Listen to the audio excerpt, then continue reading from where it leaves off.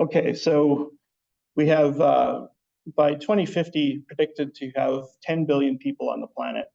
And by a lot of estimates, that's going to really put a stress on the global food supply. So estimates range kind of from 50 to 70%, somewhere in that range of additional, food that needs to be produced through agriculture.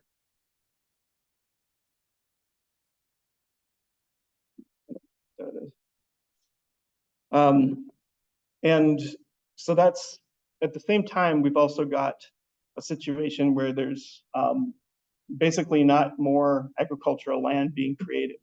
In fact, some studies show that there's actually declining agricultural land. So we have a situation where farmers are going to have to literally have to do more with less in the future.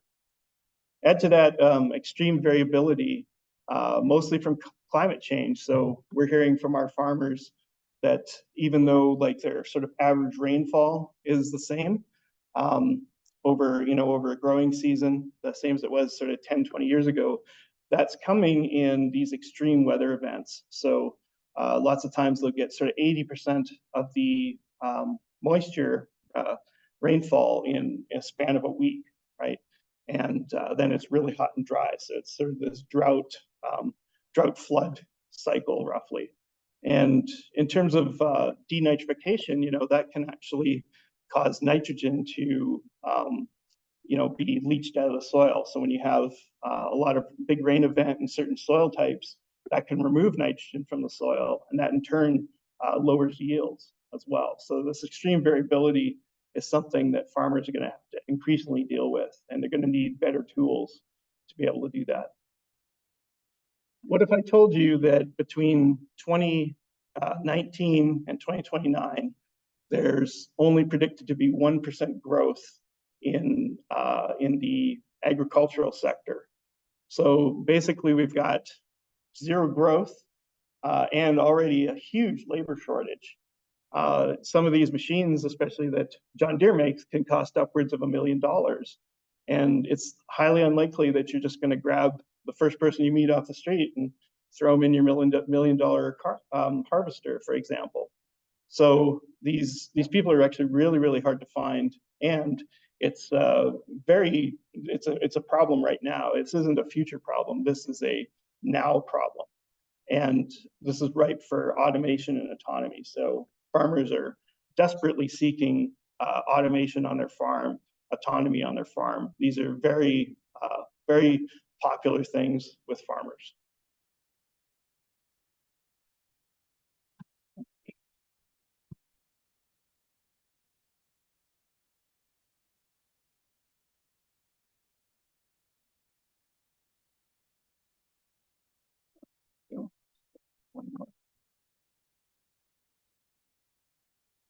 And we really have to make a difference at scale. So with John Deere, for example, has more than 600,000 machines that collectively traverse a third of the Earth's land surface. So I think that's pretty interesting, because if we can outfit each of these farming rigs, so this is not all farming, by the way, but if we can outfit the agricultural rigs with computer vision and machine learning, then we have a real chance actually to solve this problem at scale.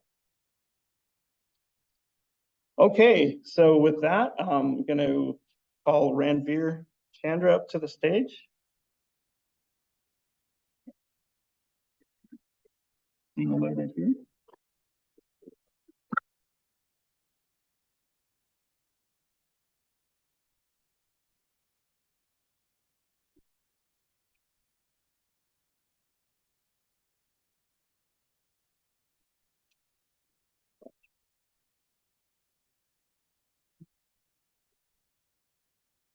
I heard a noise.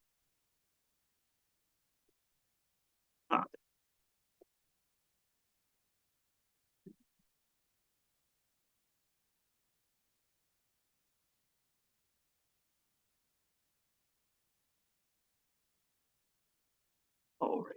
Yeah. Awesome.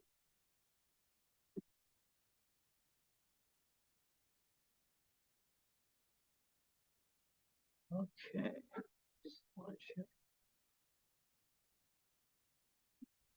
All right. I'm going to give you a short intro here.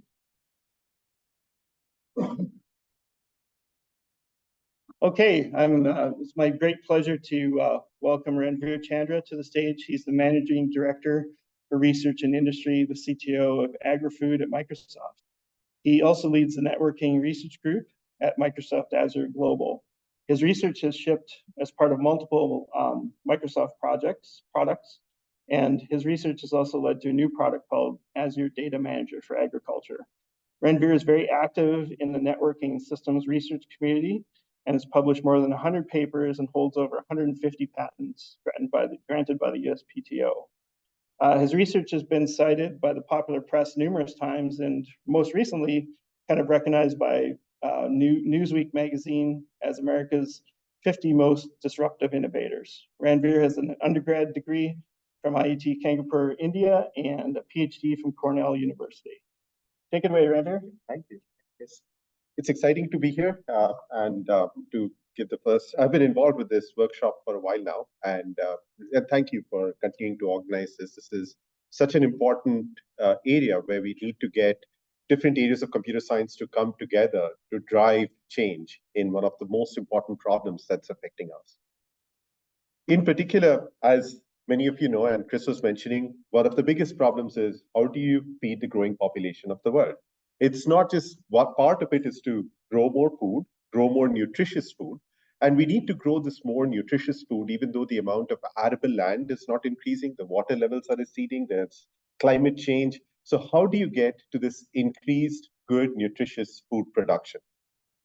So towards that, many of you might question, hey, what's Microsoft's role in this? So the vision that we have been pushing for some time is that of a data-driven agri-food system. If you look at what we mean by that is if you take the entire food supply chain all the way from input companies to farmers to food processors, the consumers, even the retailers, every entity, if they started to use data and AI, it would lead to new efficiencies. These numbers were done we worked in partnership with Lucas Walton's fund, S2G Ventures, and these are some of the numbers from there. But our vision just doesn't stop here. If you could share data across the entire food supply chain, this leads to new efficiencies. This could lead to new business models around track and trace, sustainability, nutrition, like the food that you're eating. What's the nutrition content? Where did the food come from? How was it grown? How much water did it consume? Was child labor used? And so on.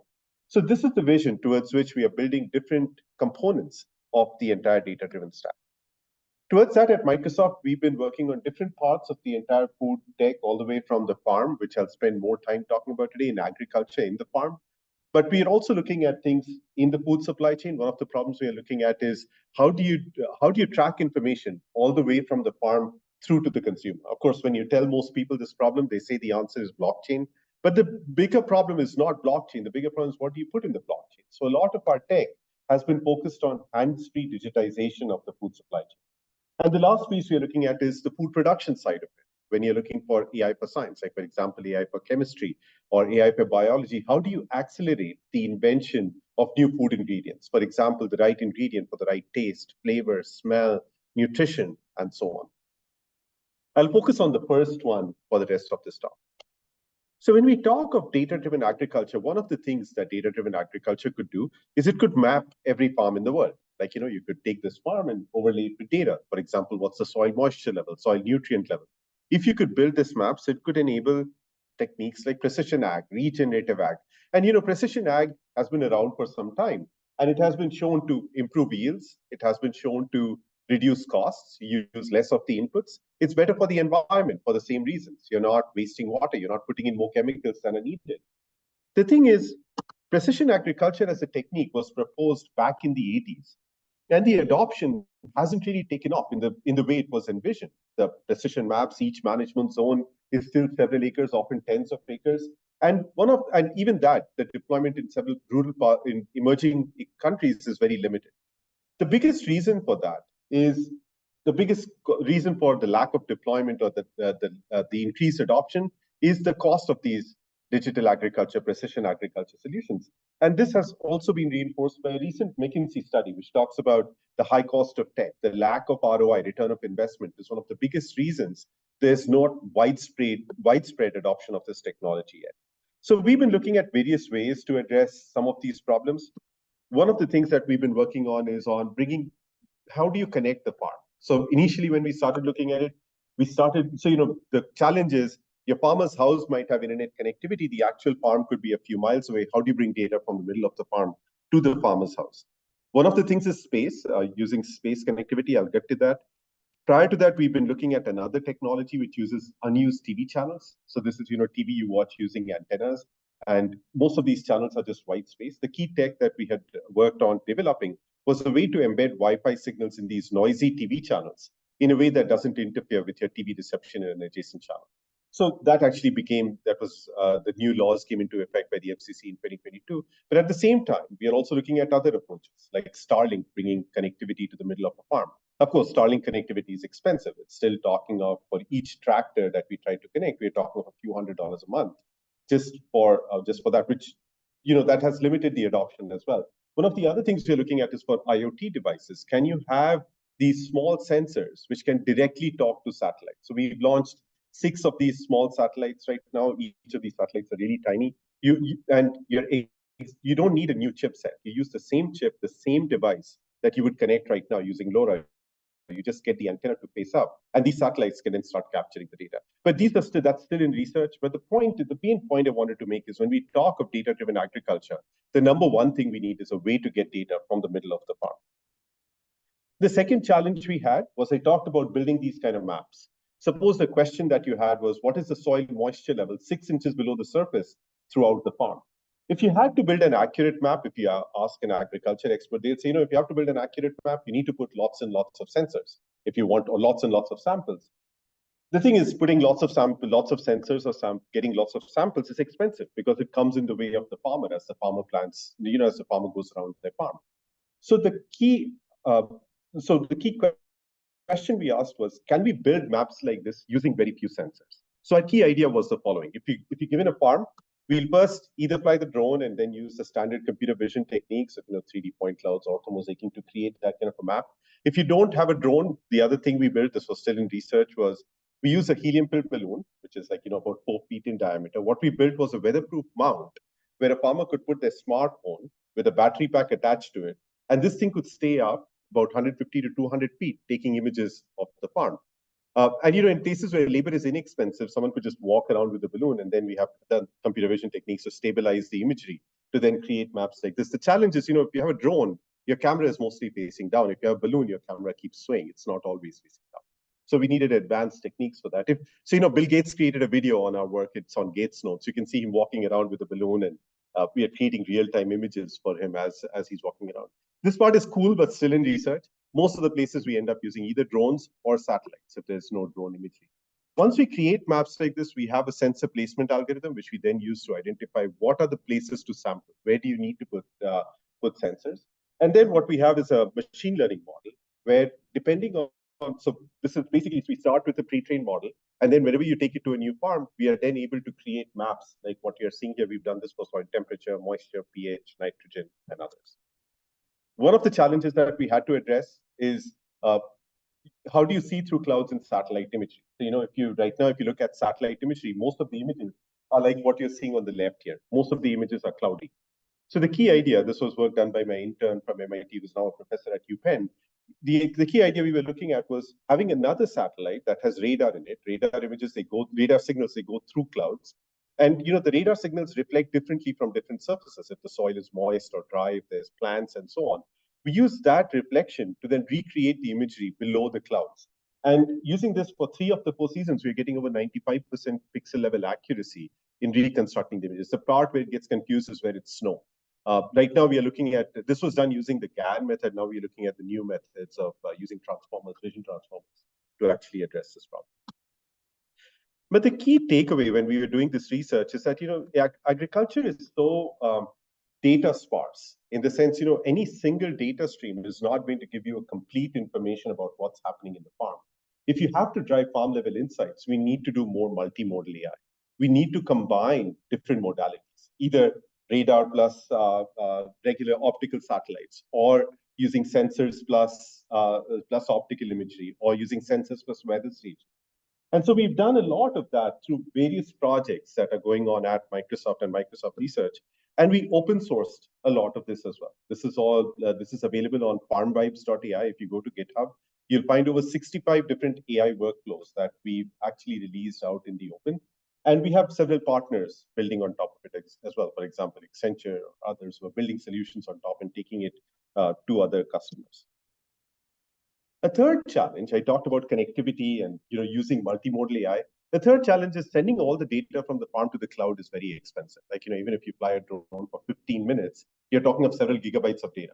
Sending several gigabytes of data over a weak connection will take forever. So then the question is, if you can't send all of this data to the cloud, how do you bring benefits of all the computer vision, artificial intelligence to the grower? So our key idea here was that most farmers, if they have a PC, if they don't have a PC, we'll ship them a PC form factor device that sits in the farmer's house or office and does a lot of compute sitting in the farmer's house or office. And everything you're seeing in this big gray box runs in the farmer's house or office. It gets data from sensors, from drones. We do the orthomosaicing, 3D point cloud, generating the heat maps. The last column is not something we do. We are not an agriculture company. We work with partners and the experts to build the last column out. We also get data from different other streams, other modalities, audio, video. We have small language models running on the edge as well. And I'll talk a little bit more about that. And this also has a web server, so this can run offline. You'll see a video in the end about how the entire system could run offline as well. We've deployed this in various farms. This is a farm in Eastern Washington. You'll see his video later. It's in his farm. One of the things we do is we do microclimate prediction. So the weather in the farm could be very different from the weather in the weather station. So how do you predict what's happening in the farm? So one of the ways we did that, this was a KDD 2001 paper, where we look at data from the weather stations, what the weather forecast is. Then when we essentially model that using wavelet transforms. And when you have a sensor in the farm, we then try to use the predictions of the weather stations to then predict what the weather is in the middle of the farm. We've done this for farms, for renewable sites, for various other situations as well. That is, when you don't have a weather station very close by, can you still make predictions of weather? Weather is one, but we also want to predict other variables. For example, if I put a soil moisture sensor, can you predict what the soil moisture sensor will be in 5 days later? And those are some of the things that we make predictions. And this is needed, as you see in the bottom left. This is a testimonial by the farmer. There was a part of the farm that was heavily infested with weeds. The farmer was looking to spray herbicide in that part of the farm. The weather prediction said it was going to be 42 degrees Fahrenheit. We said it would be 31. It was 30 degrees. That is below freezing. It was good he didn't spray chemicals, otherwise he would have hurt his crop. This is another one of those things that we do. For example, this is a 4-kilometer stretch in upstate New York. The farmer wanted to know how his cows are doing once they are out in pasture. We flew the drone. We transmitted the data over the TV spectrum to an edge device. And within 30 minutes, we could start flagging things like the grass is growing back well from left to right. There is a water puddle that needs to be fixed before the next planting season. The cows are pooping well, which was also important information for the farmer. This is deep learning on cow poop. And this is where the cows are. This is a stray cow that needs to be herded in. All of this within 30 minutes of flying the drone. This is a farm close to Microsoft campus here in Seattle, in Carnation, where we show the farmer these beautiful pictures and overlay it with data. For example, here, we were able to flag that the bottom left part of the farm is still moist, even though we did not have the sensor over here. This is after the farmer had applied lime. We were able to flag that the dark parts of the farm are still acidic. The farmer needs to reapply lime before planting the seeds. This is a farm in upstate New York, where they're in barns. We instrumented them with cameras, then trying to see how the cows are moving, whether a cow is sick, and so on. And this is like a baby monitor for cows. One of the things we did, we've been working with these farmers for several years. I started this project at Microsoft in 2014, 2015, around that time.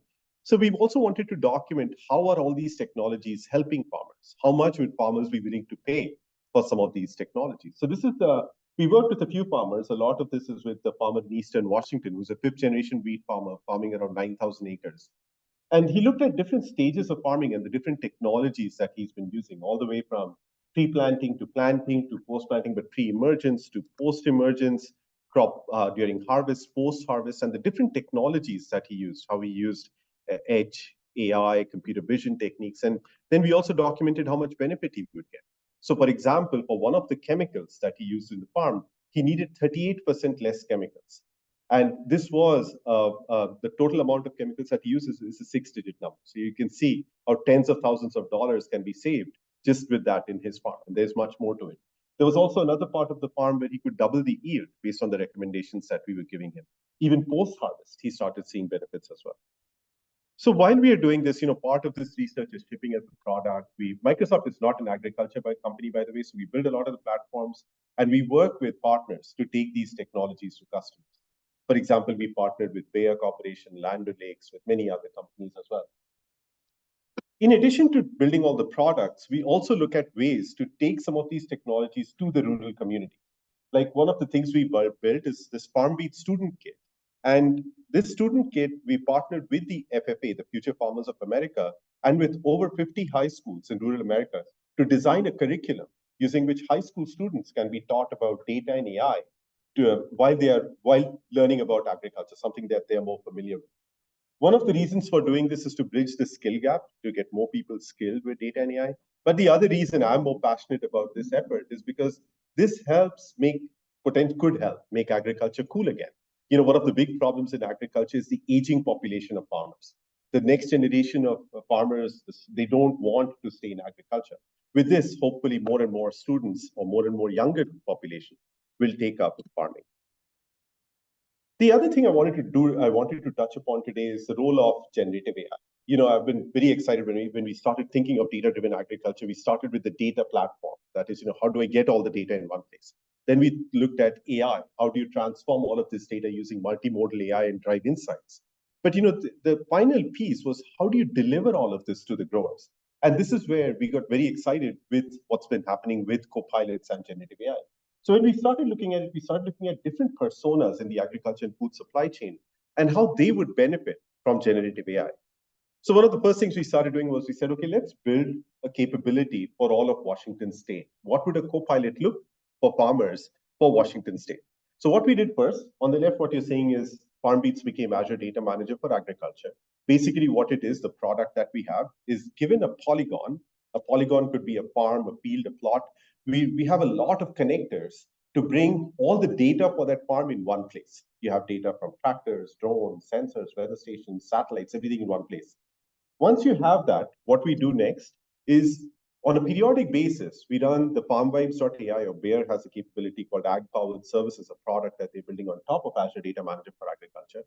We run that on a daily basis to create what we call the farm context. The reason we need it is if a farmer asks a question, what should I be doing in my farm? To that context, to that prompt, we'll add additional information from the context. This farm is in Eastern Washington. This farmer has planted wheat on this date. This is a variety. This is the chemical that's been applied and so on. And then what we do is we add to it all of this other information. For example, this is all the data for Washington State and so on, on which we ground and give the answer back to the farmer. For example, if a farmer asks a question, what's the health and vigor of my crops? We not only give the answer, we plot a graph around it as well. If the farmer can ask what are the products that have been applied, we can answer that question. This is a list of 25 questions that was given to me by a grower, a smallholder farmer here in the Seattle area. For 21 of the 25 questions, he gave our answers 5 out of 5. For the remaining 4, he gave it a 3 or a 4. We also try to answer budget level questions because, a farmer can ask the question, what should I be doing? How much is this profitable? How will it affect my P&L? And we have some results on that as well. So while we were doing that, last year in March, I met a venture capitalist in the Bay Area, and he asked me this question. He said, hey, can your GPT-4 pass agronomist exams? Prior to that, there was these things going on LinkedIn saying, this doesn't do very well. It doesn't answer agriculture questions well. We said, okay, let's take it head on. We took the Certified Crop Advisor exam. This is any agronomist in the US. They have to pass the Certified Crop Advisor exam. And in GPT-4 got 93% grades in the Certified Crop Advisor exam. We took the exam for the Brazil in Embrapa. They had a long form questions. It got 84% grades. In India, it got 79% grades, which is more than the number one human that had 78% grades. I put these results on LinkedIn and I got 2 sets of responses. One came from the agronomists themselves who were like, passing an exam doesn't mean you can be an agronomist, which I completely agree. But this could be this could be an agronomist assistant. This doesn't have to be, an agronomist. How much information will they remember and keep track of all the latest things that are happening? But the other set of responses came from farmers themselves who were like, we don't get consistent feedback or consistent responses from the agronomist. Every agronomist tells us something else, which is expected because, an agronomist, a lot of their commission comes from selling the chemicals. So, there's an incentive, which with this, we believe it could be a very powerful, an AI agronomist could be a very powerful second opinion for farmers. But the thing is, despite that, this thing does make mistakes. For example, this was a question in the India exam. Who's the advocate of the Marthandam Rural Development Program? GPT-4 did not know the answer. It tried to make an intelligent guess. This is a question from India, so must be an Indian. It said Mahatma Gandhi. But the answer was actually Spencer Hatch. So then we said, okay, what if we went about fine-tuning GPT-4? Not just taking the large model. This was the first time anyone actually fine-tuned a large model as large as GPT-4. So the reason was, if a farmer asks a question, what's the best time to plant shrubs and trees? Depending on where you are, the answer could be different. But these large models by default would always tell you do it in the fall. So we went through this entire intensive exercise of building the pipeline, building the workflows, which we actually released right now, of being able to fine-tune these large models. We fine-tuned GPT-3.5, GPT-4, fine-tuned Llama, and we compared with RAG and looked at RAG plus fine-tuning together to see which one performs better. So I won't go through the details of how we did it, but at a high level, one of the questions we get asked a lot by customers is, customers bring a lot of data, and the question they ask is, based on this data, should we use RAG? Should we fine-tune GPT-4? Or should we train our own net new model? And all three are valid options. So basically, we are helping the customers answer that. This is the column that looks at RAG versus fine-tuning. So one of the key results was that, RAG takes you most of the way. It's compared to fine-tuning if you're looking at knowledge injection. The fine-tuning can help reduce costs because you can tune it to have fewer tokens. You can tune it for a particular type of questions, a particular task we have at hand. But the place where we were really surprised with fine-tuning is its ability to learn new information, to correlate data across multiple documents. Like, for example, imagine there was a farmer in India who asked a question, I'm seeing these brown spots on leaves. What is the problem? Imagine a large model that says, based on the data, I don't know, based on your data from India, I don't know what the answer is, but your growing conditions are similar to what's in Brazil. And based on that, this is what you should be doing. And those are the kind of things we started seeing in the results. In particular, we did the evaluation in the paper for 50 states across Washington. We looked at questions that were common in at least 3 states. We kept the questions for 3 states, removed the questions for all the other states, and looked at its ability of the fine-tuned model to predict these answers, to correctly answer these questions for other states. GPT-4 by itself got 47% correct, but with fine-tuning, we got to 72%. The upper bound would have been 74%. So that is, because in agriculture, this question gets asked a lot. I've run this trial in Minnesota. Would this work in Nebraska? So those kind of questions we believe can now get answered with this. And it's not just on text, even multimodal around computer vision, these things work really well. For example, this is for pests. This is work we did with Ministry of Agriculture in India. You can ask a question. There are lots of apps on the App Store right now, which will tell you what pest it is and so on. But they also have a lot of false positives. Here, the key thing that a multimodal system does is it will not only tell you what it is, it will also tell you why it thinks what it is, and you can have a conversation around it, which makes it so powerful. Like, for example, here, I asked, what is this worm? It tells you pretty accurately it's a cotton ball worm. This was another one of those questions. And here it starts by saying it's not confident. They're saying without a clearer image, I cannot answer. But then it says based on the appearance and the location, it's a cotton ball worm. This is another one of the interesting ones where I said, I'm a chili farmer in India. I'm seeing this disease. What is it? It said it's a root knot nematode. I asked, is it not root rot? Because this is what the agronomist had said in the labeled images. It said, it could be root rot, but based on the presence of galls on the roots and it's a characteristic symptom of root rot nematode. And I sent it back, and then the Indian government folks that we were working with, they were like, yeah, our agronomist made a mistake. The AI was right. This is a friend of mine who leads Azure ML. He has a farm in India. He said, I planted Baidagi chilies. It's super low rainfall. It has been irrigated using sprinklers. I'm seeing small holes in leaves. What's wrong with my plant? And what could be causing it? Initially, it gives a set of generic answers. It says it could be flea beetles, leaf miners, or anything else. You give it another picture, and then it says, based on the additional picture, it appears your plant is affected by bacterial leaf spot. Give it another one, and it confirms. It says, yep, it's confirmed. It's a bacterial leaf spot. And then in this case, we asked Bing, but you can see how if you provide it more detailed information, it can even tell you how to fix this problem. So to conclude, I'll conclude with this video from the farmer. He's a 5th generation wheat farmer. He's been working with us for about 6 years now. And you'll see how he's using some of the tech in the farm.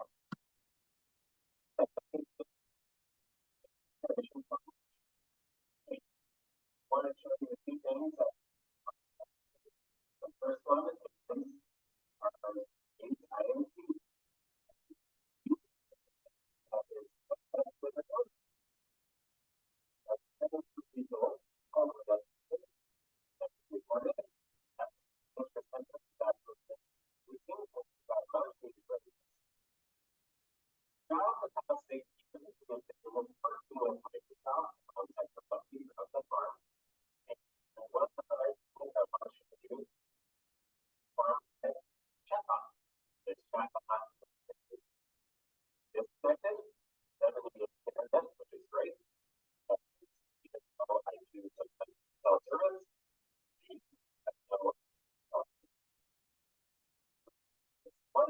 time, but to roll it out on some of our tractors, very costly. So what we talk about is all kind of going to how much hydraulic oil does it take to develop a John Deere?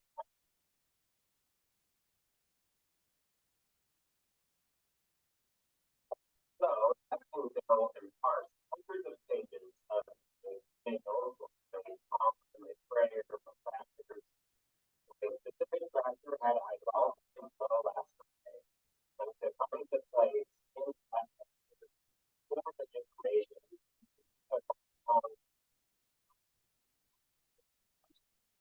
So as you can see here, it tells us what we know. And it will even see out. It took me about 15 minutes to find a 500-page manual for it. I hope you enjoyed, and I also invite you out to our fund to see all the different projects that we're doing here with Microsoft and really how AI can help us revitalize tools. Yeah, so with that, I wanted to conclude by saying that we've been really excited with generative AI. We're still in the early days. We are continuing to build the tech across the stack. We started with the data platform, the multimodal AI, and the generative AI capabilities on top. I know many of you are researchers. I give this talk in a lot of industry conferences as well. That's a different version of this. As you're thinking of research, the one thing I would say is especially a lot of the AI capabilities and the multimodal capabilities as we think of vision. And I talked a lot about interpreting images, not about the generative capabilities as well, which could also be a very powerful tool for growers. Things like, DALL-E and other things and how you could use that. That entire space opens up a lot of new productivity scenarios if you're thinking of farmers. So really excited that all of you experts at CVPR are interested in this space and would love to collaborate with you. If you have thoughts on how you could help, would love to give you more and more problems and the things that we are looking at and collaborate to make sure we keep making progress in this really important field, in this really important area. Thank you.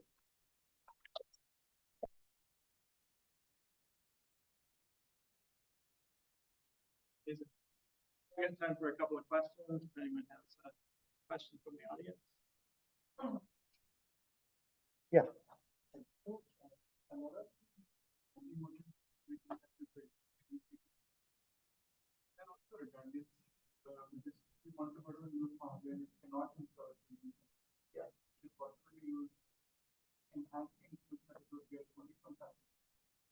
Yeah, so that's one of the, so the question for people online is, do we need, can we reuse some of the data from some farm to leverage, to go to farms to make predictions in farms we don't have as many sensors?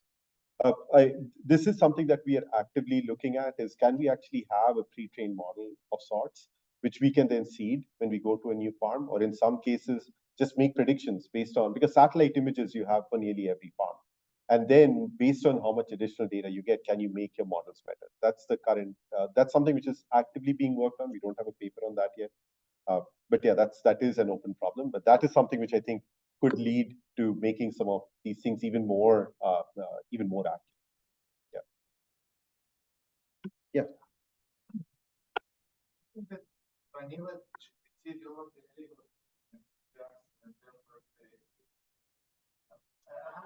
Company that was trying to interpret the agriculture. Do we think about the way to take data from such companies as we are, maybe from researchers, and to create a fine-tuned version of GPT that really can understand all the instances, diseases, etc. Yeah, if you have the data set, so right now we are working with the iNaturalist data set. We are working with a few of the other open data sets. But allowing companies, if they have such data sets, to bring it, fine-tune it, and create a version that works better. But fine-tuning is an expensive exercise. So you need to make sure that you get the return of investment. But I'm hopeful that it will work much better. In fact, over the summer, my intern is not here, but one of the things she's looking at is looking at even RAG frameworks for multimodal GPT. If I have RAG for text is clear. You just put the text in the prompt. How does it look like for images? We are trying some things there. We're also looking at how well would a small model, a small multimodal model like a Llama 3 or a Pi 3, how well would fine-tuning of that work, in addition to fine-tuning GPT-4? But yeah, this is one of the things which I think will become very important. And the more images it sees, the better the accuracy. How to treat like around doing this. So all of these specs sound really cool, but indeed farmers are maybe a little conservative, and I just want to know whether you have more things to share about that. Yeah, and the problem, there's a problem in the US and the developed world. The problem is even harder in other parts of the world. If you go to like around the world, there are over 500 million smallholder farmers, and in these small countries. And how do you? And there, it's even agriculture is very intertwined with policy as well. So it requires even new business models to get them to adopt it. In the US, it's easier, but still challenging. Easier than going to smallholder farmers, but even here it's challenging. And that's a part where farmers, we need to show them the value of what they are getting out of it before you get them to invest. That is a problem with us right now. Several startups have gone through that and are trying to figure out what the right business model is. I think there are interesting opportunities with generative AI. I think that is something that every farmer I've talked to, they want to use it. So I think there might be new interesting opportunities here. But at the bottom, the way one of the things people think of is agriculture as a, as an industry. When we think of that, we have to think of each farmer as a small business. They are running, and look at their P&L. Look at the ways in which they have an overall cost and overall revenue. How can you impact the top and bottom line is the way we need to think of. And then see if we can bring value to them, I'm sure they'll be willing to pay. In the end, it turns out the value only comes if you go beyond a certain scale, which is where it becomes tricky. Like, yeah, if I cannot put a sensor every 10 meters, it becomes too expensive, but the results will be accurate. Yeah, I can put a sensor every tens of acres, but then the results are not as accurate. So I think those are some of the things that the trade-offs that we need to address. But this business model question is a very, very interesting one, especially looking at the startups. The number of exits have reduced, so it needs new innovation, including in business models. There's new tech coming in. So we are actively following this space, working with a lot of partners and customers to see how do you drive more adoption? Because the end benefit is clear that yes, it is going to benefit the world, but exactly at a micro level, what changes are needed to drive that is still work in progress. Thank you. Thank you so much.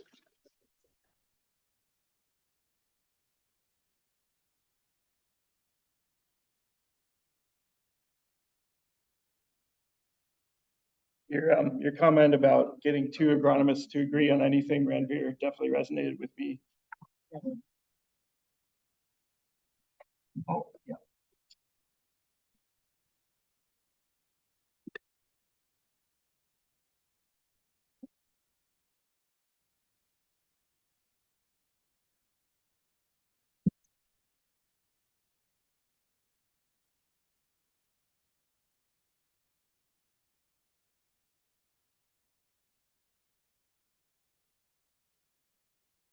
Do I need to project my screen or something?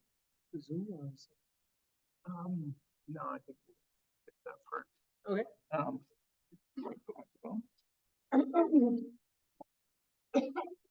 Oh, there okay. Thanks so much, Ranveer. That was amazing. Next, we've got Dr. Girish Chowdhury. He's an associate professor of robotics at the University of Illinois at Urbana-Champaign. He's the director of the Field Robotics Engineering and Science Hub, FRESH, at UIUC, and the director of the USDA NIFA Farm of the Future and focus area lead in autonomous farming at the Illinois Center for Digital Agriculture. He is the winner of the Air Force Young Investigator Award and several Best Paper Awards, including a Best Systems paper at RSS 2018 for his recent work on the agricultural robot TerraSynthia. He is the co-founder of EarthSense Inc., a company that has deployed over 150 agricultural robots for phenotyping, cover cropping, and other agricultural management practices. Thanks so much, Girish. Yeah, thank you, Chris. Appreciate the invite and really excited. I've been following this workshop for many years, and I think it's a really valuable thing in our community. So thanks for the introduction. So I'm originally from India. And I was born into a farming family, stopped farming a long time ago. And since then, I've been trying to figure out ways to do farming. My group at the University of Illinois basically looks at field robotics, primarily for learning for robotics and the field of robotics. And I want to take off where we started today, and I think we're more about that. We all talk about the 10 billion people in the world, and that's obviously a lot of people. And to feed the 10 billion people, the question is, how do we get there? So today, this is a paper from 2011 by Elliot. And that's I think that, if today, maybe we could feed 10 billion people with the way we live around, right? I mean, there's a lot of wastage that we can improve, there's food that can be equitable waste. The challenge really is what are we paying for that in terms of the environmental cost? Right? So if you look at this flour, this is what we're producing, but the cost of that is really out of whack. So the question is, how do we feed 10 billion people in a way that's sustainable? How do we bring that flour back into balance? And nowhere else is it worse than in the Midwest. And so in the US Midwest, which is the I states and a couple of other states, we grow a lot of corn, 200 million acres of corn and soil rotations. And corn is a large-scale monoculture that has basically is known to be, it's the largest crop in the US. It's one of the largest crops in the world. I think only followed after wheat. Rice is the largest. I think it's the second largest. And it is one of the most unsustainable crops. You have to put a lot of nitrogen into the ground. You have to use a lot of herbicides and really keep that crop up. And even with that, we're saying, these are US corn farms are really large. A normal farmer in the US will have 2,500 acres of corn. They don't own all that land. They lease some of it, but they'll have that much land on their farm. They'll have all these large big equipment to go out there and do the farm. Even with that, in these large US agriculture settings, we're seeing that farmer profits are falling. They're not making as much money as they used to before. Herbicides are failing. So some of the tools that farmers are relying on to suppress weeds are failing. We have now a very strong herbicide-resistant weeds. And it's visibly noticeable even in the last 5 to 7 years. If you drive around in Illinois, you will see weeds that are being killed by herbicides. Soils are under stress with large equipment, including compaction, erosion, and nutrient loss, and yields are falling behind demand. So the question that we started about 5 years ago, asking in the University of Illinois and with our partners, is how do we change this? How do we create new options for farmers so that farmers can, bring their Midwestern corn and soybean farms into the future? And the vision we had was that robotics and AI will make farming sustainable and profitable. And the key to that is improving the AI and at the same time bringing the cost down. In 2021, we were awarded the Benefit Farm of the Future, which was a competitive process across all land institutions. I think there were more than 30 applicants to it, and we were selected as a winning team. And it was a pretty large team. I think some of you know, some people here had existed. Deepak Ranveer just walked out when Ranveer knows Deepak, which is pretty low.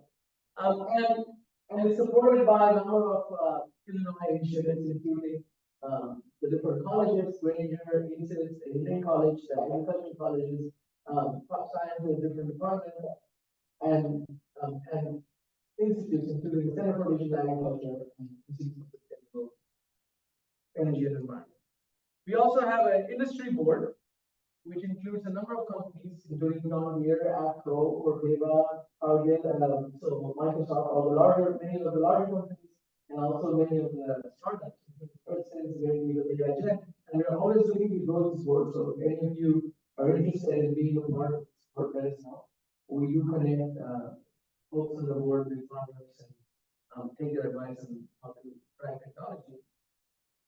And overall, the farm of the future was to be developed, or is being developed as a test bed, where commodity crops and livestock farms are farmed together using synergistic and sustainable practices. And we have 6 different trusts: sensors and IoT, robotics, connectivity, irrigation of animals, working with smallholder farmers and figuring out technology out. I'm not gonna go through a lot of details, just to kind of explain these stuff, but I'll give you some of the highlights.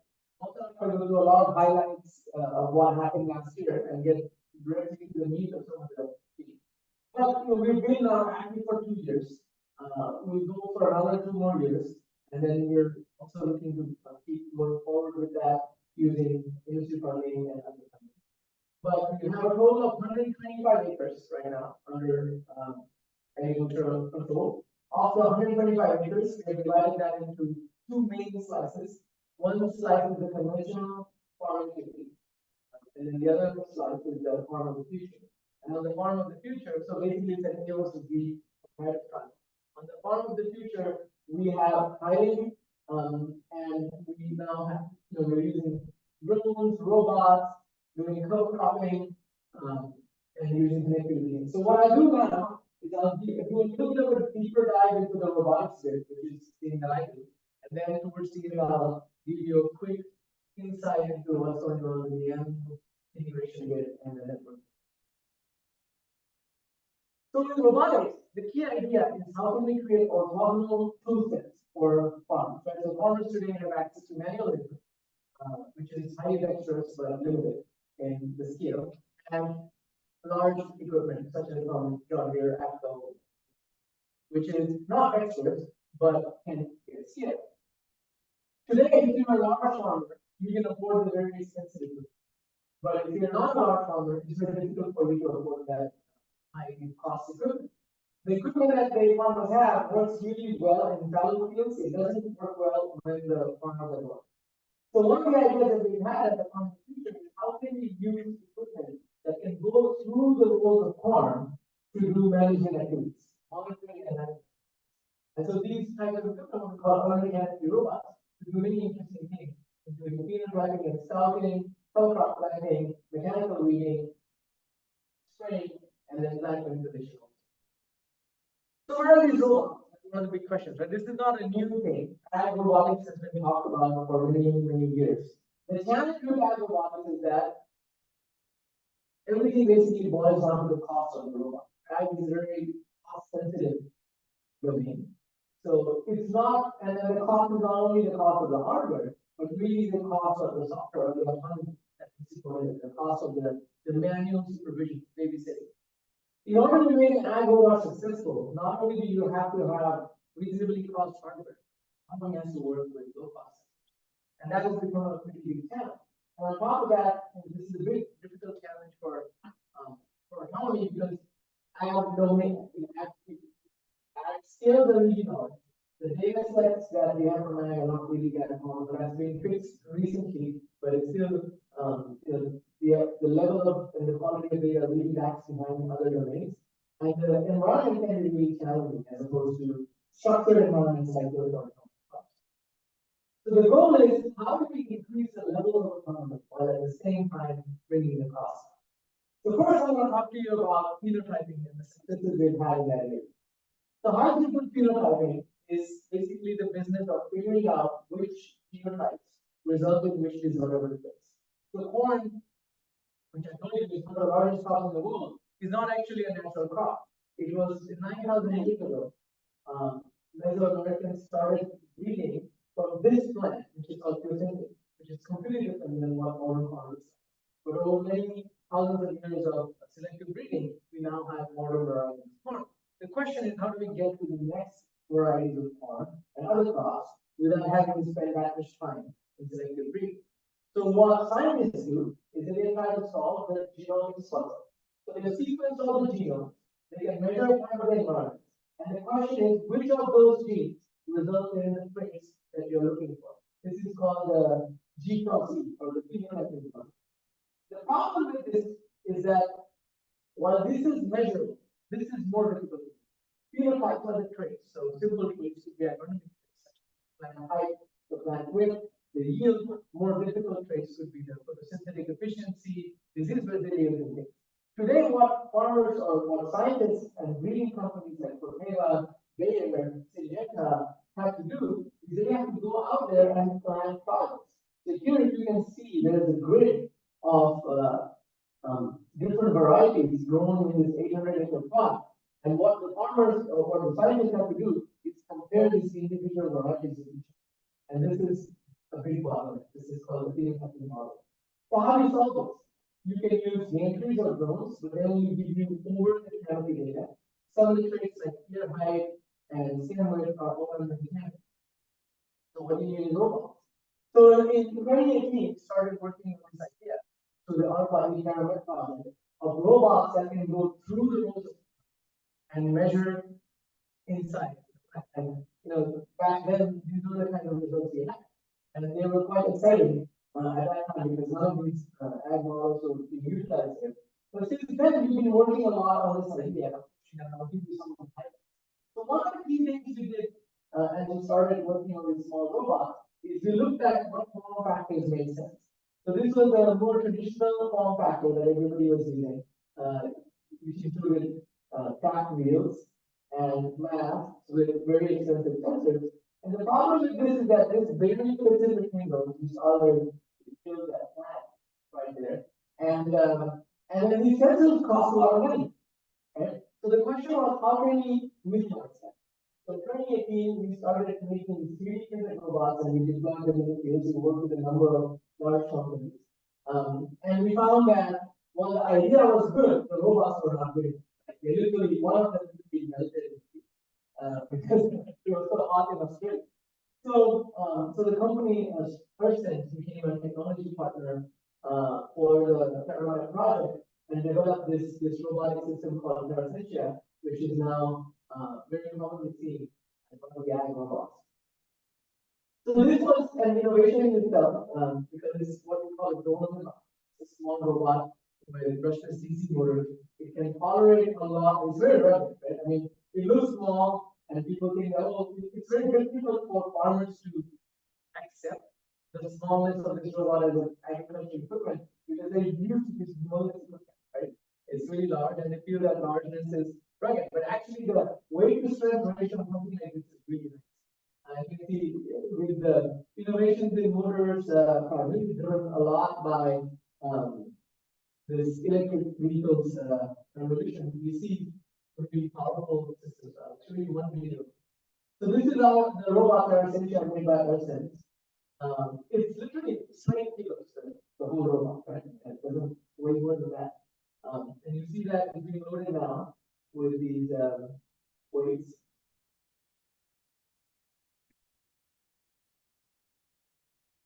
And the engineer will sit on it.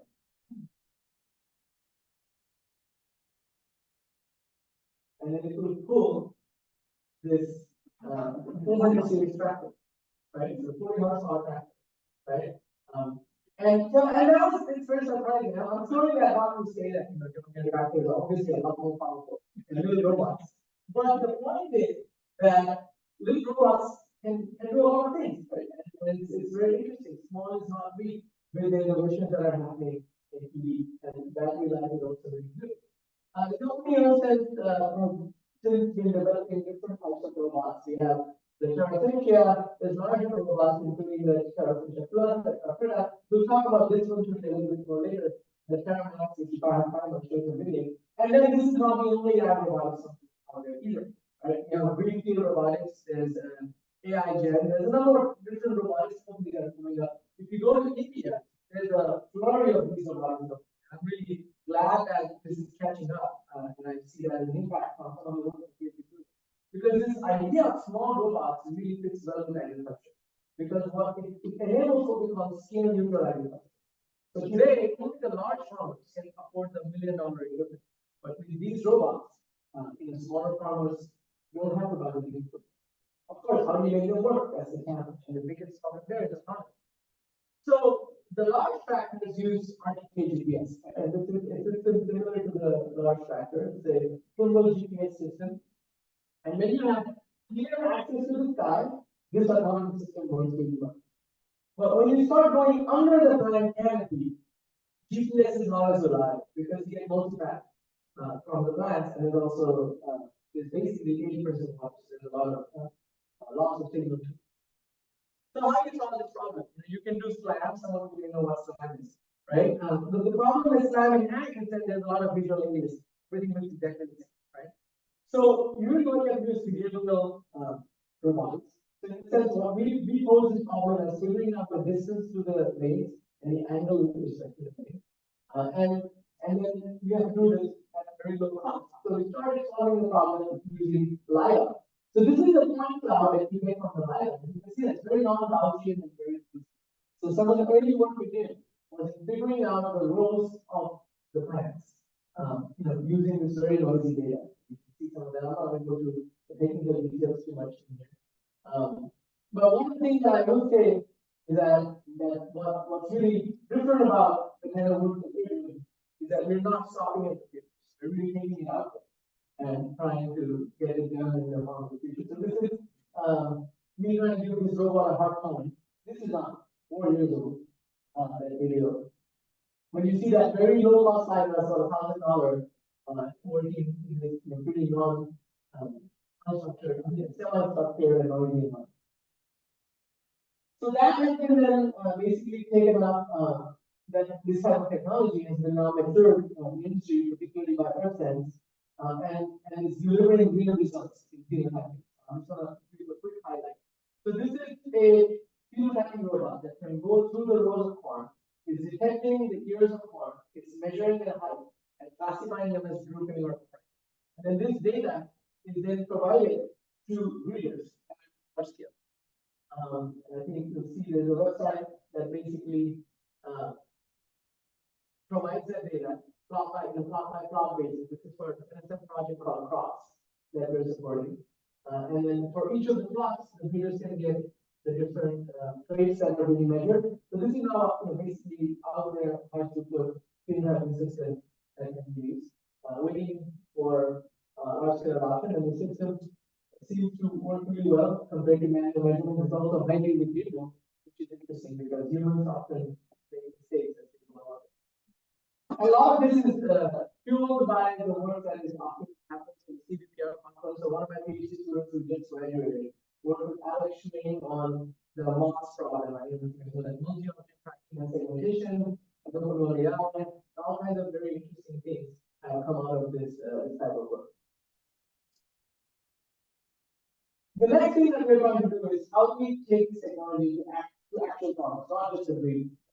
So most of the fields in the Midwest are left bare for most of the year because the sun only shines in the green season.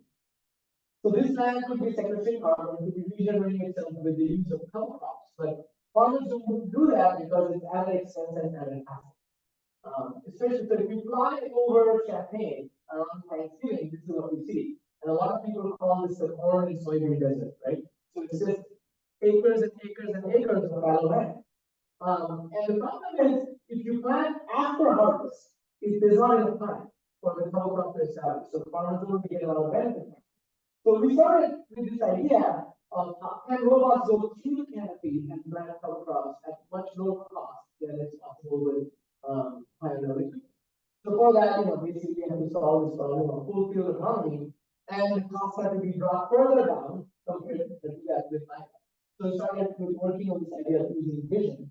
And now this is, I'll show you another video of how our system works, but this is just another video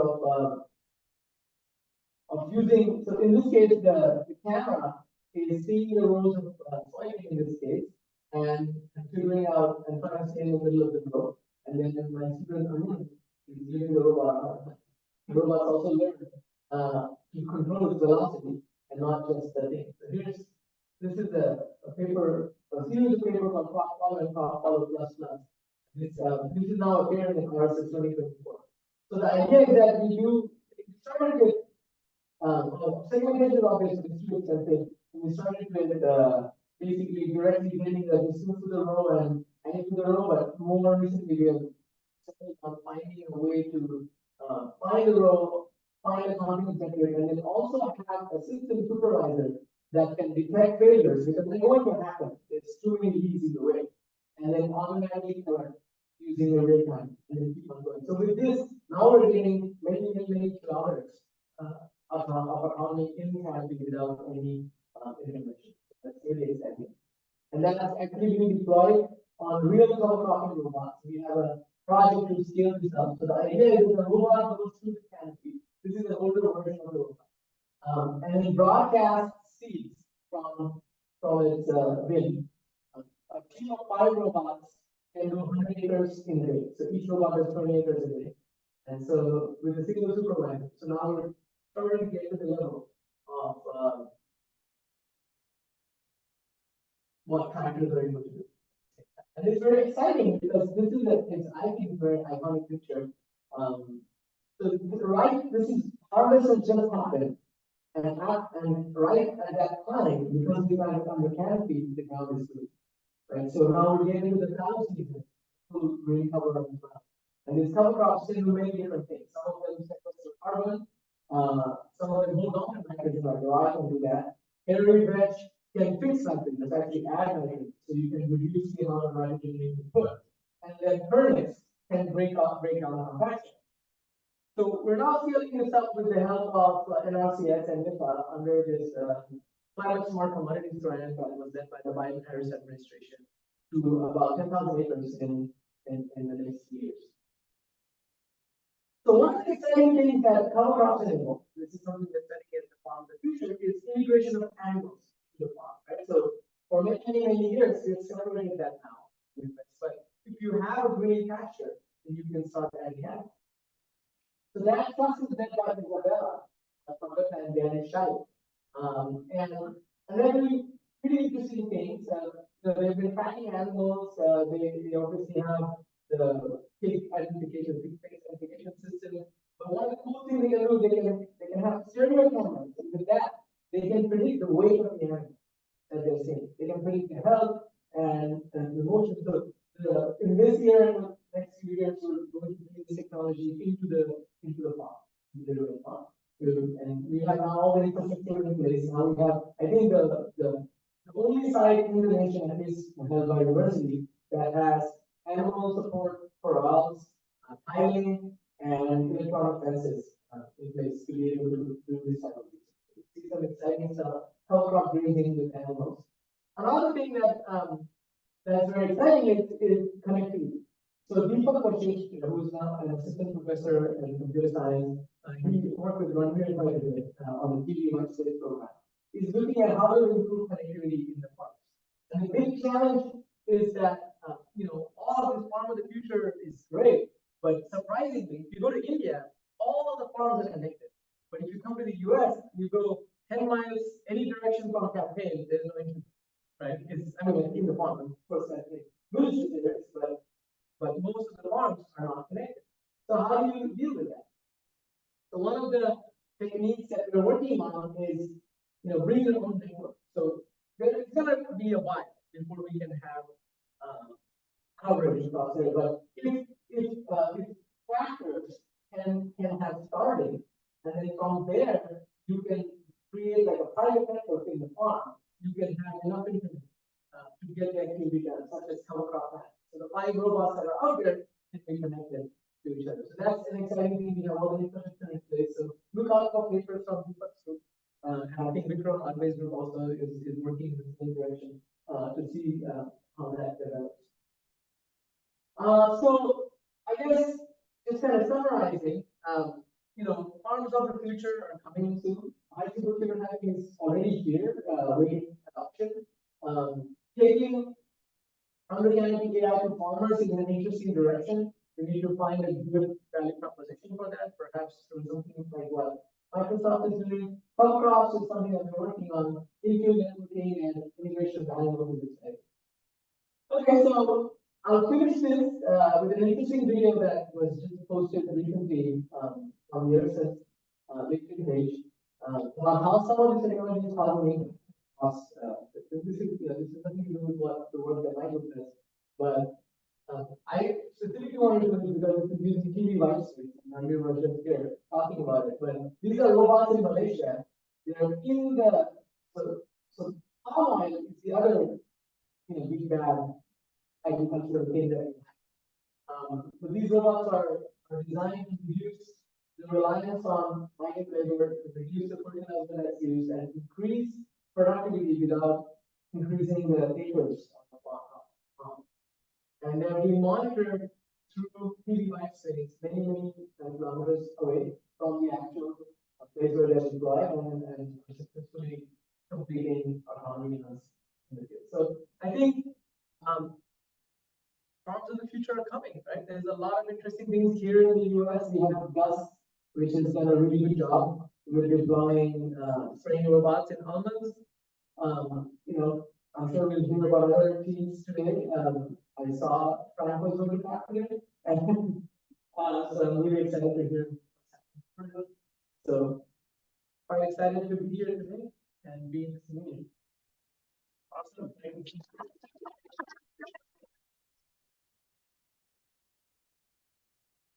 Very brave of you to kick that robot. But you gotta keep the robot. We have time for a couple questions.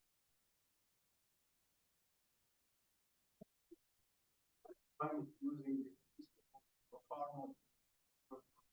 How long do you like to You mean target adoption or how long will the robot? Oh, how long will the robot last in a field? So, this is another thing that has been very surprising to us because initially we thought the robots would just like, disintegrate, but we're still using robots that were made in 2018. So they seem to be lasting well. I think with the right design, I think the issue is that a lot of the small robots actually use a lot of strong plastics, which are actually better in wet environments than that. So they end up lasting more than the tractors and have a lot less maintenance. use a farmer use? I think we'll give them a hard time, but sure. I wouldn't say, I don't think it's going to be very different than what a normal life expectancy of a tractor is. 5 to 7 years is what happens. Yeah. You talked about the cost at one point. What are lots of cost density over the next, let's say, for a long time? So it boils down to cost per acre, right? So so the system has, that's a great question. You have a growth economist working with numbers, and then several other things. So a lot more charters are also put into the same problem. It boils down to cost per acre. So once you have a distributed system of robots, right? What the farmer pays is essentially cost per acre. And most farmers, whether it's in India or here, are thinking the same way. So for example, the cost of planting in India is 1,000 rupees per acre, right? So that's about, $10. If you can beat that, but that's how the scale comes. It's there. Yeah. I think of it this way, right? What your cell phone has is already fine sort of operating, how that you just need some gears and things. So the scale is not there. So right now we're making robots that cost more because we don't have that scale. But even now we're able to, that we can make robots that will last for many years in the future. And then when we get the scale, I don't see a reason why it shouldn't be same price. Cell phones and other small vehicles. One last question. Okay. Yeah, go ahead. You mentioned autonomy as a job. What kind of autonomy do we get right now, and what are the prospects? Yeah, so I think the challenge with autonomy is the fundamental details. So it's we individually, guided, that's the lowest cost modality that we can get. So, there's a lot of interesting work now in this idea of visual guidance in the field without using a lot of GPS. And I think that's where I think there are pockets of strengths being formed in different organizations. So I think that along with some level of GPS guidance is going to be sufficient for us to really kick off this robotic thing. I think from an academic perspective, we have laid the groundwork now. It's now how do we scale that and how do we execute on it. Well, thanks, Garrett.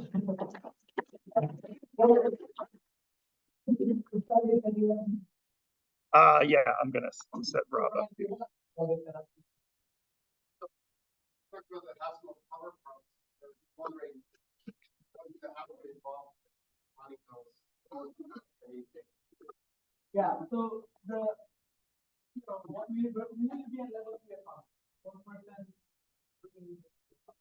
obviously, if the robot learning account is person monitoring that, then there has to be some adding one more activity on top of what is the happen. If it's a service, then somebody can come in, plan, and get out of there. That's how that happens.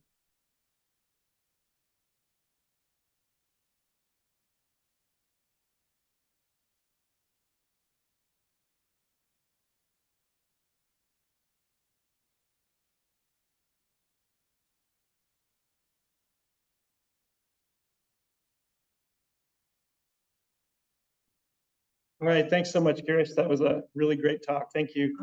Next, I'd like to welcome Rod Kumamoto to the stage. Rod is the Chief Science Officer and co-founder of Interplant, an early-stage company pioneering the development of living plant sensors.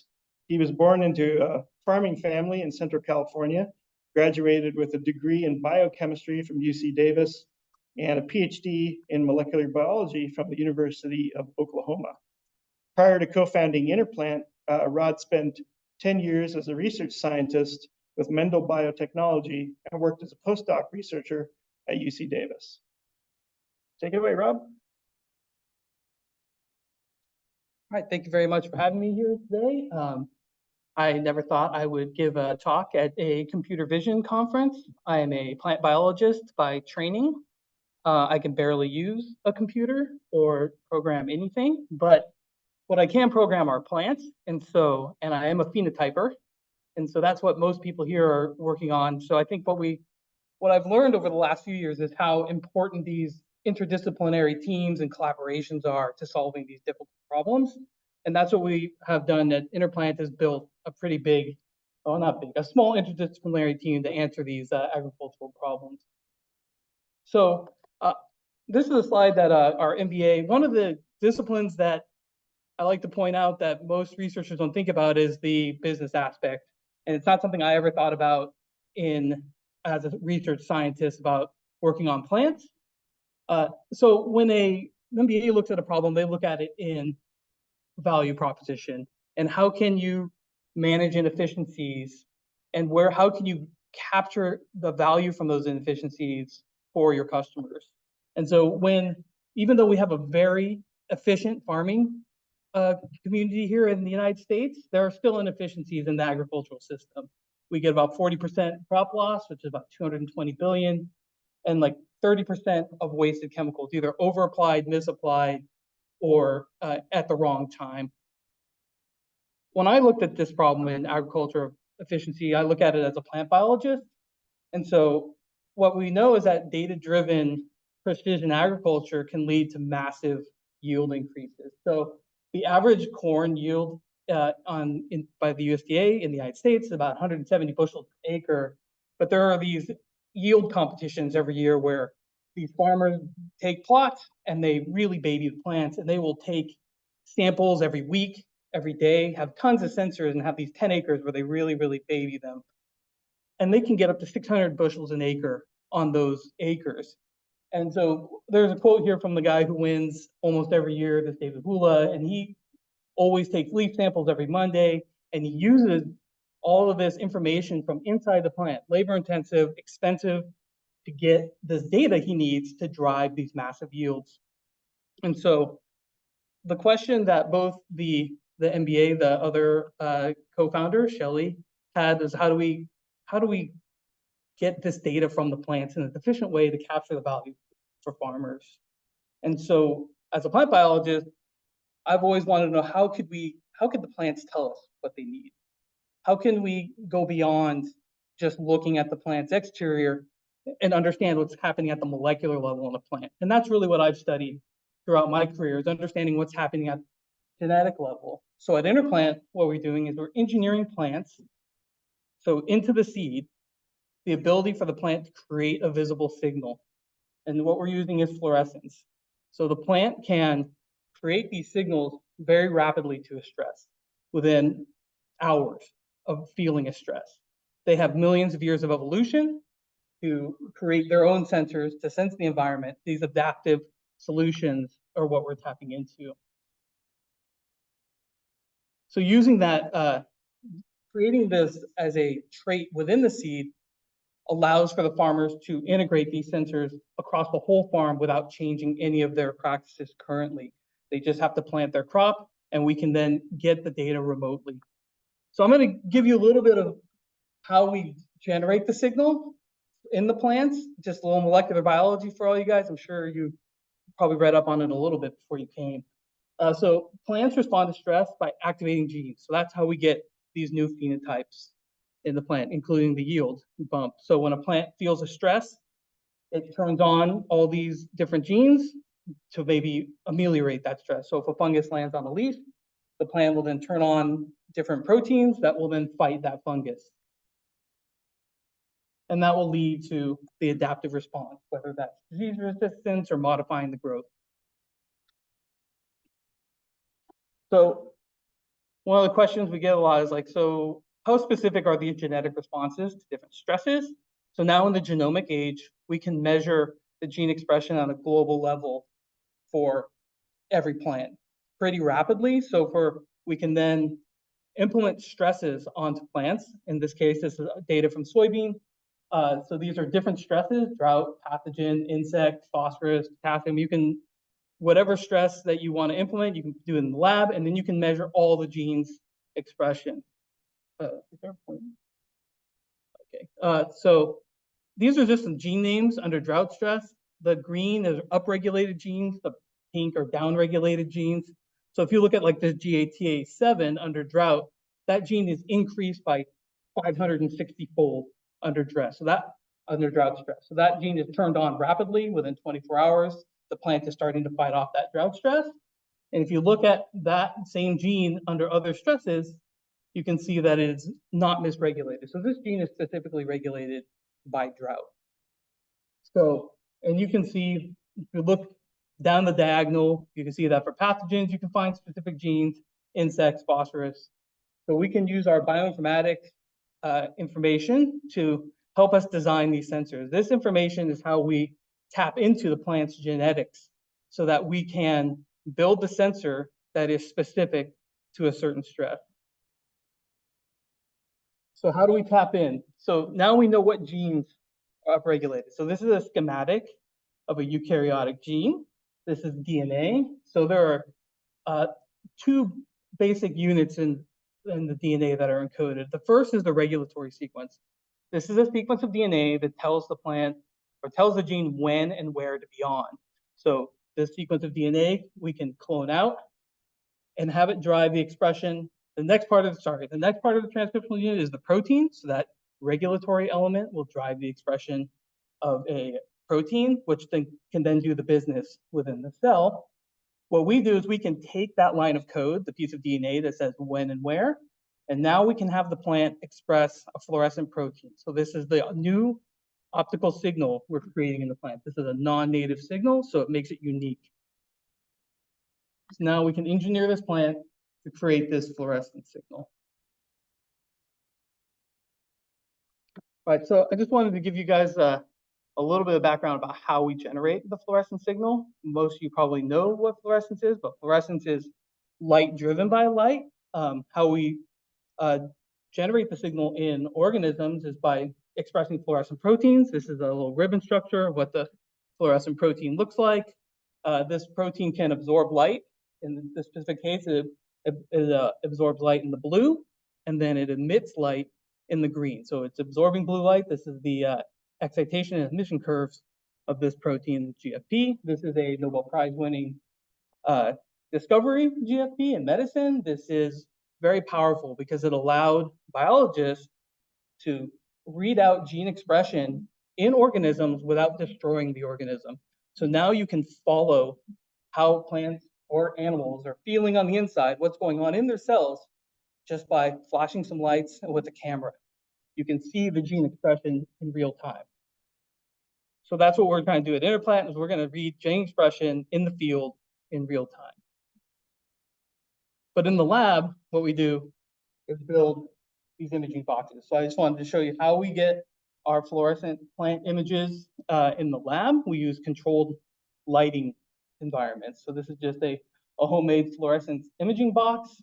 It's got a bunch of blue LEDs in it with filters, just a regular camera that has a filter that filters out the blue light.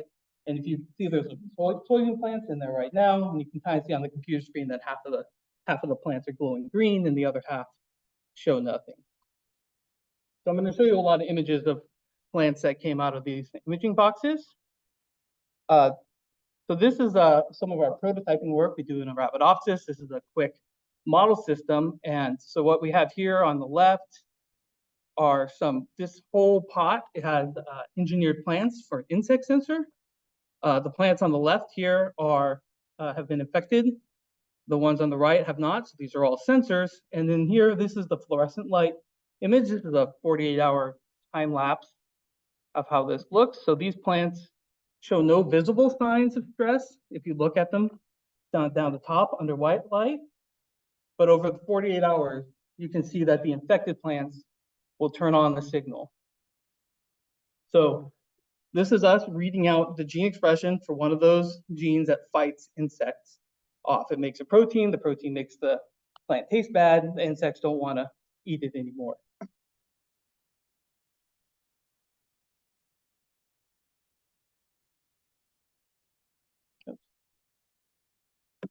Okay. So one thing that's really awesome about this is that we can translate these same promoters or the same sequences between crop species. Once you figure out one, it works from species to species. I showed you that first one was an insect sensor in Arabidopsis. This is a fungal sensor. We've now moved on to soybean. Now we have two plants here, one that has been infected with one that has not been infected with fungus. Can you tell from the top which one is infected? The answer is it's very difficult. Even our plant pathologists, they can't tell. This is weeks before you see symptoms. This is a picture 48 hours after after we've infected them with the fungus. But if you look at the fluorescent image, you can see that the plant has already responded rapidly to this stress, whereas the mock treated, so just sprayed with water, hasn't shown anything. This is just quantified over time, where we get max expression about 2 days after inoculation.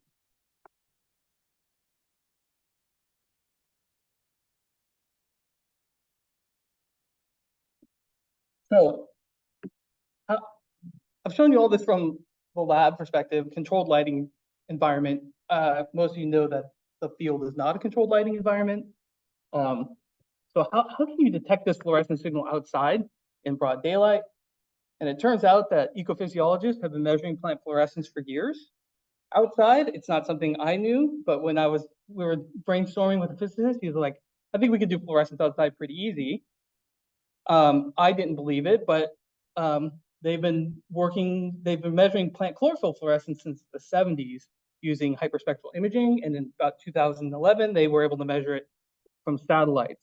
So all we've done is we now engineer a signal into the visible range. We can engineer different colors. And so what we went out doing very early days of Interplant is to try to prove that we could detect this outside in broad daylight. So this is just a little background about how we did some of these preliminary studies outside. This is all going to be tower-based detection, where we have a spectrometer in the box, some fiber optic cable, and just an imager that looks down and looks up. So we're looking at the light in and the light and the reflected light, or we call it perceived reflected or upwelling light, because that upwelling light contains reflected light and our new fluorescent light. And since we know the spectral characteristics of the fluorescent, we can use algorithms to extract that fluorescent signal from the reflected sunlight. So I'm still a little flabbergasted as the plant molecular biologist that this worked on the very first time that we went out into the field. So we've shown that we can detect multiple different colors of fluorescence with the same piece of equipment. So this is from some green soybean plants here on the left. On the y-axis is just percent of the upwelling light that is our fluorescent signal. WT stands for wild type. Those are unengineered plants. So all of our early stage proof of concept is done with plants that are always expressing. These are non-sensor plants because it's very difficult to like go in and always have to infect your plants with fungus every time you want to see the signal. So when we build the equipment, we have our calibrator plants, I call them. They're just always expressing the different colors so we can test out the detection equipment. So with both green and red fluorescence, we were able to pretty easily detect on the first try for both of these using pretty standard algorithms.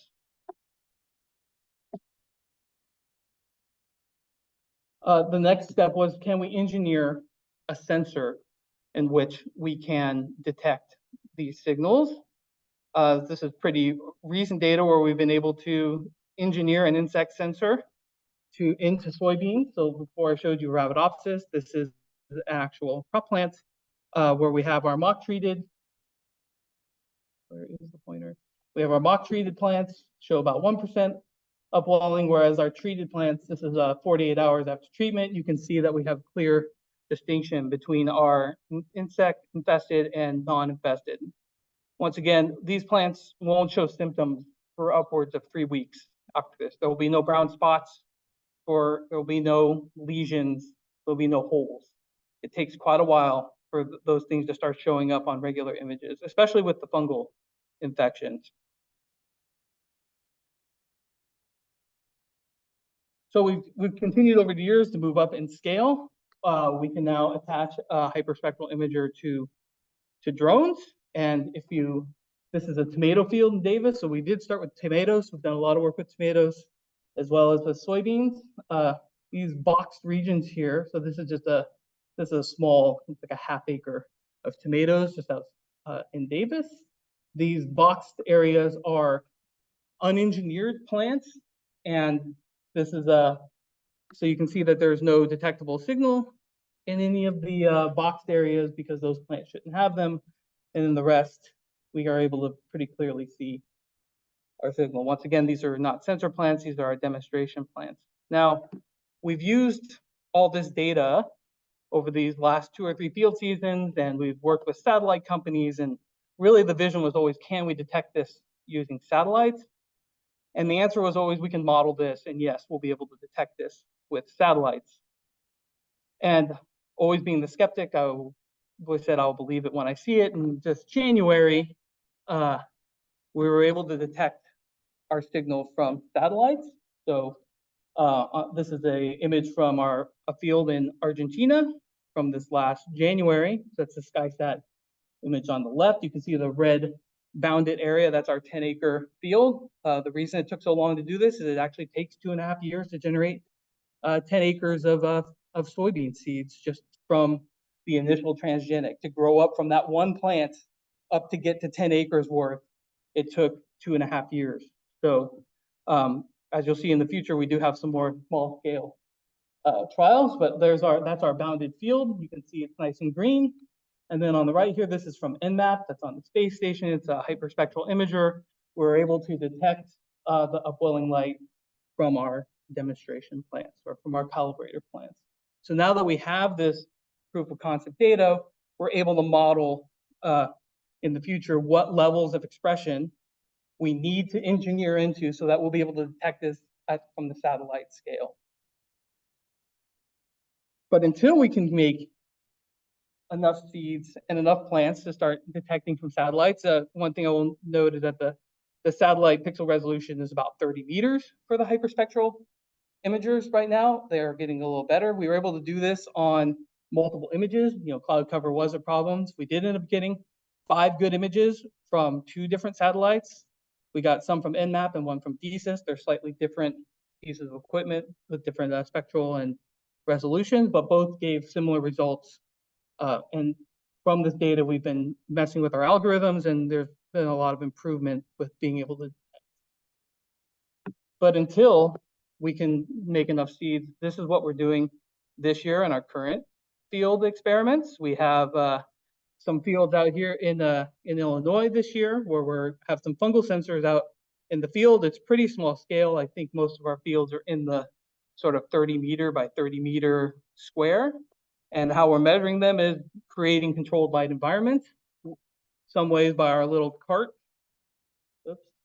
By our cart up there on the upper left. We also have a portable imaging box that we're just taking and putting over the plants. It's basically the same lights that we had before. We're also using the earth as our controlled lighting environment where we take images at night. We built these towers with some blue lights. It looks a little, like Close Encounters out there in Illinois in the middle of the night with our detection team. So that's a lot of our detection team there on the right. The guy in the lower right-hand corner is actually quite large. In case you notice him, he was an offensive tackle for the Chicago Bears. So he's a big guy, not the other guys being tiny. So that's what we're doing this year. We're going to try to see how we have some farmers in our discovery program where we're looking at to see if we're getting fungal. When we get a fungal signal, that we can then have farmers in the area, some spray, some not, to see how far these signals work. But what we want is all fields to have these traits so we can really map the field. So data collection has been something I've heard about from the first two talks about how it's hard to put a sensor everywhere, how it's expensive. But if the plant is the sensor, then we can get that data granularly across the whole field. And how they're deployed is that just through the planting devices that have been that John Deere makes now. You just fill the hopper and they get planted. So I do think that this is a new phenotype. We're creating a new phenotype, and this is where I think the interdisciplinary teams is really powerful. It's not just plant biologists saying we want to measure this. It's like we're going to create a new signal for you guys to measure, and this is going to tell us something specific about plant physiology, whether that's disease, insect, low nutrients, and we can put multiple signals into a single plant, and we can detect multiple things at once. So I think this new data stream can really affect across the industry, from developing new traits in new seed stocks. So how do we make better plants, down through where do the pieces of equipment go in the field, and then how do we treat, when do we fertilize, when do we use fungicides? So it's not just where, but also when. Right now, when people spray, they spray on a schedule. They just go R1. When the plants first flower, we drive over the top and we spray it. Now you can know when to spray, not just where to spray. So this is all, right now we have a bunch of awesome partners, from seeds, from tractors, from suppliers, and chemical makers. So we are working with all of them to maybe develop new chemicals, develop new seed traits, so that we can help improve the efficiency across multiple areas.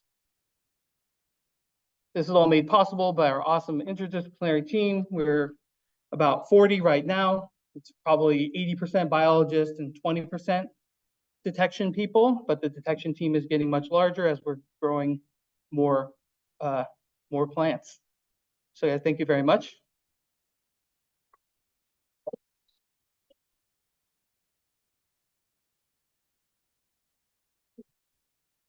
In cancer, when we did have a cancer production, patch of fluorescent protein, specific protein, see it on the microscope.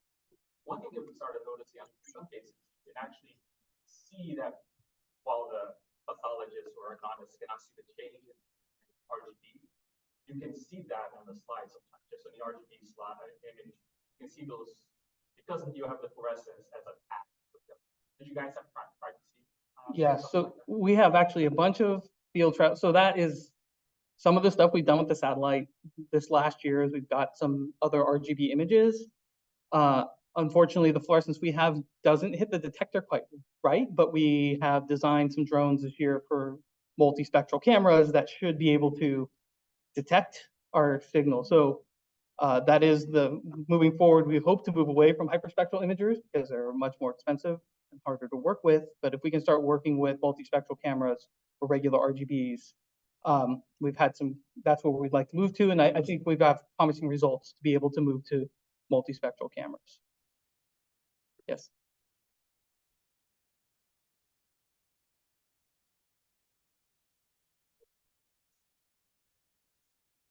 So right now we've done 3.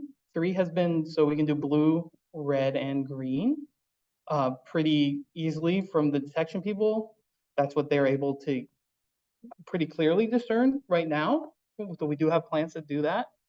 I think theoretically we could do 5. And this is a tough question. It depends on the fluorescent proteins, and we can start engineering the fluorescent proteins to have different spectral characteristics. That's where things can change. And the other thing that changes this question is from what level do you want to detect? So from satellites, it's likely 3, maybe 4, and from closer, probably up to 7 from like a ground-based detection. What is the time difference when you can detect funky video sensors? When that visual? Right now, we're about 15 days in the lab environment till we can see a spot. I'm not talking about you're going to notice. It's like a brown spot happens about 2 weeks after we infect with fungus. It takes about 21 days to be like, this plant has a problem, like massively. Like if you were just to walk in and look at the plant, you wouldn't say, but if a plant pathologist picks through, they'll be like, oh, that one has a frog eye leaf spot on it. So it is, so we're about 2 weeks early right now.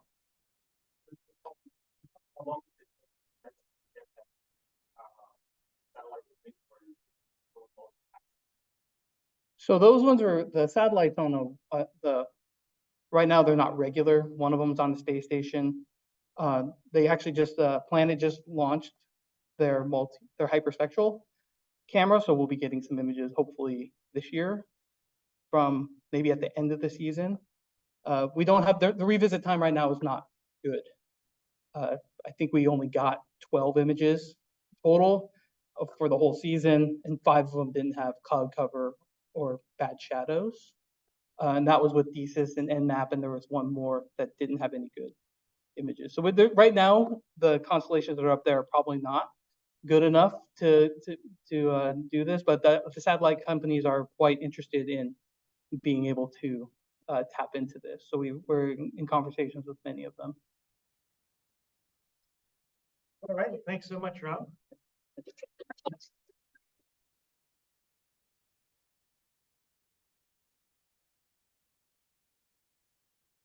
When I started working at Blue River, actually, one of the first conversations we had was, wow, wouldn't it be great if we could get weeds to fluoresce and then we could just spray them?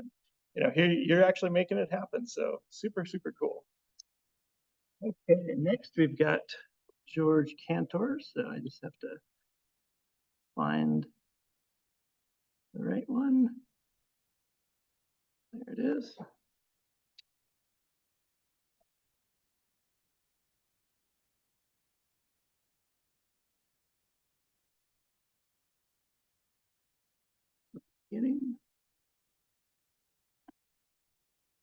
Okay, allow me to welcome George to the stage. George is a research professor at Carnegie Mellon University's Robotics Institute. He has over 20 years of experience in developing and deploying robotic technologies for real-world applications in military, agriculture, mining, and scientific exploration. His technical interests lie in position estimation and mapping for mobile robots, control of robotic systems with non-trivial dynamics, off-road autonomous driving, deep learning for image analysis, and sensor fusion on the edge. In the agricultural domain, his group has developed mobile robots for in-field phenotyping, perception pipelines for creating dense 3D plant models, and reinforcement learning approaches for robotic manipulation in tree canopies. Take it away, George. All right, thank you, Chris, and thanks for having me here. So I know some of you have probably seen me give a talk before, and if you have, you know I always start with this video. And I probably always will start for the rest of my career, because when people ask what I want to do, it's do this with a robot. And I could sit here and I could look at what she's doing. This is a human harvesting a table grape cluster in the field, obviously, and I could list probably 20 PhD theses that need to be completed in order to actually do this. Since this is a perception workshop, we can sort of focus on the perception side. And so there's some obvious things that are relatively low hanging, like she's trying to tell whether or not the fruit are ripe, and you can look at that with a camera and you can look at them. There's some less obvious things, which is she's looking at this scene and she is inferring what the mechanical properties of the plant she's looking at are so that she can then do this manipulation. And then there are these interesting feedback loops where she knows she needs to look at the other side of the cluster to determine if the entire cluster is ripe. And so she needs to plan this action to turn it around and look at it. So these are the kinds of things that get me excited. Of course, there's a whole robotics side of this as well. We'll touch on that a little bit. But I want to focus on the vision side, and our vision story starts with this camera. So Steve Nusky was a system scientist who worked in our lab in the Field Robotics Center several years ago. And we were at the time looking at crop load scouting in apples and grapes were sort of the two main areas. And so Steve, his idea was to build this camera, which is high precision stereo pair with halogen lights. In this case, we've since turned them into LED lights. And in that box, there's a computer and a GPS and things like that. So this camera allows us to take images that are invariant to the ambient lighting conditions. And because you can get these really small integration times with the bright lights, we can also take good images from a moving platform that's bouncing around. So it's just a camera that gets you good images. And what you can do with that, and many of you can imagine, is there's all kinds of algorithms once you've got an image to sort of extract information out of that image. And so here's an example of a neural network doing some segmentation of the grapes, and you can count the grapes, you can size the grapes.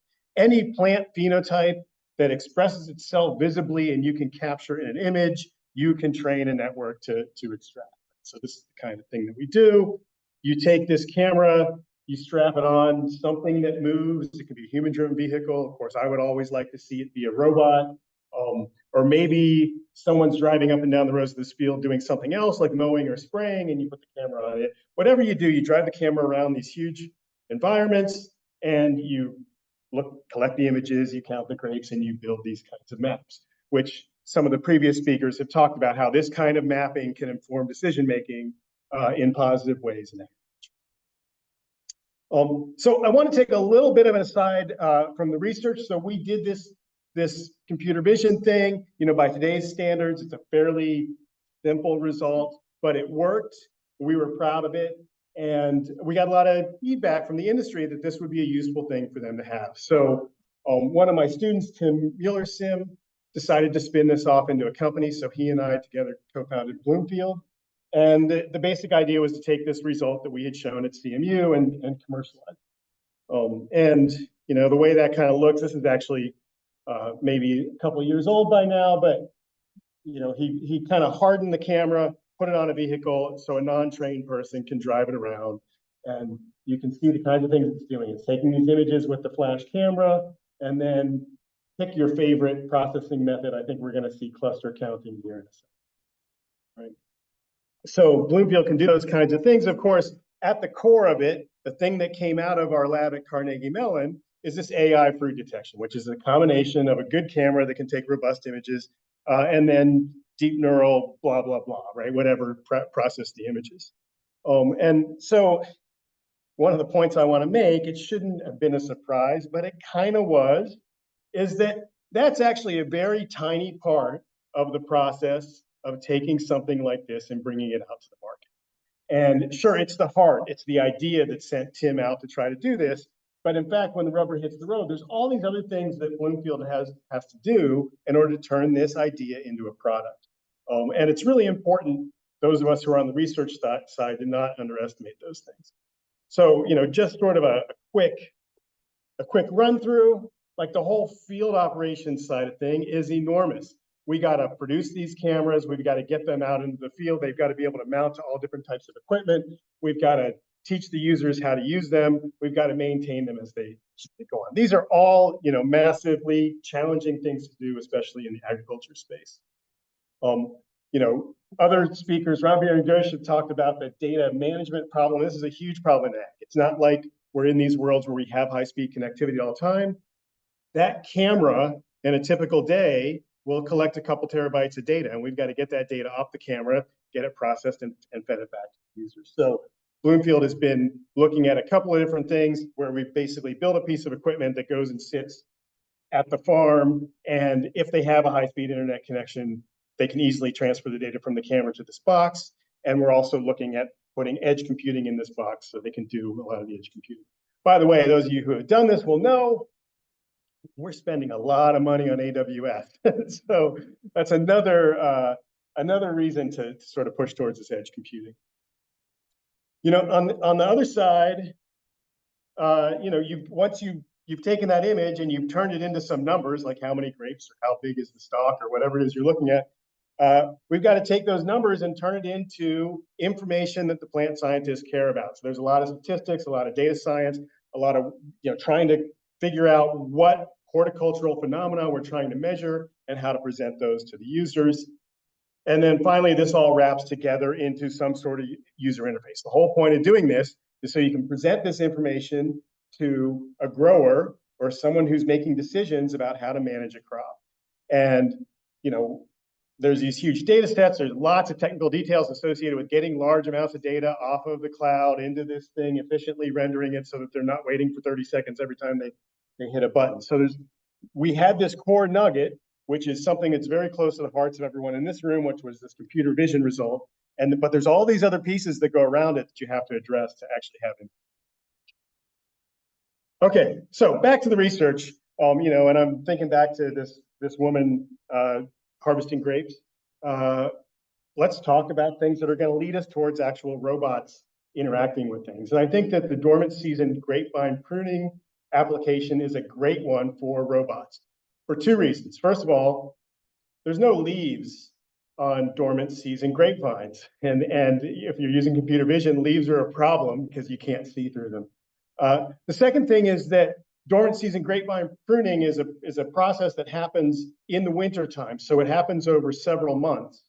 And so the robot has some time to complete this task. You compare it to something like harvest, where if you're going to do that with a robot, it's got to be able to go through the entire field and get all the grapes off within like a 1 week period. So this is a kind of a forgiving, it's a good entry point, I think, for robotics. So we've been thinking a lot about grapevine pruning.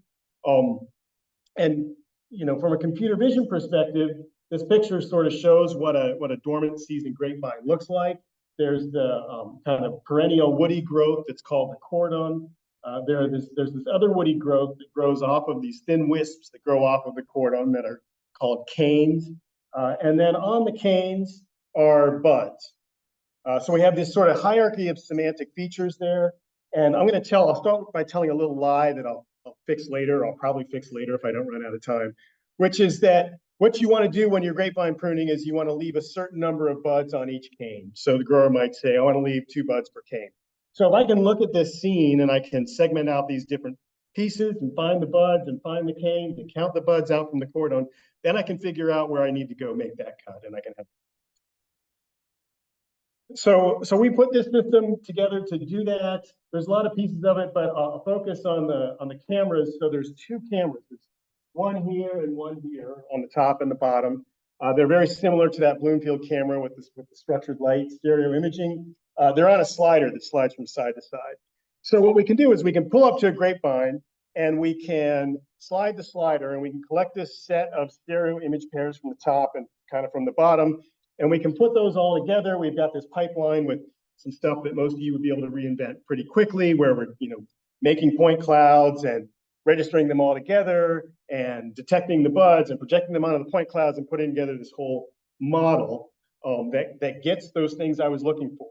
Where are the canes? Where are the buds on the canes? How many buds are you away from the cord? And so if you see this in action, it kind of looks like this. Robot drives up to a cane.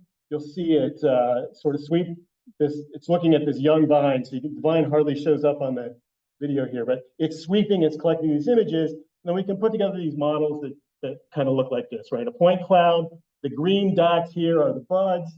Now we're going through and we're segmenting out those canes. And then finally we can count the buds out from the cane. And from there we have a knowledge about where to go make a cut. All right.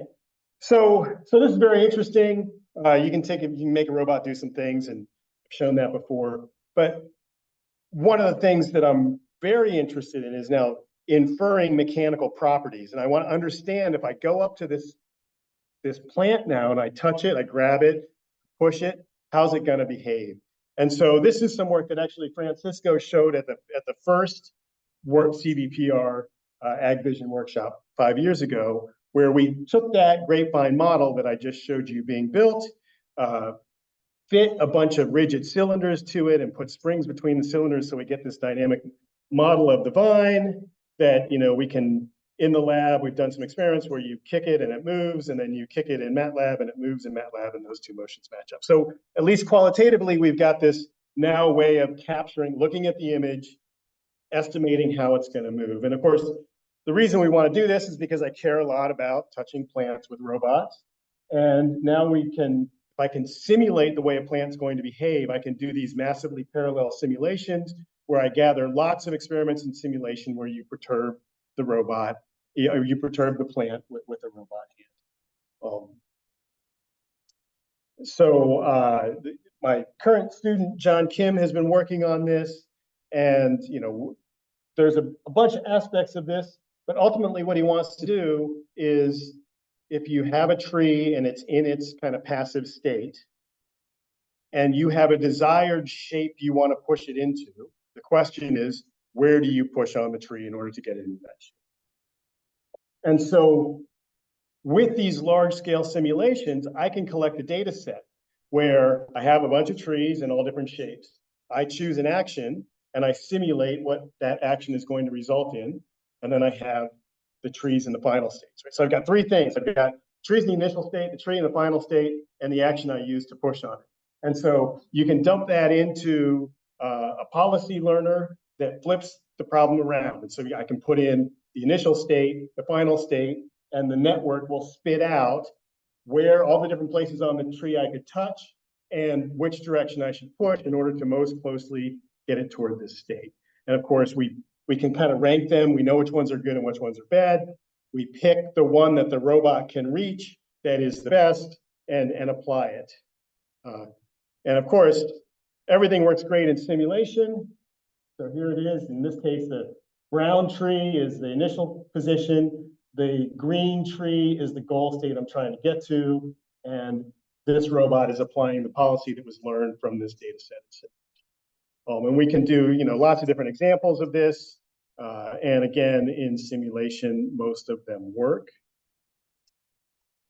You know, we want to get past simulation. So we've done some proof of concept experiments in the lab. And so we've got a rubber tree. We've stripped all the leaves off. Remember, I don't like leaves. So we're still sort of looking just at the sticks. And same kind of thing here. So there's a perception system doing this all in real time, where there's cameras looking at the tree, building that stick model, using the policy that was learned to push the tree and put it into the desired shape. Okay. So this is our first real kind of successful experiment in physically manipulating a plant into in a more intelligent way than just like reaching to a point. So one of the big weaknesses that I've mentioned a couple times is, of course, there are leaves there, and dormant season is a great problem, and we'll work with that as long as we can. Sunday, we're going to have to deal with the leaves, and so this is another piece of work that John Kim did, where you kind of scan a tree canopy with a robot. You take a bunch of images. We segment out the parts of the tree that we can see, and from that, you kind of put together this partial model of the tree, right? So I kind of saw a bunch of sticks. There's gaps in it. How do I fill those gaps in? We build up sort of a probability occupancy grid of where sticks might be. You know, they're definitely in places where I saw them, in places where I didn't see them. Sticks tend to go in straight lines and connect gaps. And then we can recreate the skeleton structure from kind of tracing out the high likelihood paths in that occupancy grid. And so this works pretty well. It's you know, we can scan a tree, we can, you know, infer what's under the branches through the occlusions. One of the things I like about this is something that people do naturally, right? So we're kind of, you can look at a tree, you can tell me where the branches are, whether you can see them or not. So we're trying to get find robots ways to do that. Okay, so I want to spend a few minutes, and I want to make this clear. The stuff I'm about to show, we did not develop. I want to show some tools that you are all very well familiar with, and just kind of brainstorm a little about how I think these tools can impact the kinds of things that we do. So last year at this conference, what was all the rage? NERF, right? Neural rendering was all the rage last year, and that has become now a commodity tool that you can just upload stuff to the internet and do, right? So this is an example of a little cell phone video I took when we were out in the field last week. I'll explain this stick here in a second, but you can upload this to Luma Labs and you can put together quickly this kind of beautiful 3D model that you can interact with. And you can change the viewpoint, you can click on things, there's effectively, there's geometry here, there's texture, there's all kinds of really interesting things going on. The reason I picked this particular stick is that where the cursor is right now on the video is the early stages of a fire blight symptom, right? So fire blight's this really dangerous disease in apple orchards. If you see a little bit like that, you got to cut like a couple of feet off the tree to the end of the branch. If it's worked its way down to the branch, you got to cut the whole branch off. If it's worked its way down to the trunk, you got to cut the whole trunk down. So, apple growers want to capture this disease really quickly. And so you can imagine using this kind of technology as a tool to help humans who are really good at inspecting these things interact with these virtual environments. You can do this kind of thing at larger scale too. So this is a vineyard. This is one of the dormant season vineyards we work on. So this is part of the pruning project. This is at Cornell University's research orchard up against Lake Erie. And so we've got this really, really nice, beautiful to look at 3D representation, again, that you can get in and interact with. Okay, so now I can correct the little lie I told you earlier, where I said that if you want to prune a grapevine, all you need to know is how many buds to leave on each cane. In fact, it's much more complicated than that. You kind of have a rough idea of how many buds you want to leave on total plant, but a highly skilled pruner is making assessments on a cane by cane basis. So they'll do things like maybe take off some of the canes completely because they don't like where that cane is at all, and they'll leave a few extra buds on another cane because they like it for some reason. So one of the things we want to do, we're looking at lots of different ways of dealing with this, but one of them is to just try to learn a bud cutting policy by demonstration. And so, here's one way of getting demonstrations. And so these are some students of mine, and they're using this Jello controller to control a UR5 arm and actually make grapevine cuts in the field. The idea is then to do this a bunch of times, use these train diffusion policies to figure out how to cut the grapevines. So this is, this is exciting and it's cool. We're roboticists, we like to do this stuff. It's actually, in my opinion, a pretty terrible idea from the practical perspective because these demonstrations are pretty painful to get. Also, these guys who are smart enough to operate this robot are not the plant people who have all the experience in where to prune vines. And the plant people who have all the experience in where to prune vine probably wouldn't be very good at controlling this robot.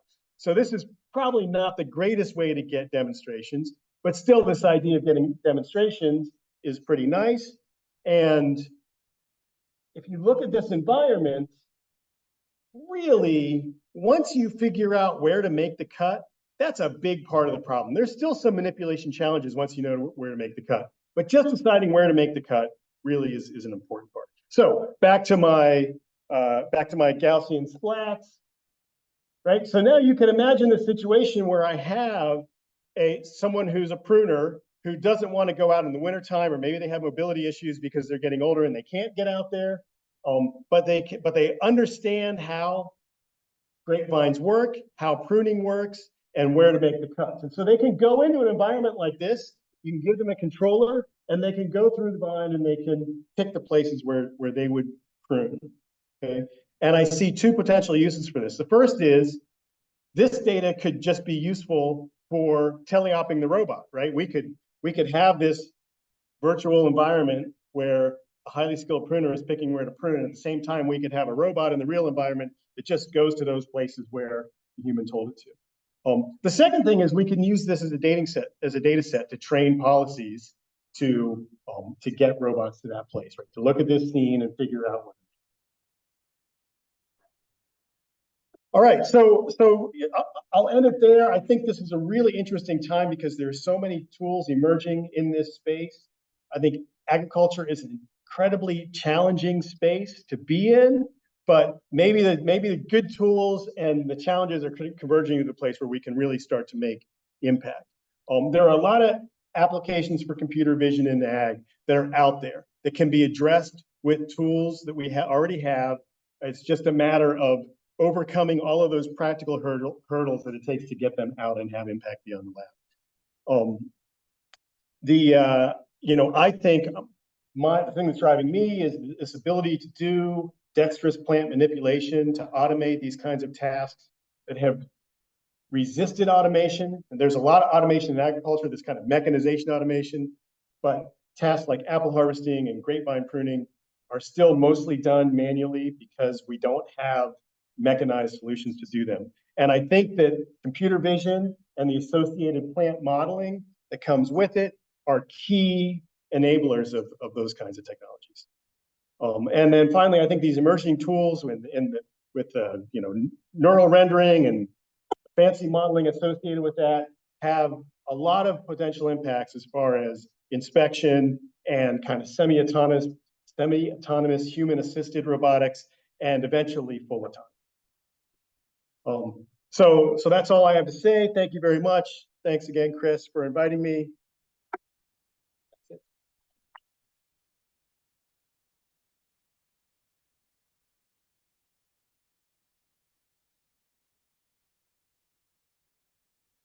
Yes, Frank.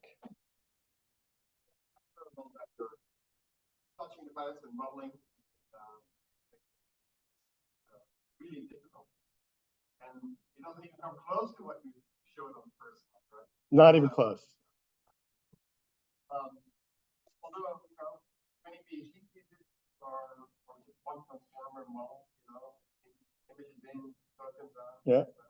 What do you think about this whole end-to-end manipulation? Potential for manipulation.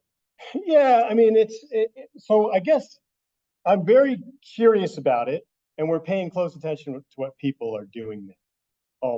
We're not directly working in that area because it's kind of outside my skill set, and also I'm not totally convinced that it will lead to the right place.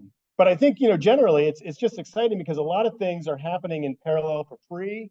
That as you know, back in the day, we worked on SLAM and we did all this modeling, trying to build these 3D structures and ICP and blah, blah. And now other people have done, arguably a better job of those same things. And if we just waited, we would be here today. Of course, we would have been bored back, when we were doing that stuff. Yes.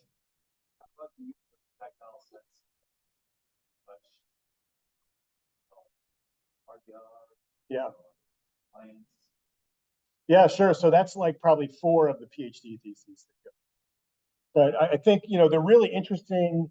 Like, I think one of the big gaps in robotics is skin. Like, we don't have a good skin. We don't have good tactile sensing. There are some emerging tools like the GelSight camera, which kind of gets you high resolution tactile imagery, essentially. But it's still not quite in the form factor that could actually be used on a manipulator that's doing the kinds of things that woman is doing in the video. But I think it's a very, very important part.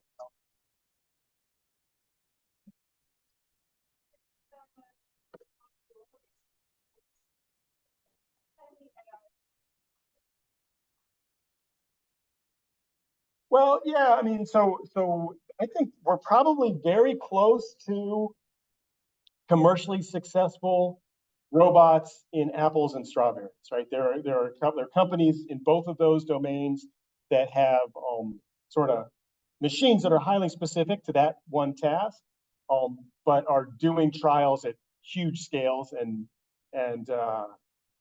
look like they might succeed. But Other than that, I'm not sure of any in this kind of horticultural space. Yes.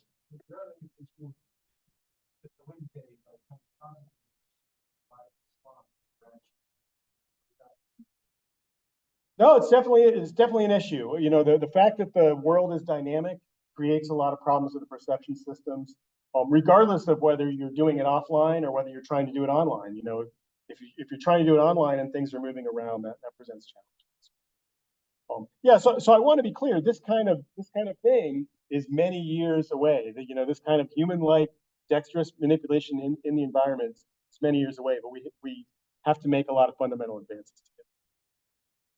Yes.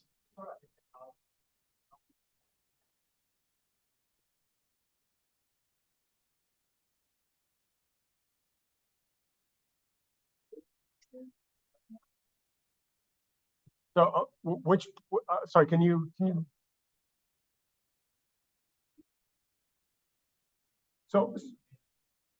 So our primary sensor is different versions of that Bloomfield camera. So it's almost always a stereo pair with an LED flash on it. And we've got one that's like this big that can go on the end of a robot hand. And then we've got bigger ones that are made to sort of stand off. So when I showed John Kim's work where he was doing the skeletonization of trees, in that case, there was one of the small cameras on the end of a robot arm, and it's looking around on the tree. Now, I didn't talk about today, but we've also done some work. What John did was just kind of a raster scan of the tree. You can do kind of viewpoint optimization and sort of collect a smaller number of viewpoints that get as good of a model by sort of reasoning as you go along. And I've had another student who worked on that. And I think that's an interesting research area as well. Excellent. Thanks so much, George.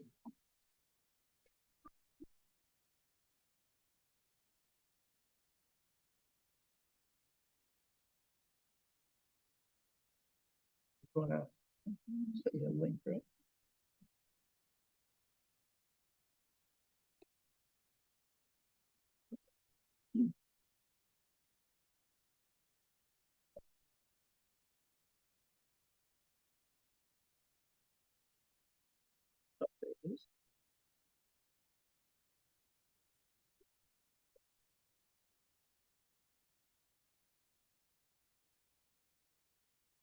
Do you want to start with slides? Okay. Those.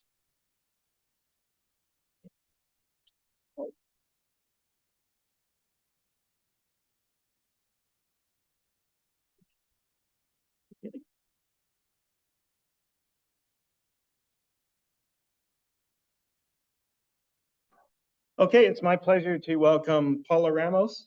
She's a visionary leader and AI evangelist with a proven track record in ag technology.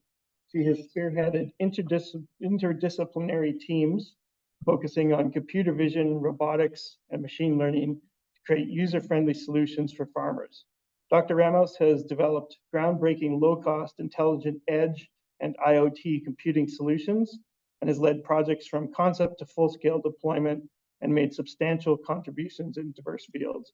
Her work has resulted in impactful solutions that address tangible challenges in agriculture, empowering farmers to optimize operations and improve efficiency. Dr. Ramos is a trailblazing engineer and dedicated leader committing to make a positive difference through technology. Take it away. Thank you, everyone, and thanks for staying here. You know, I have a huge experience in agriculture tech, I would say in more than 17 years, and then I moved to the industry. So today I want to share with you what I'm thinking about the industry can offer to the agriculture tech and how you can improve deployment and training as well. So part of my journey, so this is how I look today, but my soul is always in the field. You know, I love to stay in the field. I love to stay close to the projects in agriculture.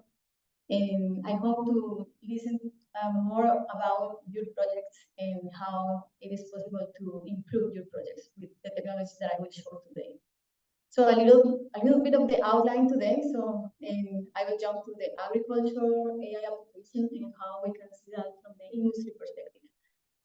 We will talk about one product that we have at Intel that is open source system called OpenVINO Toolkit, and also anomaly detection with a library called Anomaly.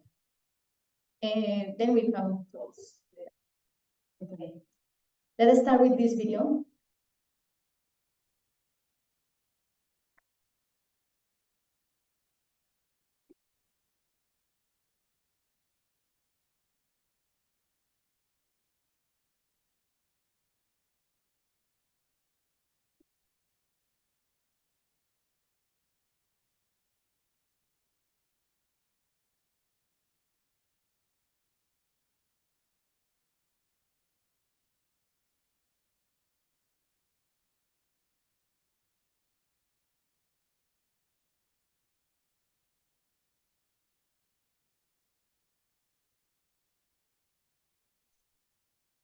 In our shoulders right now, in the research and industry, we have a huge responsibility for food security.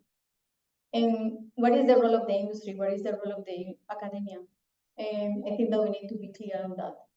So, and try to escalate this, create escalation for the system that you as a researchers are creating in universities and all. The industry has a huge role there, and we need to work together. So basically, when we have these agricultural AI applications, we can see that we have multiple sensors because we need data. And this is one of the big gaps that we have in agriculture. Unfortunately, we don't have the same scenario that we have in the industry, that we have the material all time there. We need to wait some time to have data. We need to have several rounds of experimentation to have the proper information. And maybe some tries we could see a lot of errors, and we can lose a lot of time. So we need to work together on that and define what kind of sensors we need to use.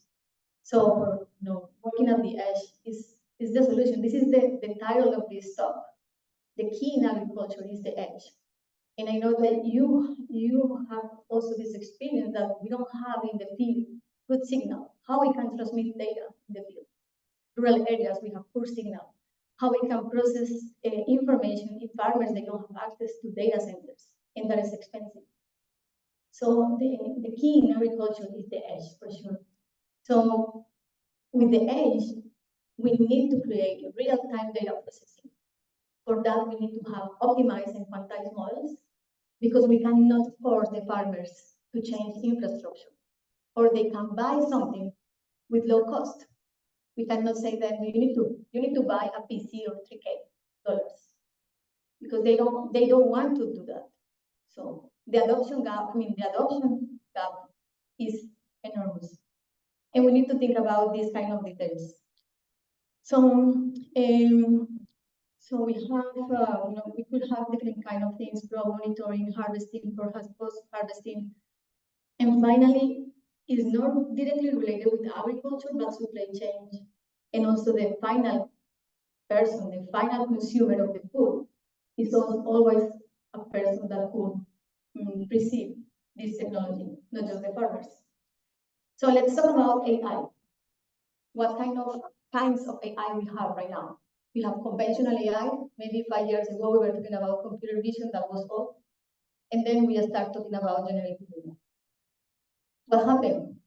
Conventional AI, maybe thousands or hundreds of parameters, small models, faster inference, and we were not using a lot of memory. But with generative AI, we have trillion or billion of parameters in one model.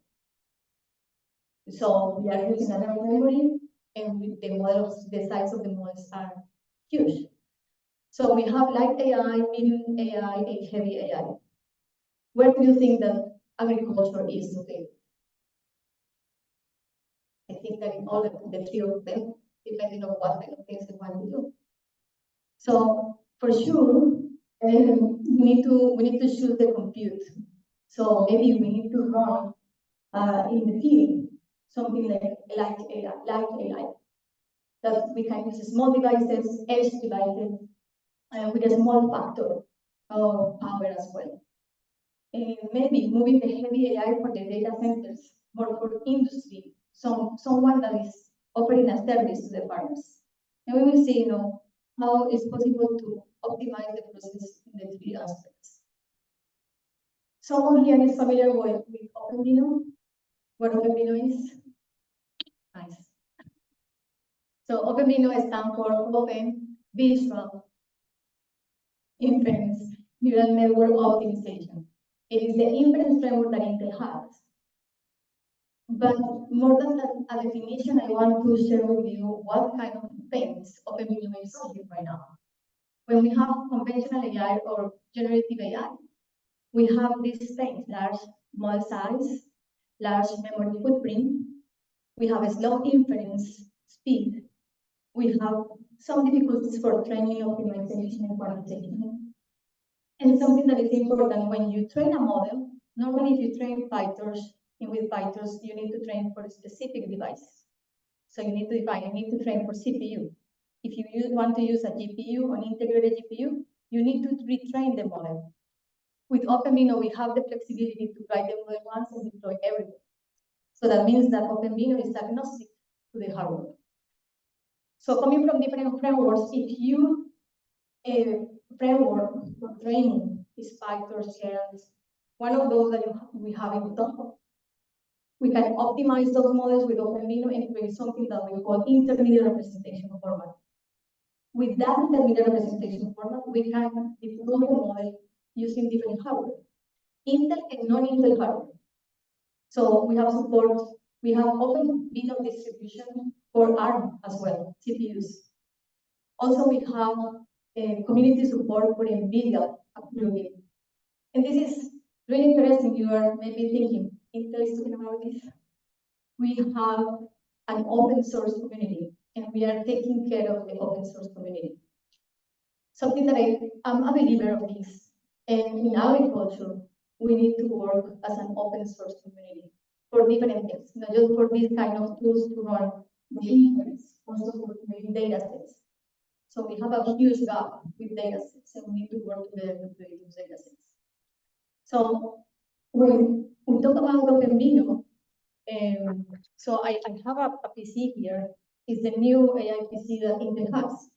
And we have something that we call neural processing unit that is boosting the AI.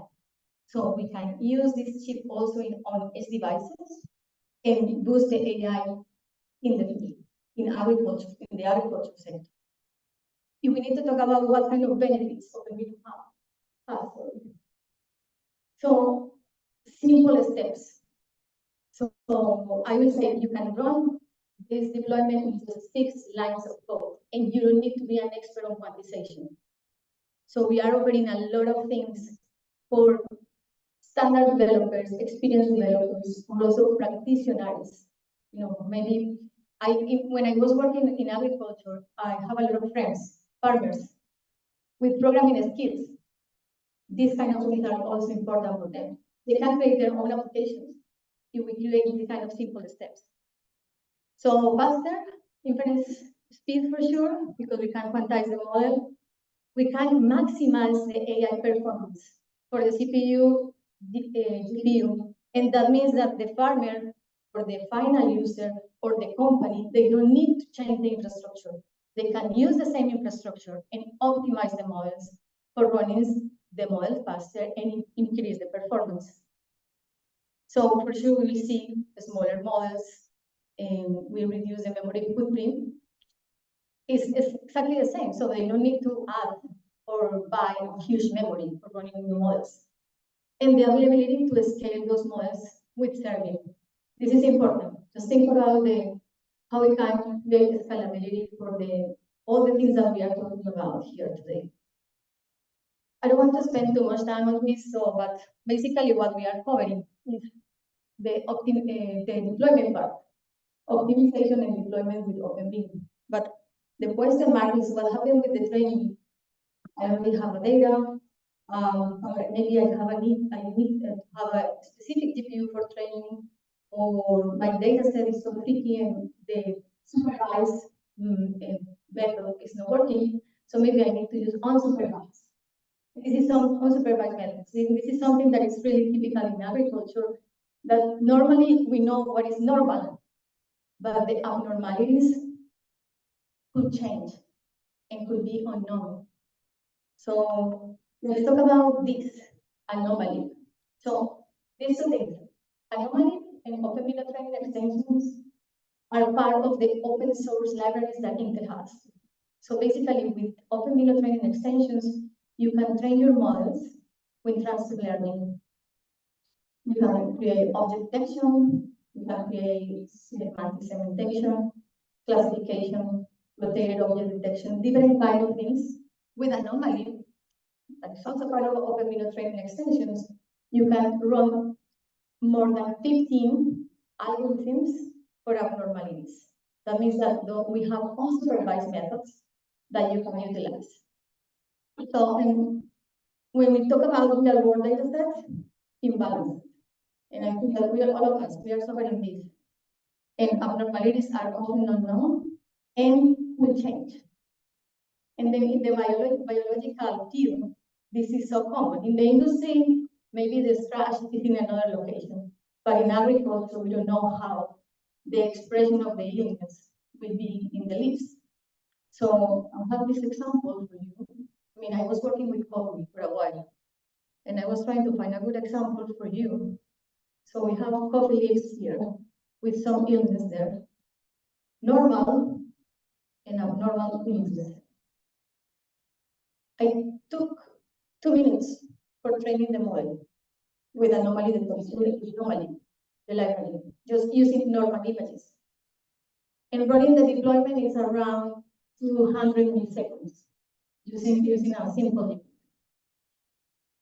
Okay, so let's talk about anomaly. So anomaly is a library that you can use for the whole end-to-end workload, from training, optimization, testing, and validation, optimization, and deployment. And it supports in different domains. So we support image, 2D, we support depth images as well, and videos. So what we are missing here regarding agriculture, we are missing data. We can see some examples in seeding, for example, with some industries, but that is no open source. They protect those videos, but they can see they have videos with a conveyor belt with the seeds, just detecting where the abnormalities are. But for the open source community, we don't have that. I just invite you to share your data. We can make a lot of stuff and try things. Okay, high level view of anomalies. As I mentioned before, we can train, we can test, validate, optimize, and deploy. We are using PyTorch Lighting as a foundation. And all the process is unsupervised. So we use just normal images for training. And how this is working is simple. I'm looking in a technical detail here. So basically what we have 2 gateways, how we can use this with command line or API.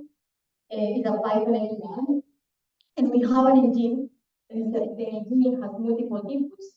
So with the engine, I can say, I want to use a data module coming from my folder. I want to use this model. So we have 15 models available in the anomaly library that you can select.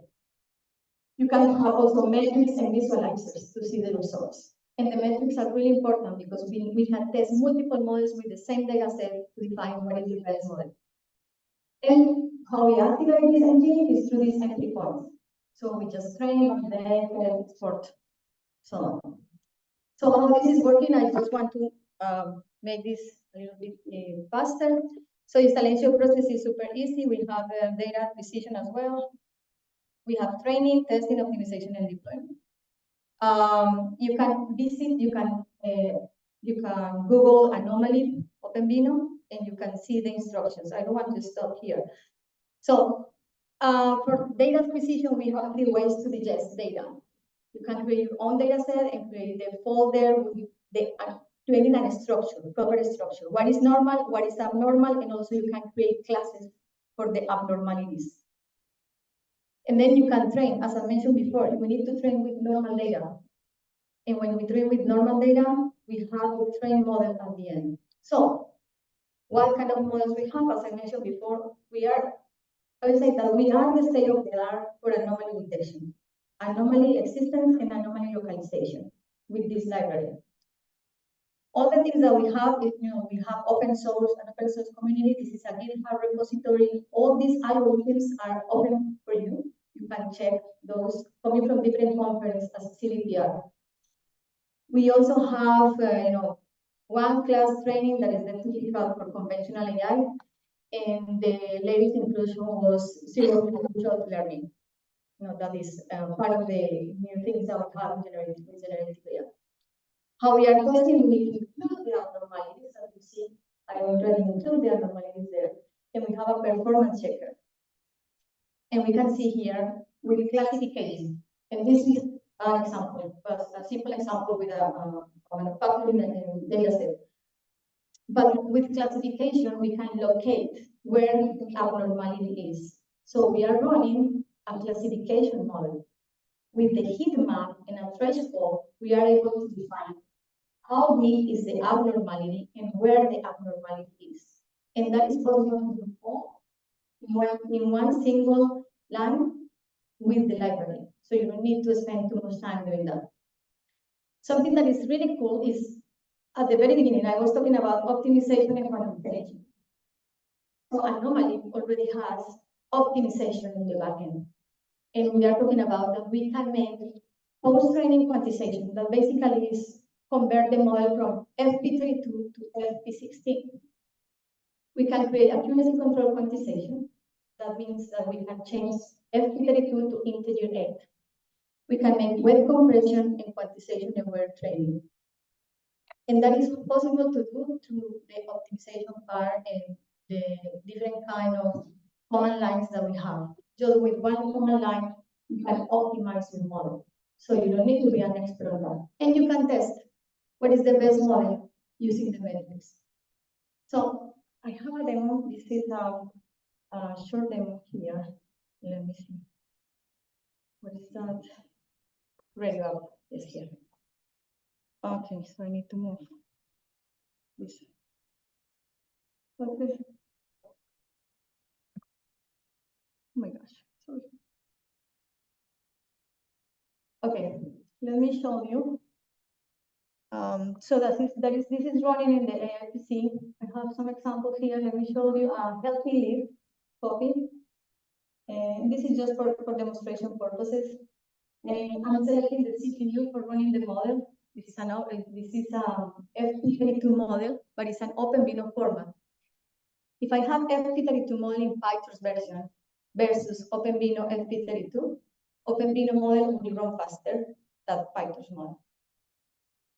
So we have here an inference time of 226 milliseconds. And you can see the heat mapping. We don't have abnormalities. So I have the model in the back end. And this is a non-healthy leaf. If I run the inference, you can see with a classification, if I set up the threshold, I can locate where the abnormalities are. And why we can see on the borders some abnormalities, because for this kind of illness, the leaves are curly. So we have some abnormalities also in them. Okay, so let me close this. Okay, perfect. Okay, what happened, and this is really important, and I think that I'm coming back to this slide that I have: light AI, medium AI, and heavy AI. How many frames per second I can run in a CM machine? I'm talking about data center. The servers that you were talking about on AWS, I can have in one processor, I could have 3,200 frames per second. That is insane if I'm talking about, for example, a small partner solution. But maybe it's necessary for a multi-streaming for a big company. So depending on the scale of the solution, we can select different kind of hardware. For example, here we have something that we call M processors: Intel Core i3 M305, Intel Celeron M. Those are too similar to Raspberry Pis. And it's running in 43 frames per second. And that is really, really good. It's the same model that I showed you in this demo. Okay, so just a summary of this, so you can take a look of the example. You can repeat this example because it's also part of my work. Part of my work is close the gap for the adoption in between users and technology. And I have created this example for all of you, so you can repeat the work. Scanning this QR code, you can see the steps that I showed today. And I want to close this talking about what kind of opportunities we have in agriculture, challenges and opportunities, and how OpenVINO can help us to fix or achieve those challenges. So, as I mentioned before, we need data quality, and we need to have accessibility to that data. When I say we, I say research sector and industry sectors. Infrastructure and connectivity. We don't need to change the infrastructure. We just need to optimize and quantize our models. And think about that we need to have low cost, easy to maintain, and easy to use systems. Because unfortunately, the adoption in agriculture is the most difficult sector for the industry.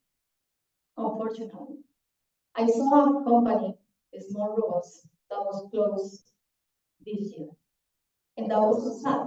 They have an amazing technology, but they didn't have money to survive. So I think that we need to work together, industry and academia, for just making this availability, create the availability for farmers. And so I think that also is important to mention that this presentation is for showing you that it is possible to create and close this gap. I'm a believer that this kind of technology will help us to improve all the things that we are doing in agriculture. We have a lot of needs and we need more of this stuff applied in the field. Thank you.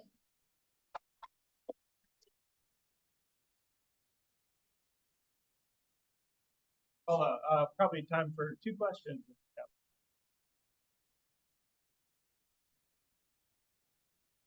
I'll start with the NPU. Is that a pretty low power? It's a super low power system, yes.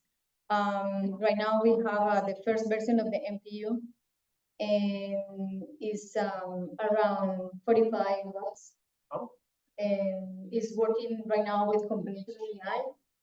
In around 2 months, we will launch the second version of the NPU, and that will be 4x faster, and also that will have a even low power consumption than the first version.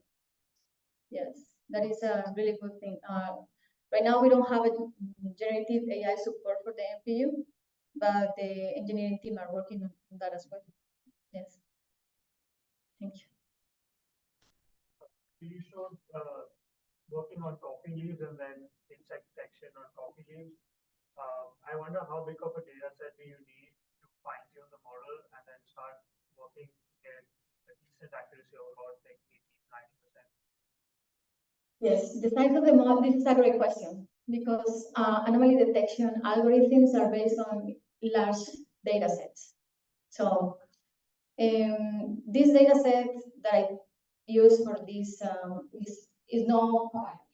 is medium, but they still have some issues with some illnesses.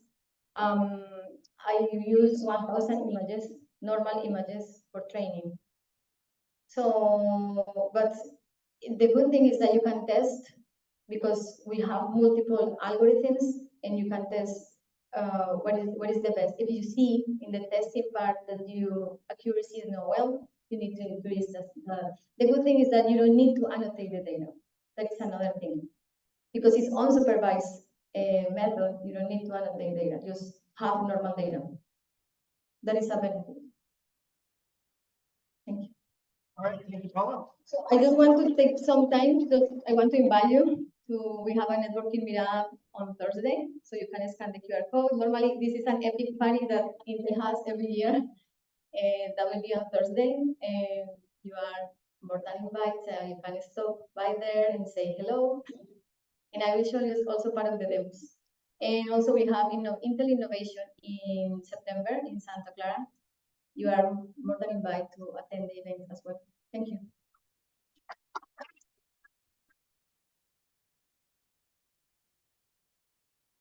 Okay, thanks, everybody. We're at our first break, so maybe we'll come back here starting at about 11:03 start time. So feel free to get up and stretch your legs. Thank you.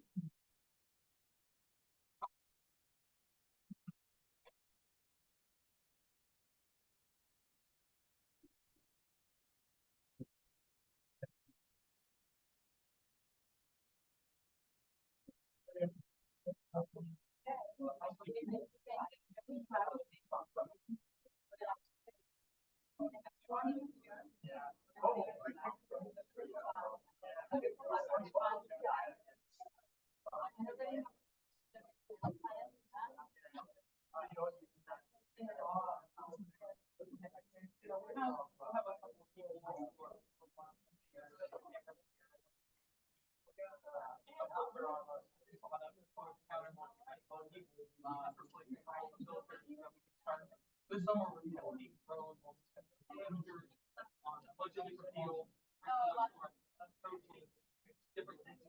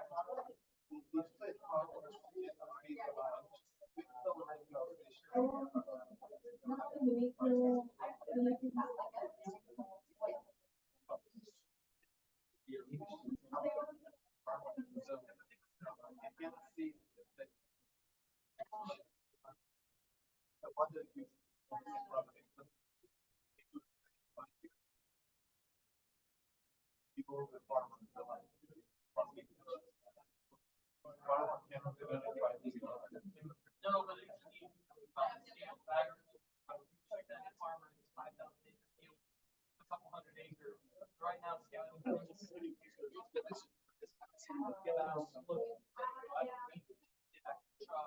so we can send economists, hey, you know, and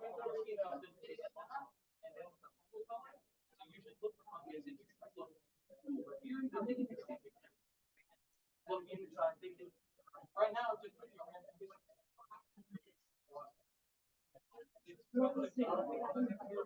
Part of it is the stand the right, stand the right.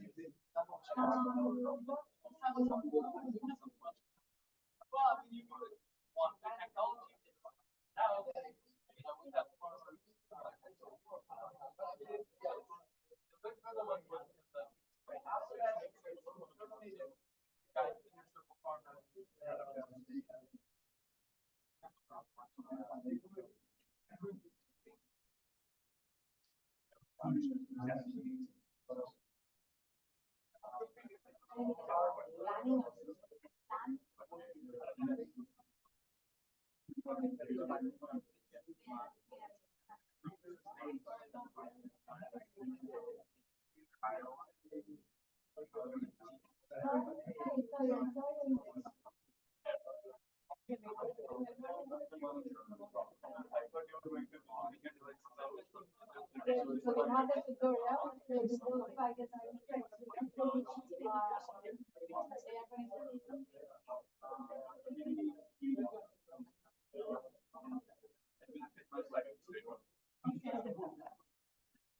All right, so.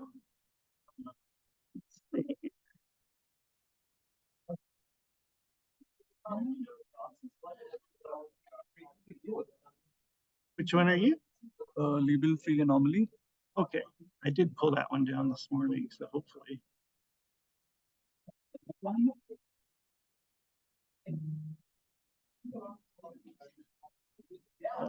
There's one slide which is missing. If you Oh. could pull out the latest one.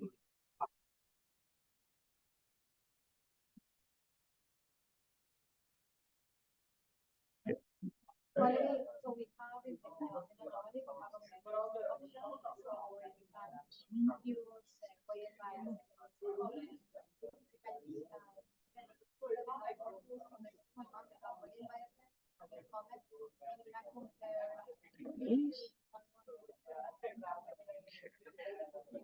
This one.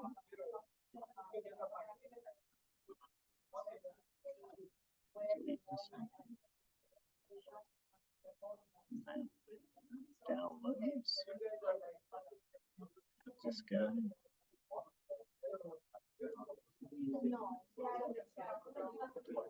Here. Oh, no, no worries. It's no problem at all. So this is the right one then? Yeah. That's Okay, great. All right. Hey, thanks. long press. This is my first year organizing this conference, yeah. So Jennifer used to do it, but then she last year she moved industries, so she was looking for somebody to take it over, and I said, oh, I'd love to organize it. So yeah, it's first year. Yeah, I think it's like a good attendance and like great topics, you know. Yeah. Talks are also very nice. Yeah, Really that's right. appreciate Yeah. Yeah, I'm really impressed with some of I hadn't seen those talks before. I was just, wow, it's awesome. All right. So,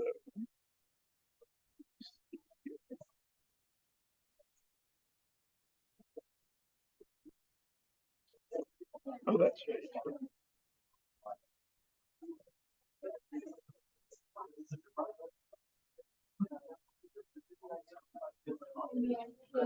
Hey.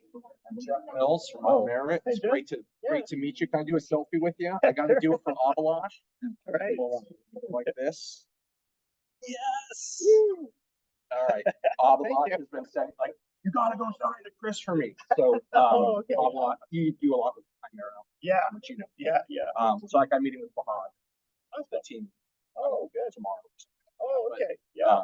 Abalash has been sending me LinkedIn stuff. Like, Oh, yeah. Okay. he's just like, Jeff, you gotta go see. I'm like, I will go buy their presentations. I will say Awesome, bye. yeah. You know, Well, thanks for now, stopping by. now I can do a little. Said hi to Chris, Yeah, right? absolutely. So I'm the president and CRO, but Oh, got it. yeah, I've been at Imer for 8 years. We've been working with you guys since day one. Yeah.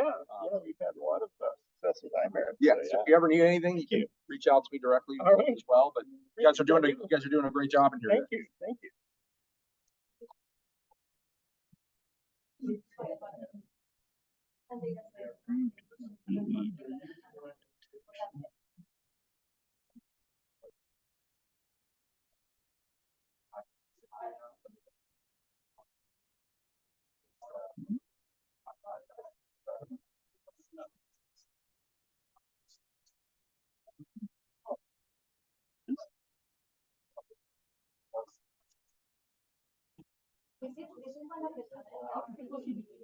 Howdy. Hi, Mohammed. How are you? Yeah. I grew up in White City, Saskatchewan. Yeah. So I lived on a farm just outside of Balgonie. I went to Balgonie High School, but I did my BSc in physics at U of R. So, Oh. yeah. I saw your paper and I saw you're from U of R. My wife is also is there too. Oh, okay. Yeah, yeah. Wow, maybe we went there together. When was she there? She has just recently put something. Oh, I see. Yeah. Greenhouse. Yeah, that's right. Yeah. Wow. Small world. Wow. Yeah, so I think you're up first, right? Yeah. Give it a couple more minutes here. No worries.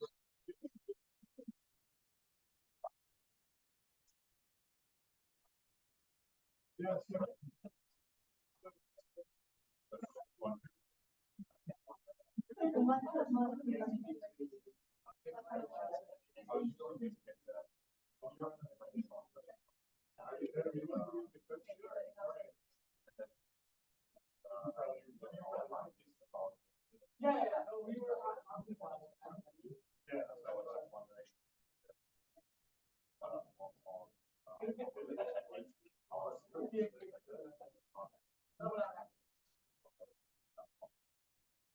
so we have a guideline,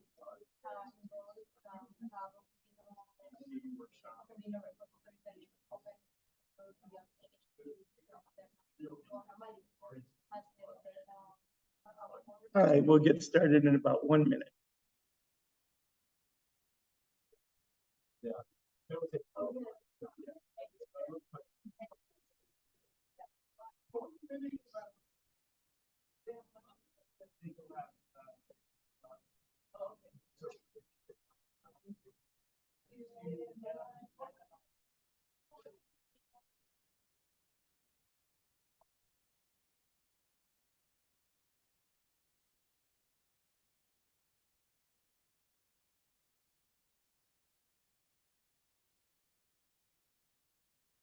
Okay, our next series of talks, we're going to have 6 lightning style talks. So there won't be a Q&A period here, but you can definitely catch the authors after the presentation when we go for lunch.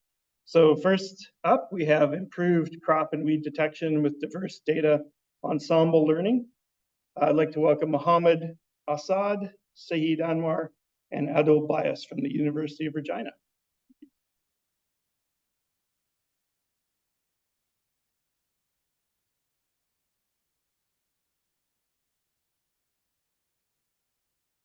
So thank you.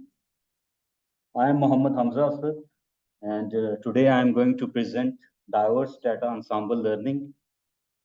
The application of our work is crop monitoring and variable rate application of inputs like fertilizer, herbicides, and seeds to the farm. For this particular application, we are collecting data by installing imaging equipment to the farm machinery. Whenever the farm machinery goes to the field, it collects data and then sends to the cloud for processing. We are collecting this data from different regions like Canadian prairies, some places in the United States. Also, we are getting data from South Africa and Australia. Our data set consists of multiple crops, as well as we are making sure that we collect data from the different stages of the crop. So these are the typical images we are collecting for this particular application. Also, by default, our data set consists of we are using semantic segmentation to detect and quantify crops and weeds in the data. So for this particular type of data, a big challenge is it is in the uncontrolled field conditions. So we are getting there are too many conditions to cater for. And for those conditions, sometimes the lighting conditions are changing. And another very different type of problem we are facing is in Canadian prairies, we are no-till farming practices. So there is a lot of crop residue. But right in south in the US, there is tillage practices, so we are witnessing soil in the image data set. And so what happens that our crop or weed specific semantic segmentation models, whenever they make predictions, their performance start deteriorating and our mean IUV values are reduced. So these are the different, and then another thing is because sometimes we are witnessing new types of vegetation in the images, which also confuses our model, and our quantification work is disturbed, which has a consequent domino effect for the variable rate applications. And that is also disturbed in this case. So the question is like the problem or the question is, now we are available with the diverse data. We have our crop specific and weed specific models available. Can we combine those models, or we can, so that they can share their knowledge about the uncontrolled field conditions? For that particular purpose, to answer this question, we came up with a method. This is just an overview of the methodology, where we say that our crop and weed specific models would act as an base models for the ensemble framework, and these would feed into a meta teacher architecture, and this meta teacher architecture would be used to train a student model, and it would transfer the knowledge about the uncontrolled field conditions to the student model. Initially, we have tested this thing for, we take 6 base models for the narrow leaf crops, for broadleaf crops. Also, we have taken like the kochia weed and some bare soil segmenter model as well. So these are the different details for the data we are using for it. So these are the quantitative results. In the quantitative results, we have observed that our model demonstrates that from the baseline, we have improved up to 12%. And as compared with the state-of-the-art semantic segmentation models, that we have improved up to 3% in the mean IUU values. We have also performed some of the ablation studies just to see that if we increase the number of base models, how our mean IUU values are changing. And we have observed that our mean IUU values are improving, but the main bottleneck is the computational power. So if we are using more models, then that means that we are more trainable parameters we have to employ. So this is a limitation of this work.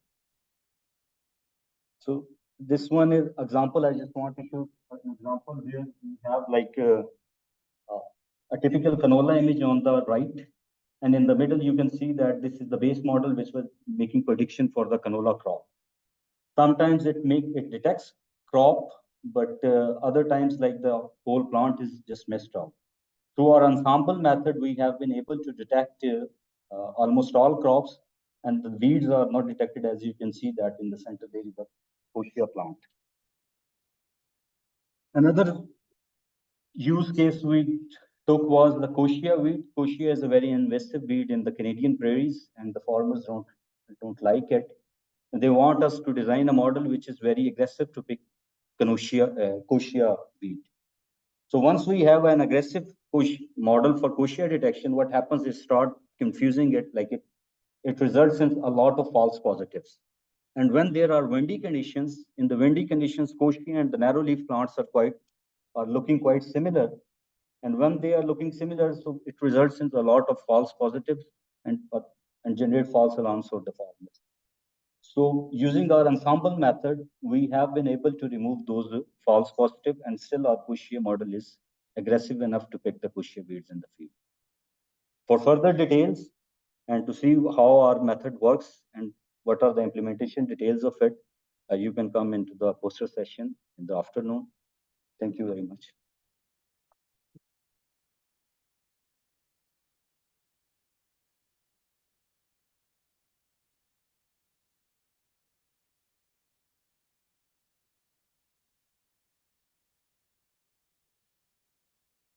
Thanks so much. Yeah, kochia is a very noxious weed.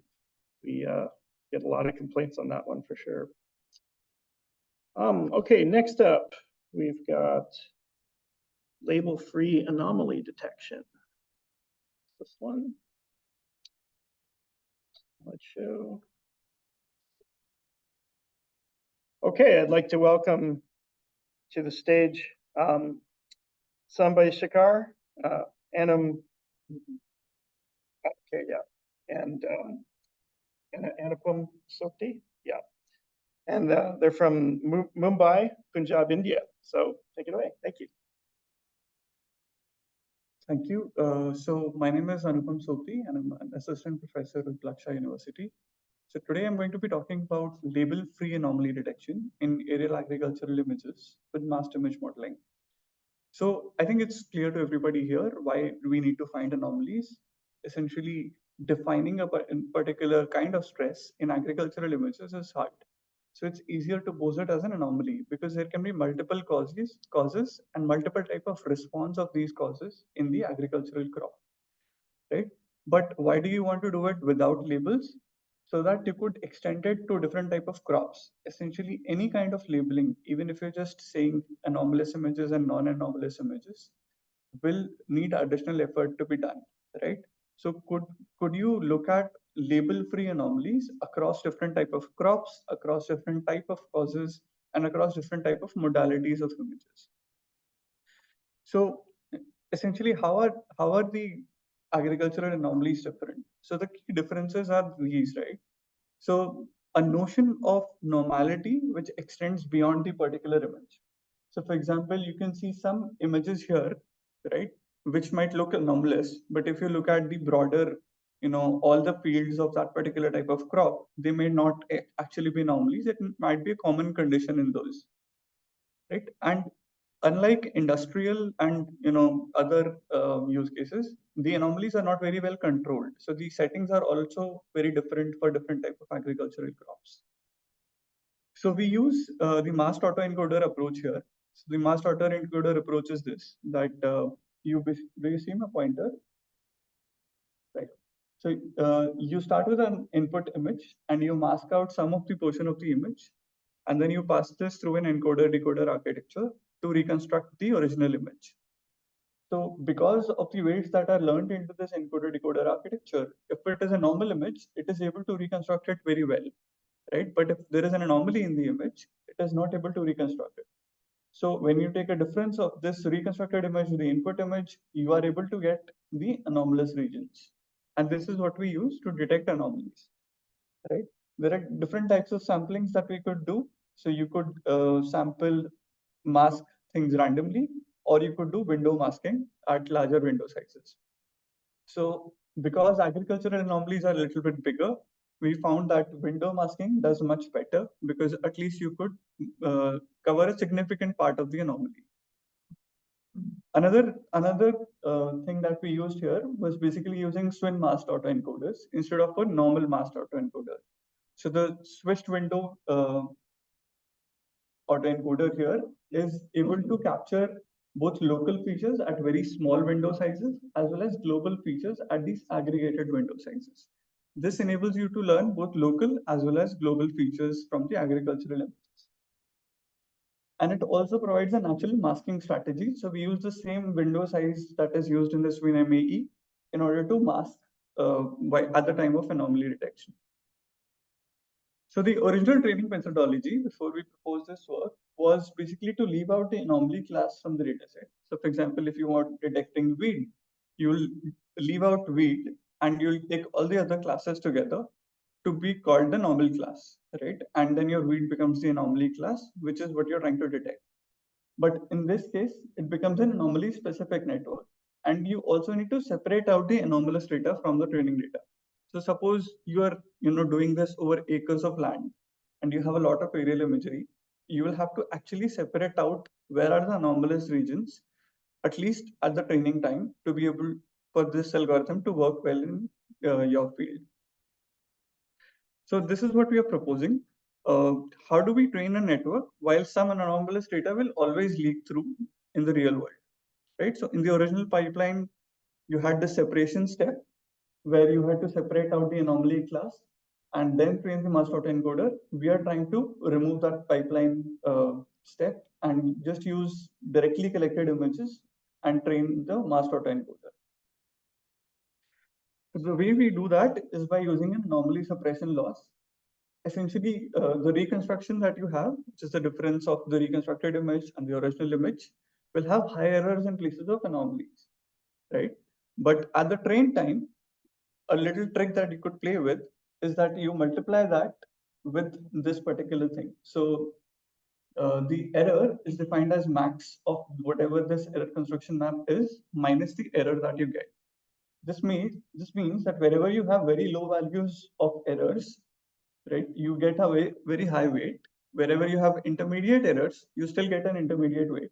But if you have a high error, which means this was possibly an anomaly in that particular place, you get a very low weight. And this basically tunes the network to be able to recognize only normal objects. But before you suppress, you have to learn decent representation. Otherwise, you're going to suppress things which should not be suppressed in terms of normal data distribution. So for that, you first learn decent representations using the standard L2 or L1 loss for the first 20 epochs. And then we infuse the anomaly suppression loss, which starts suppressing things which are not actually normal. So in the usual spirit, our method was working better than the others. But I want to show you the difference here, which is excluding the anomalous samples and including the anomalous samples.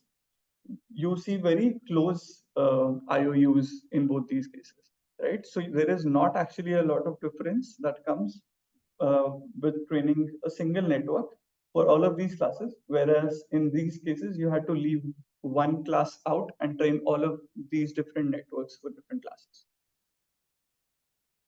Okay, and I would also like to present some visual validation. So you'll see that many of the anomalous classes, which humanly look as good anomaly classes, are now being caught by the network. But also the downsides of these methods is evident. So for example, a tree around a field is not an anomaly in the normal sense, but it does look like a visual anomaly in this case. Right? So all of these are also being caught up as anomalies. So we need to work on how to introduce these notions of real world knowledge into the network. That's all. Thank you.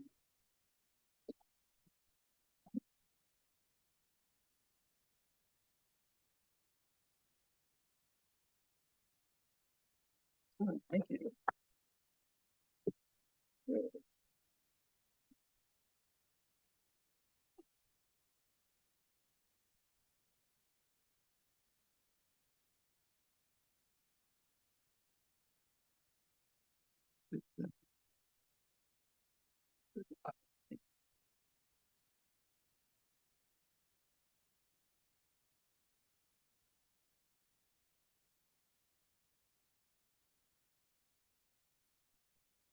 Okay, now I'd like to welcome to the stage Torsten Cardoon, Sam Leroux, and Peter Simmons at ID Lab, Department of Information and Technology, Ghent University. Hi, everyone. Good morning. I'll be presenting label-efficient lifelong multi-view broiler detection. So first, I'll give you a quick overview of what I'll be talking about. So first, I'll quickly talk about why broiler detection, then why we choose a multi-view setup, then our approach, and lastly, some results. So first, why do we do broiler detection? So there's, on the one hand, for the commercial farms, it gives them the opportunity to do early identification of several problems, such as wet spots that can be caused by leakage from the commercial farm, or broken equipment such as drinker or feeder equipment. There's also hot or cold zones that can be avoided by the broilers. These are all stuff that affects the welfare of the chickens. But this research was part of a project where we wanted to identify the preference of chickens, like which kind of light they prefer in what kind of scenarios. So if they're drinking or eating, what light do they prefer? So now I'll quickly talk about why we choose a multi-view setup and not just a single view setup.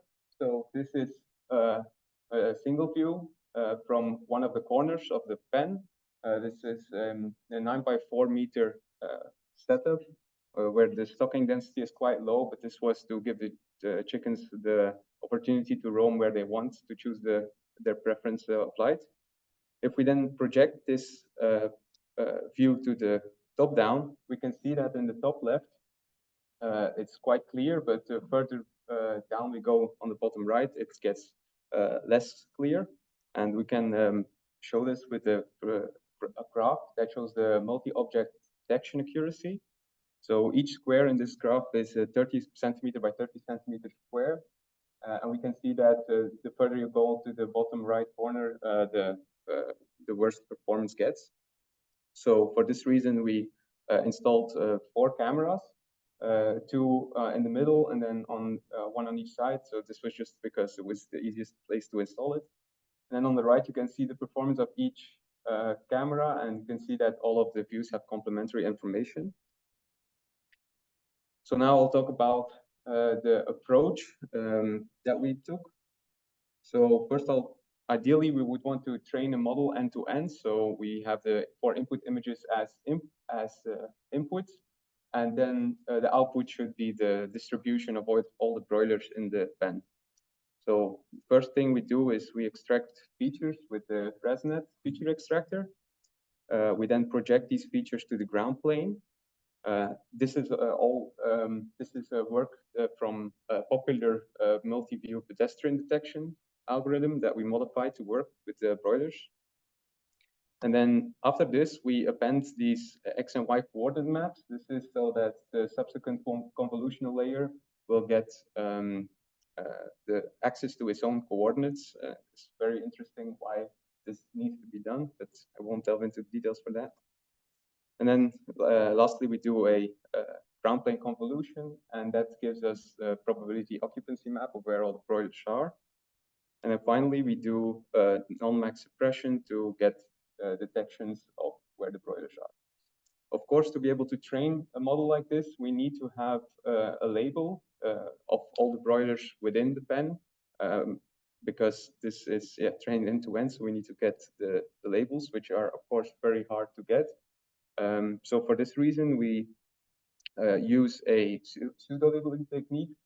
So we instead train YOLO object detection, which is, there's way more tooling for that to be able to detect broilers in each image. And then we project these images to the ground, we project these detections. So we reduce the bounding boxes to points, and then we project them to the ground plane, and then we do some filtering to remove some noisy detections. And then finally, we use a geometrical approach to combine, to like fuse these. So that basically all the detections from each separate camera get added to a graph, and then depending if they are within a certain threshold distance, they get combined or not. Then we still need to get this this map so that we can train the model and to optimize for the varying sizes of the chickens. So we wanted to have a model that worked for very young broilers all the way up to the large broilers. And for this, we changed the sigma value in the Gaussian filter depending on their age. So then this is a summary of the model. So we start with the input images. Then on the left, we generate pseudo labels that are age specific. And then we can use that using a mean squared error to train the end-to-end model. So now I'll talk about some of the results.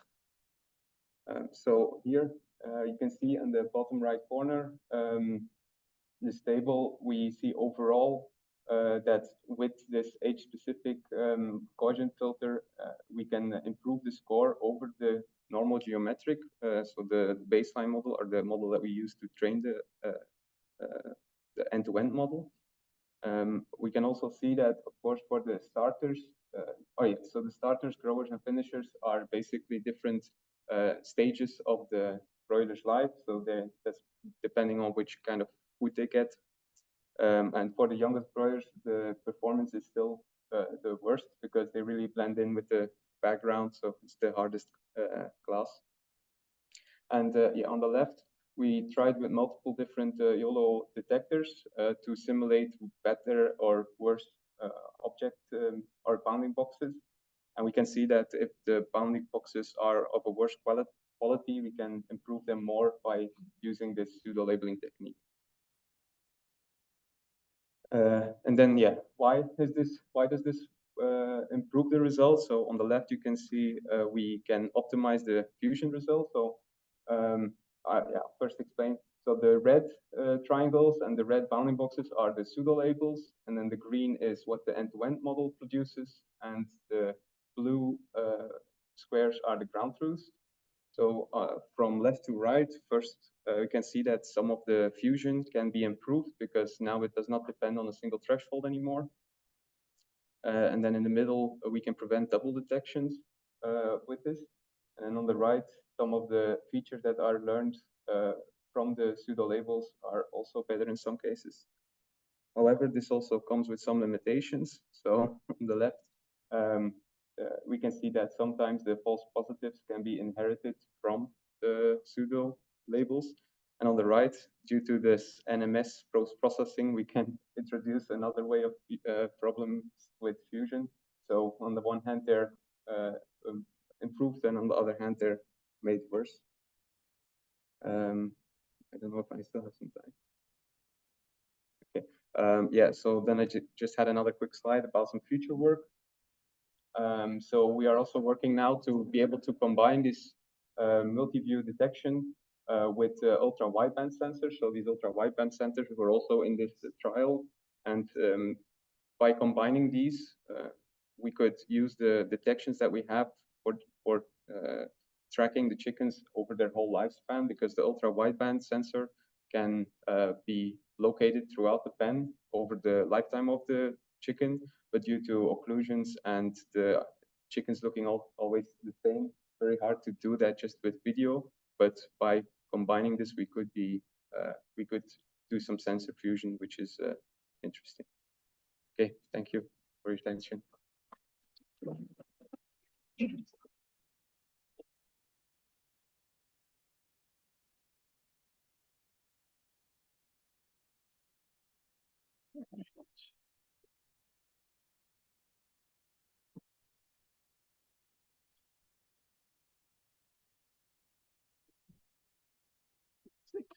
Okay.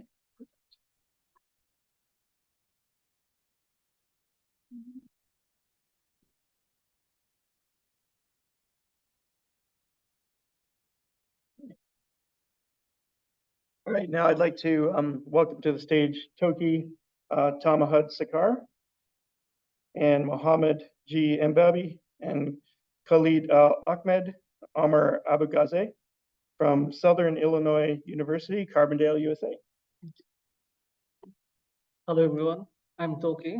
Today I'm going to present our work, Gasformer, a transformer-based architecture for segmenting methane emissions from livestock in optical gas imaging. Methane is a potent greenhouse gas, and it is 36 times more potent than carbon dioxide over a 100-year period. The livestock sector, particularly the cows, are responsible for a substantial amount of global methane emissions.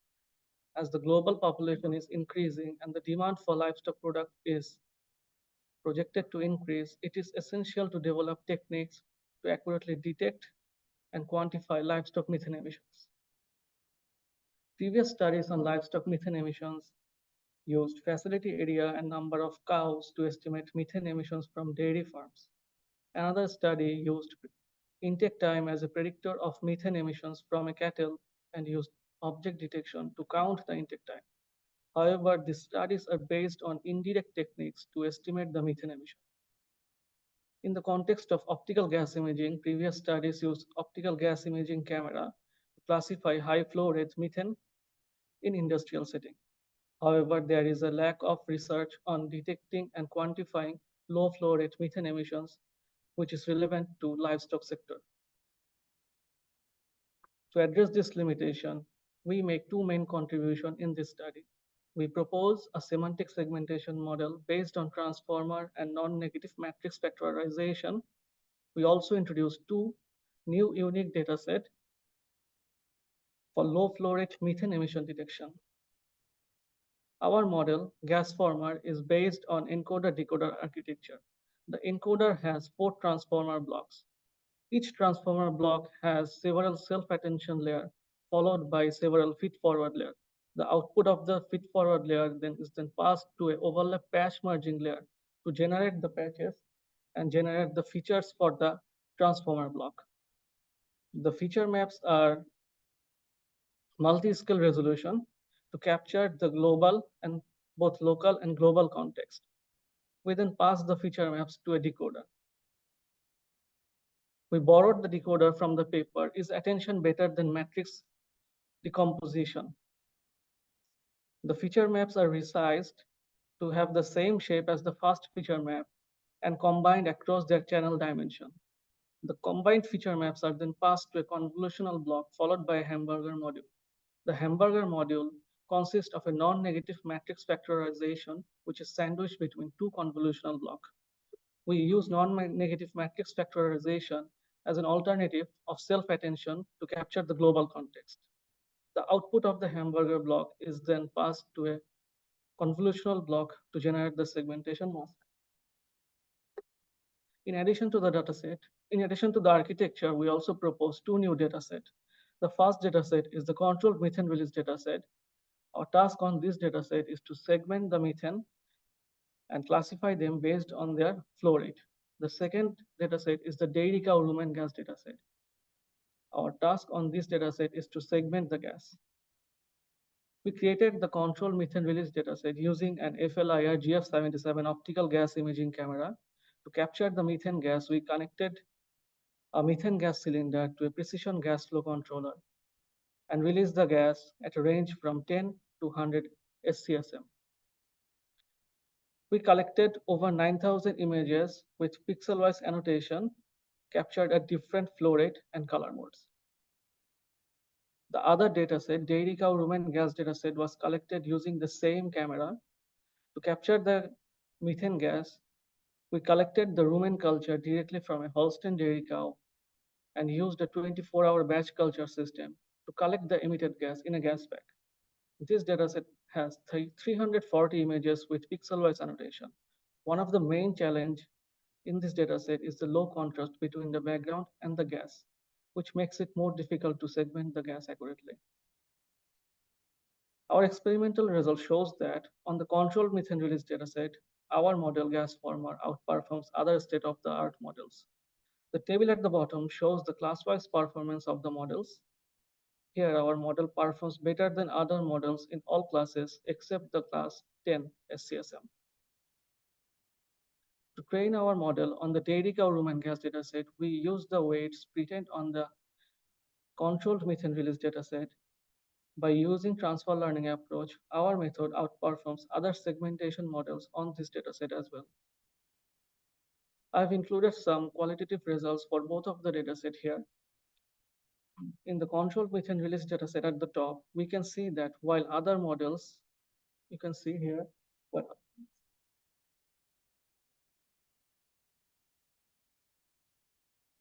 other models struggle to segment the complete gas plume shape, our model successfully detect and segment the complete shape.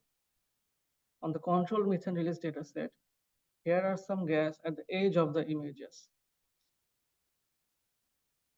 We can see that our model can perform better compared to other models segmenting the gas which is present at the boundary of the image. To summarize, we propose the new semantic segmentation architecture for segmenting methane plume. We also propose two unique datasets with pixel-wise annotation for low flow rate methane detection. I would like to thank USDA and NIFA for supporting our work. Thank you.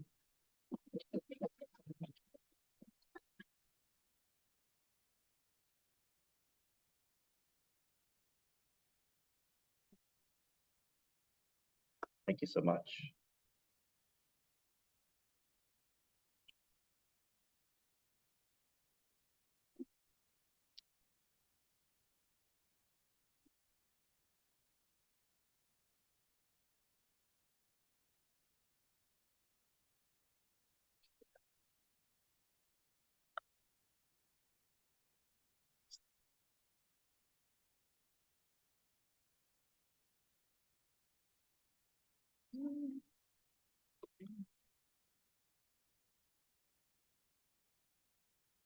Okay, it's my pleasure to welcome Hisap Yoon, So-Sun Lo, Christina Diepenbrock, Brian Bailey, and Jay Mason Earls from the UC Davis.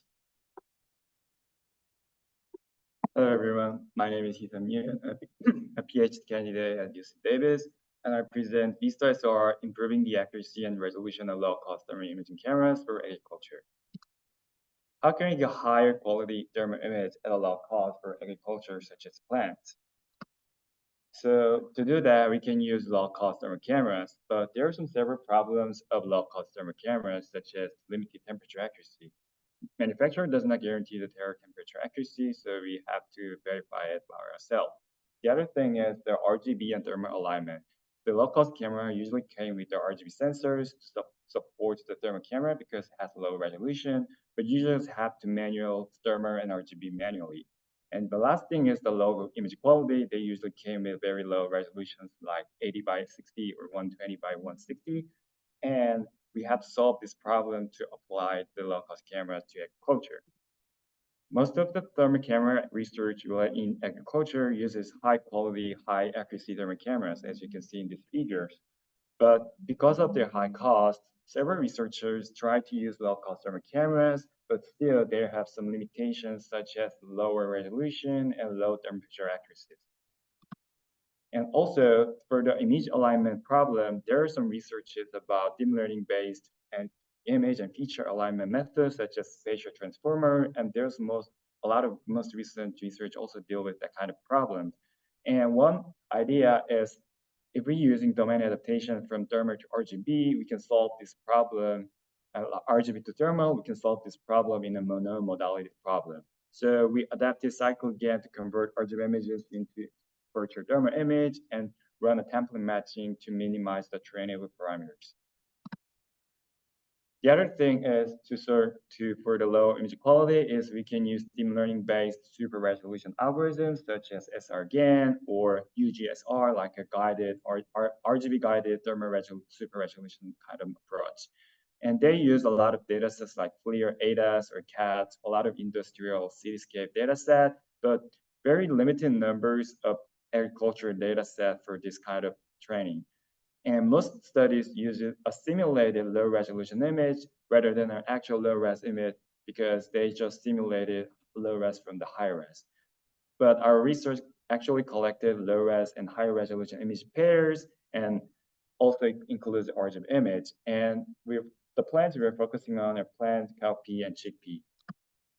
So our objective is solving the problems of low cost thermal cameras. So we will validate and calibrate the low resolution thermal camera and automate the RGB and thermal alignment process and combine RGB and thermal to generate a super resolution algorithm. Now I'll talk about the method. So understanding what's behind the thermal camera is important to improve the thermal accuracy of the low cost thermal camera.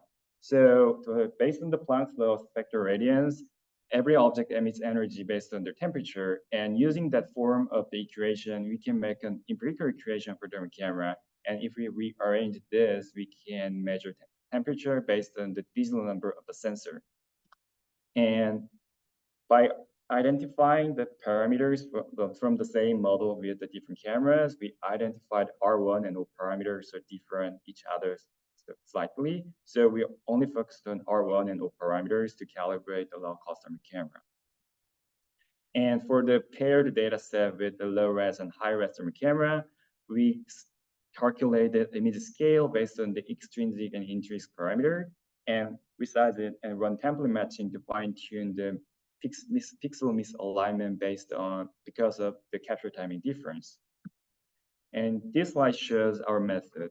So first, we convert RGB images into virtual thermal image using CycleGAN method and run template matching with the input low res image to get the alignment information. And using that information, we also align RGB image and concatenate all of them and pass into super resolution algorithm and discriminator try to discriminate with the super res and high res output. And these are loss functions that we use in the training process. We use first calculate the image alignment, and using the information, we can align RGB. And we followed most of the loss functions from the original SRGAN and CycleGAN papers and combined the loss based on these loss functions. And I'll talk about the results. So to improve, this slide shows, there's no points, I don't know why. I think there's some points. Yeah, I think there's a PDF error, but so we extracted data. You can see this figure in our archive in the CBPR website. So, but we extracted temperature value from the image from using the feature matching. And this one is a high temperature accuracy thermal camera. As you can see in this table, it improved the thermal temperature measurement accuracy at the field. And this slide shows the training result of our algorithm. We used 2,600 image pairs. And here's some result from the validation set. And this slide shows how our algorithm converted RGB to thermal and aligned with the input low res image. As you can see, there is an XY offset between the input low res and RGB image. And if we convert RGB images into thermal image, we can actually run a template matching between two of them and calculate alignment. And we can also move the input RGB image too. And this slide shows the multi-resolution input examples. And as you can see, if we give an input like 16 by 16, it can recover missing information from the low resolution patches. And if we give it input like 64 by 64, it can remove the noises or motion blur from the low customer cameras. So we calibrated and validated a low customer camera temperature accuracy and collected actual low and high resolution thermal camera images. And we developed an algorithm align RGB and low res thermal camera and generate a super resolution image. So future research will include a more extensive comparison with the state-of-the-art algorithms like EDSR, UGSR, and Arcan MGNet, and update algorithm module such as CycleGAN and SRGAN to the most recent ones that perform better. Thank you.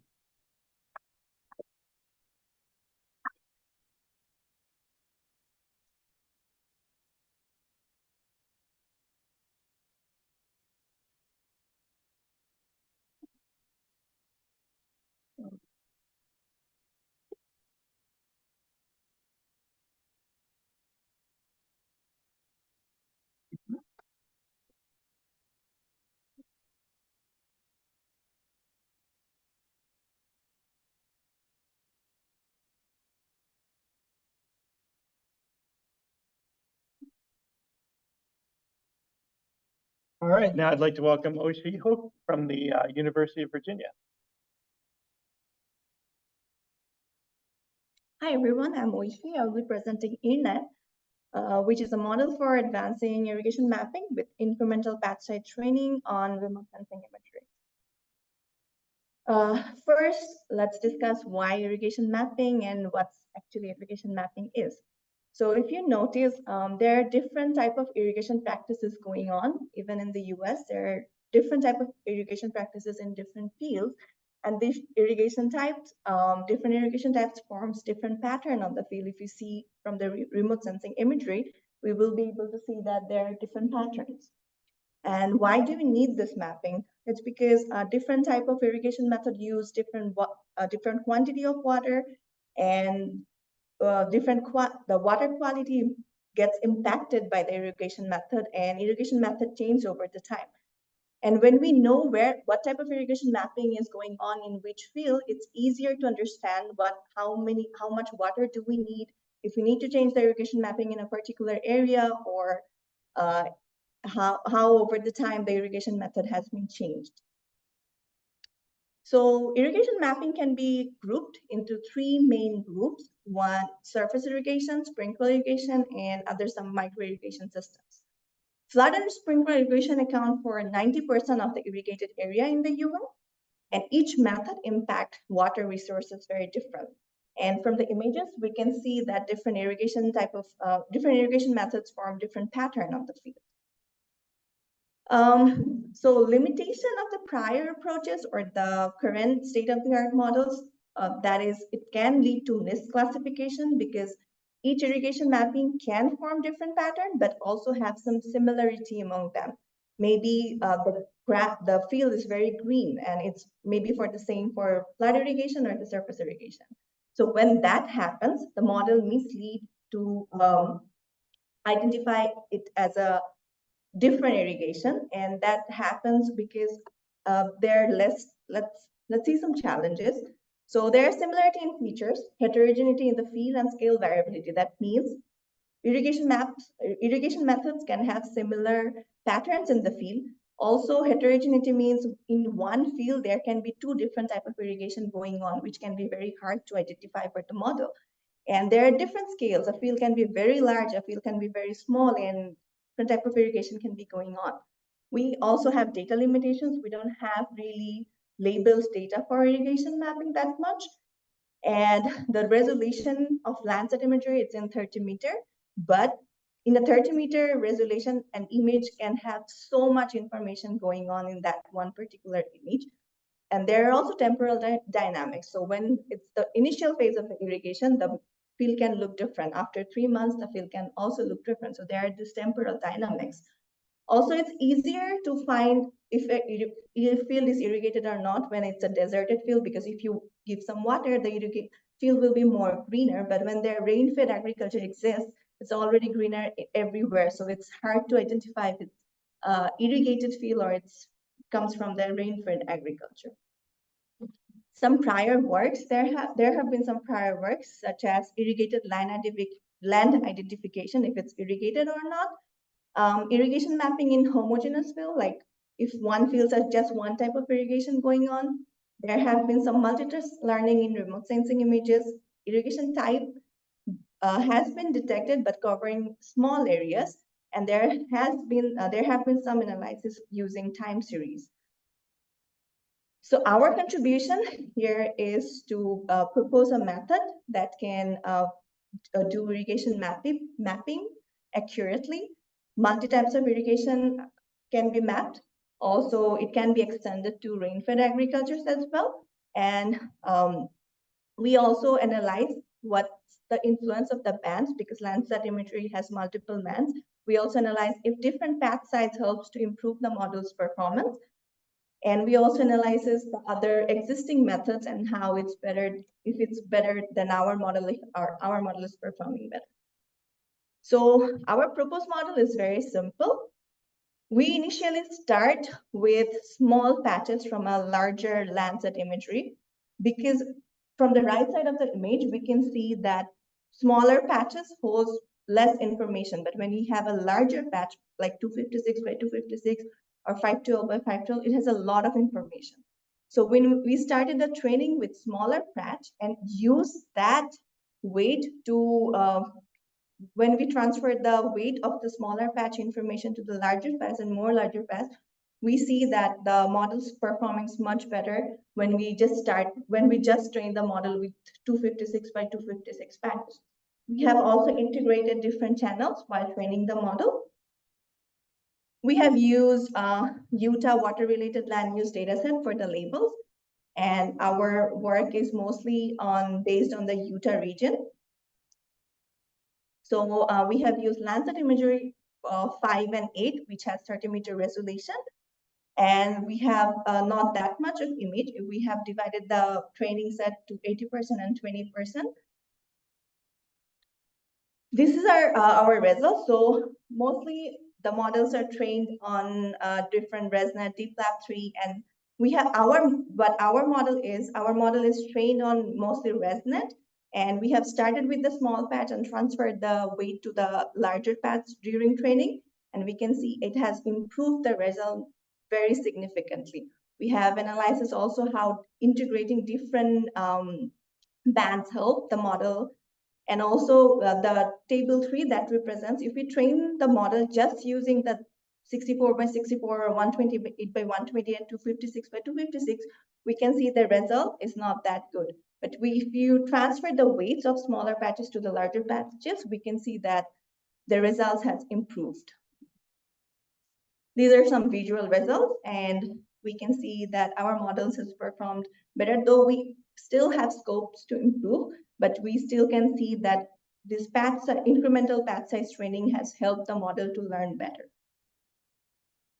To summarize our work, we have used Landsat imagery with a 30-meter resolution. We have used WRLU dataset for training.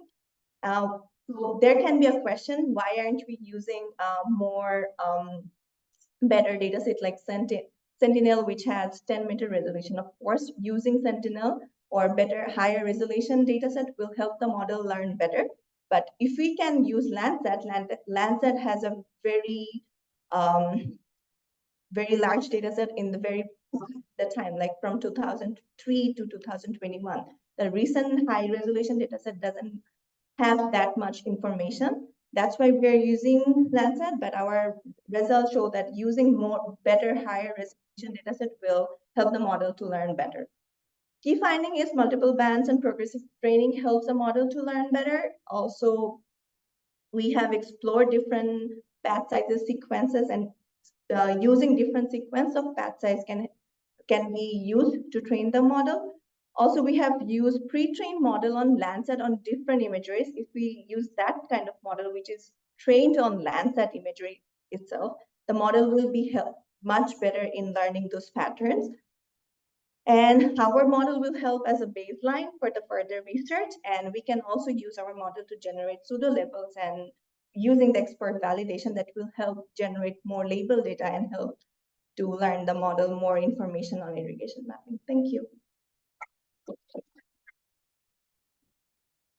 Questions along the way, clarification questions. So Verdant Robotics was founded in California by my friend Gabe Sillick, actually. It's backed by some top-tier venture capital firms. We raised about $50 million in VC capital. And we're trying to build sustainable farming with the growers, a win-win situation, a win for the growers, a win for the environment, and a win for us as a company. The idea is that we use the skills that Gabe and myself bring in robotics and vision to do farming at a precision level that's not been achieved before.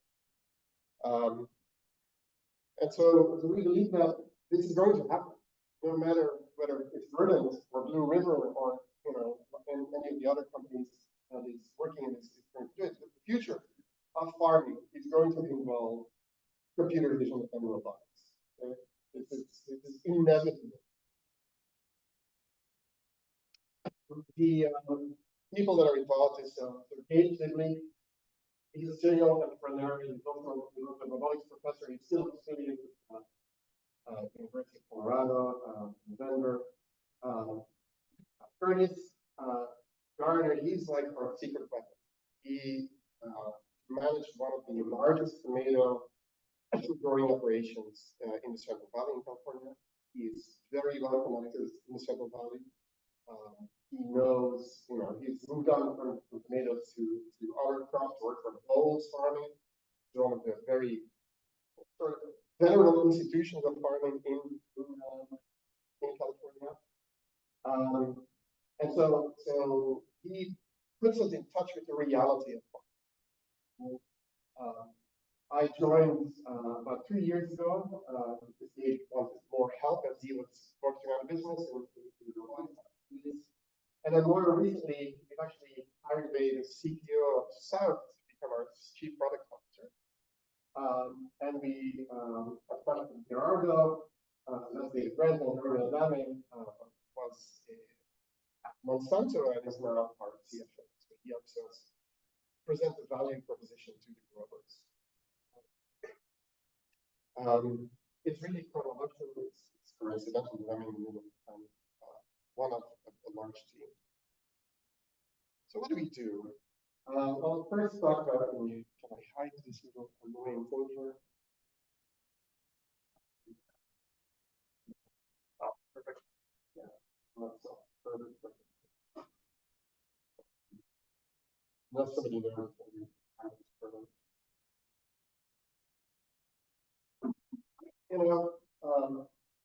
Our first keynote speaker actually already mentioned this, and Girish also talked about this. We'll need 60% more food for the 10 billion people that we will reach at maximum. This is something new to me, by the way. In 2050 we're going to reach 10 billion, and then it's going to go down, right? That's interesting, right? And in many developed countries, the pyramids are already inverted, and so 10 billion is the maximum and there we will have to provide a lot more food. But we're doing this in an increasingly challenging environment, right?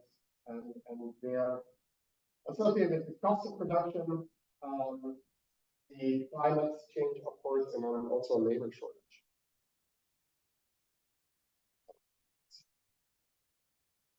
So food production, right? 9.7 or 10 million people to increase food production to feed everyone. And at the same time, production costs are rising. They've already risen like 25% over the last decades. There was a slide by Girish, I think, that showed the amount of bankruptcies that are going up in growers. And talking to growers, I was actually in a field in Oregon, in an onion field, 2 days ago. I drove 5 hours to be here. I was very surprised to learn the following. It's like in Washington and in Oregon, the only profitable crop this year is onions. Everything else is losing money, right? And this is due to production costs and labor costs and input costs like fertilizer and chemicals and Roundup and GMO seeds and all these things that Monsanto and Bayer charge for, but also just supply and demand. If onions, make a lot of money now, you'll find a lot of people sort of switching their centrifugal fields to onions, and then maybe next year or the year after, the price will drop, and onions will become non-profitable. So it's an incredibly challenging environment to make money in, and so. But what I also learned, and that makes me optimistic, is sometimes you have an idea, and maybe I don't sound this audience, but we think of growers as very conservative people, or farmers as very conservative people, and maybe look at shy away from but I found that farmers see that they embrace ecology, and if technology can help them, break even on a crop, they will embrace it wholeheartedly. But you do have to tell them, and you do have to show them that this stuff works, right? So they will not give you your money, their money, unless you can show that you can actually deploy this. So they're very economically savvy, and they have to be to survive in this business. And then there's climate change, right? So last year in California, there was a lot of flooding. And so like the whole Salinas Valley was underwater and destroyed entire fields of strawberries and broccoli. And Girish also talked about flooding away the actual nutrients in the soil. And as climate change, in fact, I changed the slide back. It's from climate volatility, which is a more politically acceptable title to show to growers when you're at an agri-conference, to this more maybe liberal audience where I can talk about climate change. But climate change brings with it extreme weather events, and they are projected to decrease yield and crop yields. And so that's another sort of challenge, a pressure that growers are facing. And then finally, labor shortage. Even though the population of the world is expected to rise, not many people are lining up to do the literal back-breaking work that it takes to do weeding, like hand weeding in an organic carrot farm. Okay, it's frequent sort of going down and pulling out the weeds and pulling out and I also saw in Salinas Valley strawberry harvesting, where they're paid by the box, and you see people doing this as fast as possible and then running back to the field to be able to actually break even themselves. It's not an easy job, and we're lucky that there's still people that want to do this, but it's increasingly hard to find this, right? And that is fraught into a bunch of things that I don't know too much about, which is immigration policy and visas and all these things as well. But so this labor shortage is something that farmers are truly suffering So our solution is to actually focus on the weeding part. So the last image was a hand weeding crew. And so I'll show you a video of our product, which is really our entry into the market. I'll tell you reasons why I think this is not this is just the first product. So let me see whether I can play this video. Oh, I do not have audio. So is there an issue? How should I do audio? It should come through via HDMI. Yeah, you're right. Let's see. So maybe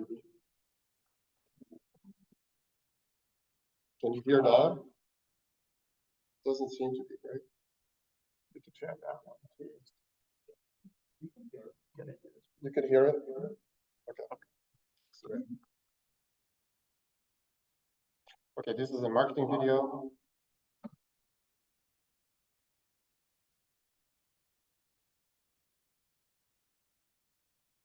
And we're thinking of something we call bullseye technology. It's a sharpshoot, millimeter level precision. The machine has two cameras. We have lights that are illuminating the scene, and they're using machine learning to detect weed. That is transformed into an image in the computer.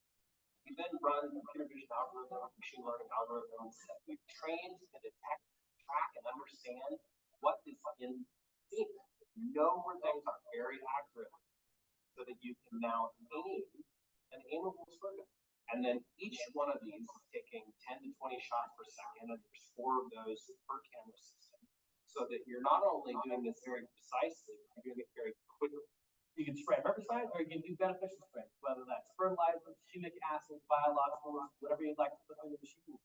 And it's a tiny amount of liquid that's delivered. It's really a programmable amount. So if we deliver more, it's all we deliver less. There's up to 96% less materials applied to the field. We're just putting the molecules exactly where they need to be. This single machine here is phenomenal savings. All sorts of specialty crops, the costs are so high. And all you have to do is bring a small amount of technology to cut the cost in half.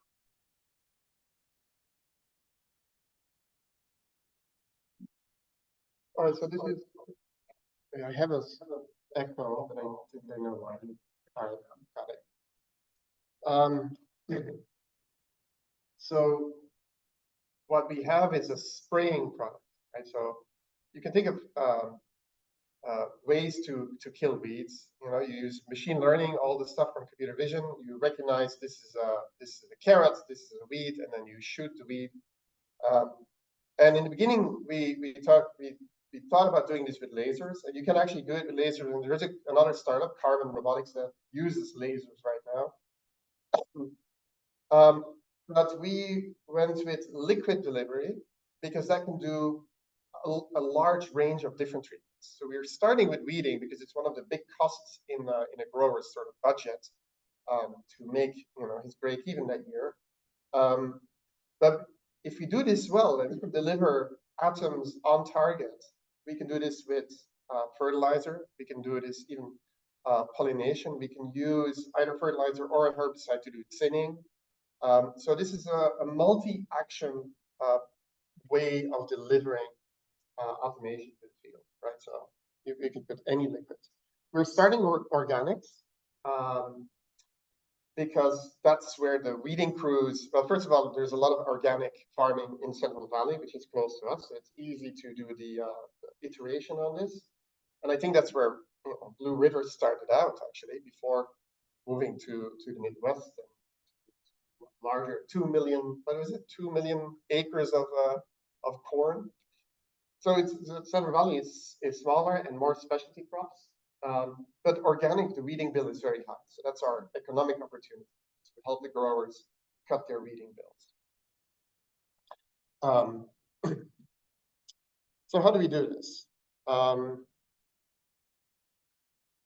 Well, so this is our product. So you've already seen a video of it. We don't actually build the tractor. This is just a regular Case Holland blue tractor. We can put it also on a green tractor, a John Deere tractor. And we power the entire machine from the power plant. Every tractor has something called a PTO. So that's a power takeoff that provides rotary power to the implement, and so we attach generator to that and power our entire machine learning and robotics stack from that. And then of course there's the tank. It's whatever liquid you want to deliver, and these two wings are actuated, so they can go up and down, and they can fold for transport or for turning around at the end of the field. So it's this bullseye, technology is about well, shooting liquids is actually hard. so we have this 2-axis spray gun, really, and we have 4 of them per spray box, and one computer that has stereo vision figures out where the weeds are and where the crops are, decides not to shoot the crop. Part of my life is now walking with growers in the fields, and they're like, you shot that on you, and you shot that on you. So they're very sensitive to, they're very protective of their onions, right? Because that's what makes them money. So we try to avoid shooting cash crop and shoot the weeds, but we're moving at non-negligible speeds across the field. Basically, we're flying this over a field on a tractor, which has a lot of vibrations. There is rocks in the field. We have frequent impacts. So we need to deploy robotics technology and state estimation technology using inertial measurements, computer vision, SLAM, basically all the things that I've been doing my entire career, and Gabe has been doing, and George there has been doing for augmented reality.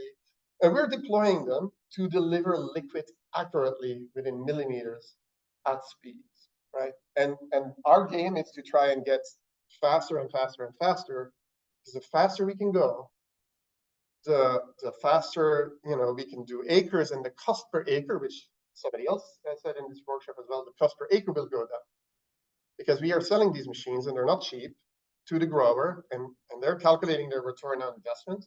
So if you can go twice as fast, their return on investment goes up, their payback time goes down, right?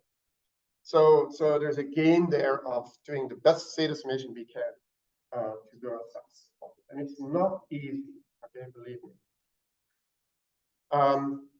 This is more of a slide for growers. It's easy to attach to your tractor, right? It's easy to attach. We store the wings, and we built a user interface so that you can hire somebody that doesn't have a university degree, but can still operate, this, or even a high school degree, and still successfully operate this machine. We use computer vision and SLAM to index the field. So we have the technology, and we use that mostly in apples. So we started with the apples. We can go into an apple orchard and come back 2 days later and find the exact blossom that we tried to hit 2 days ago, and make sure that it's still dead. So that the apple orchard owners in Oregon asked us to. This is an interesting concept that I didn't know about before going into this field as well. Is there is multiple blossoms per branch, right? And as a grower of apples, you want only one of those apples to survive, because basically you have to kill its siblings, and then you have the king blossom. That becomes a nice big apple. And so you have to go back through the orchards and decide which ones you decide to go make king blossoms, and then every time that you go in the past, kill its siblings. And then you have to act, and this is a video actually of us acting in an orchard. And then, so this is the spraying, but then there's this other aspect that we are carrying 4K stereo imagery, imaging systems over your field. So if you're a grower, basically a benefit of us operating with that machine in your field is that we will start to get to know your crop, your climate, your soil, your chemistry really well. And we can apply machine learning methods to help you increase. So that is really the future. So I like to say that Verdant Robotics will actually evolve into Verdant AI, where robotics is the way we act in the world, but the AI will be actually transformative. So how many minutes do I have? 2? Okay. So we have GPS and we have IMU and stereo. So I won't go into super detail here, but I'll show you the results. So we detect, we track. This is lasers that they were used in the beginning for calibration. We since then actually got rid of the lasers. But it's a cool video to show that you see that all the sprayers move. And we have this liquid delivery, so we have a number of patents around our liquid delivery system, which is highly precise. And it really works. So let me show you some videos here of the sharpshooter in action.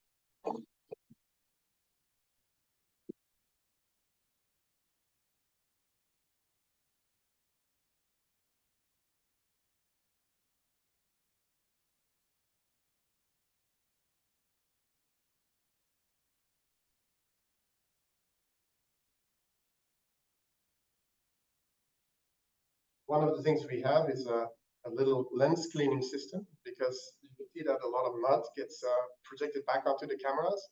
So we clean our lenses and dry them with compressed air. Right?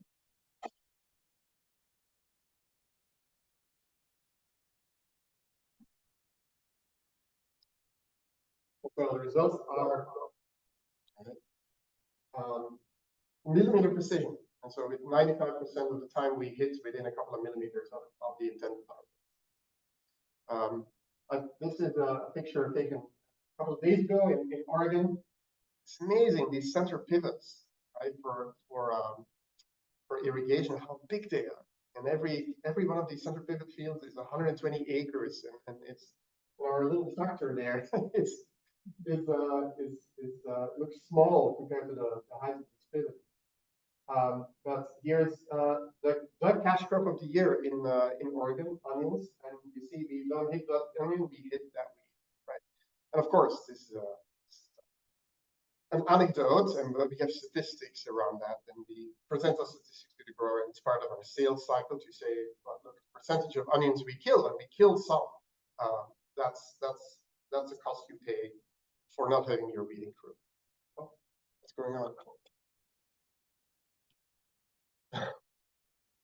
All right, let's see. Yeah. Okay.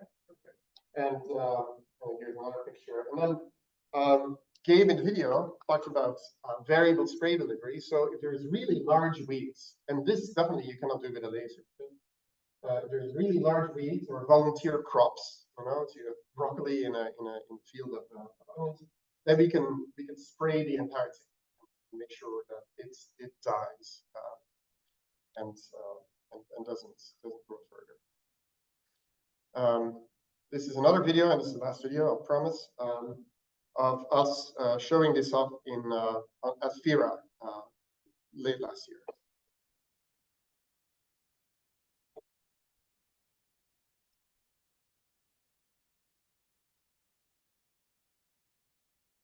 So yeah, so here is the video.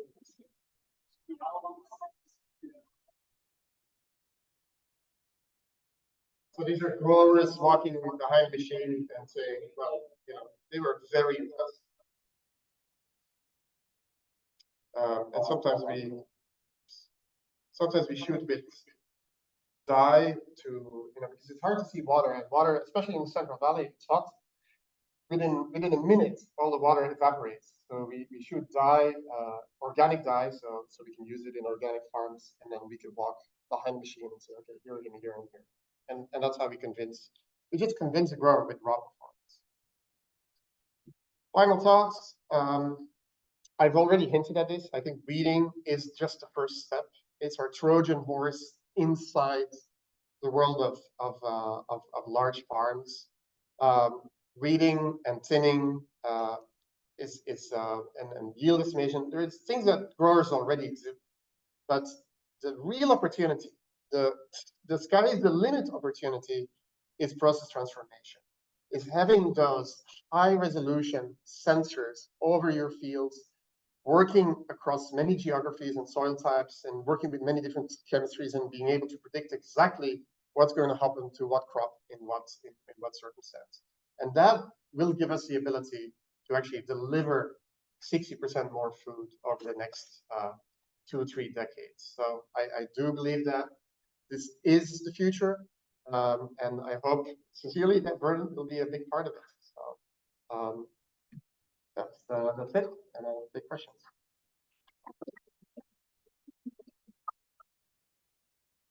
I got time for a couple questions.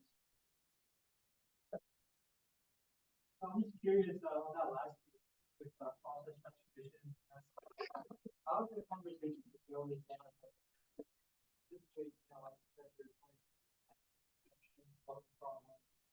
and that's like something that's kind of hard to imagine.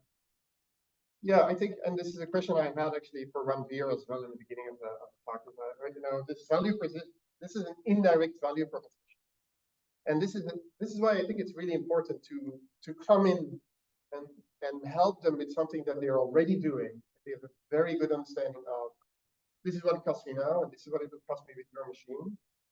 And then after building trust, because there is a lot of trust in it, right? Then you start having those conversations about, well, did you know that actually, right?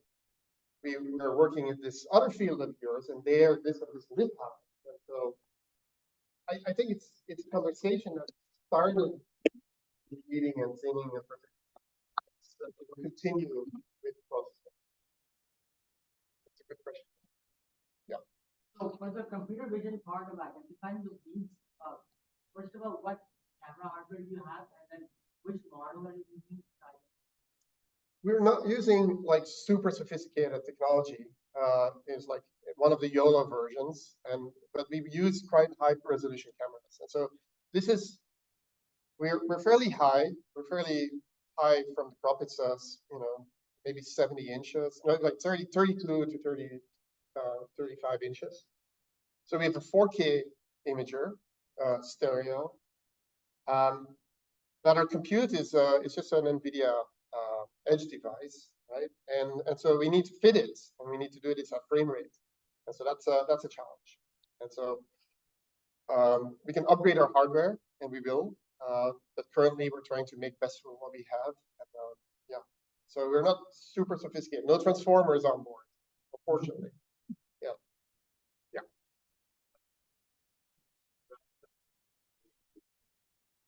How much? We use some, yeah, to predict where a splat is going to land. We need to know how the machine is moving exactly, and we need to be able to accurately predict.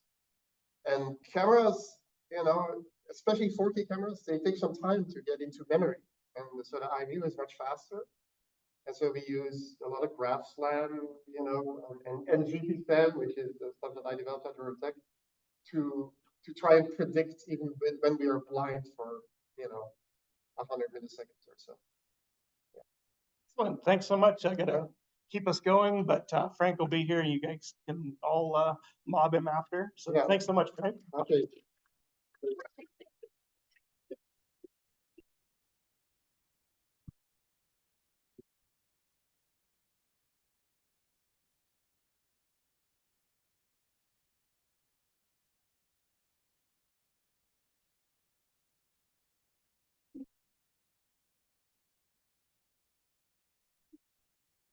Definitely seeing those blue dye videos brings back a lot of memories from walking behind machines and seeing things work. It's pretty awesome.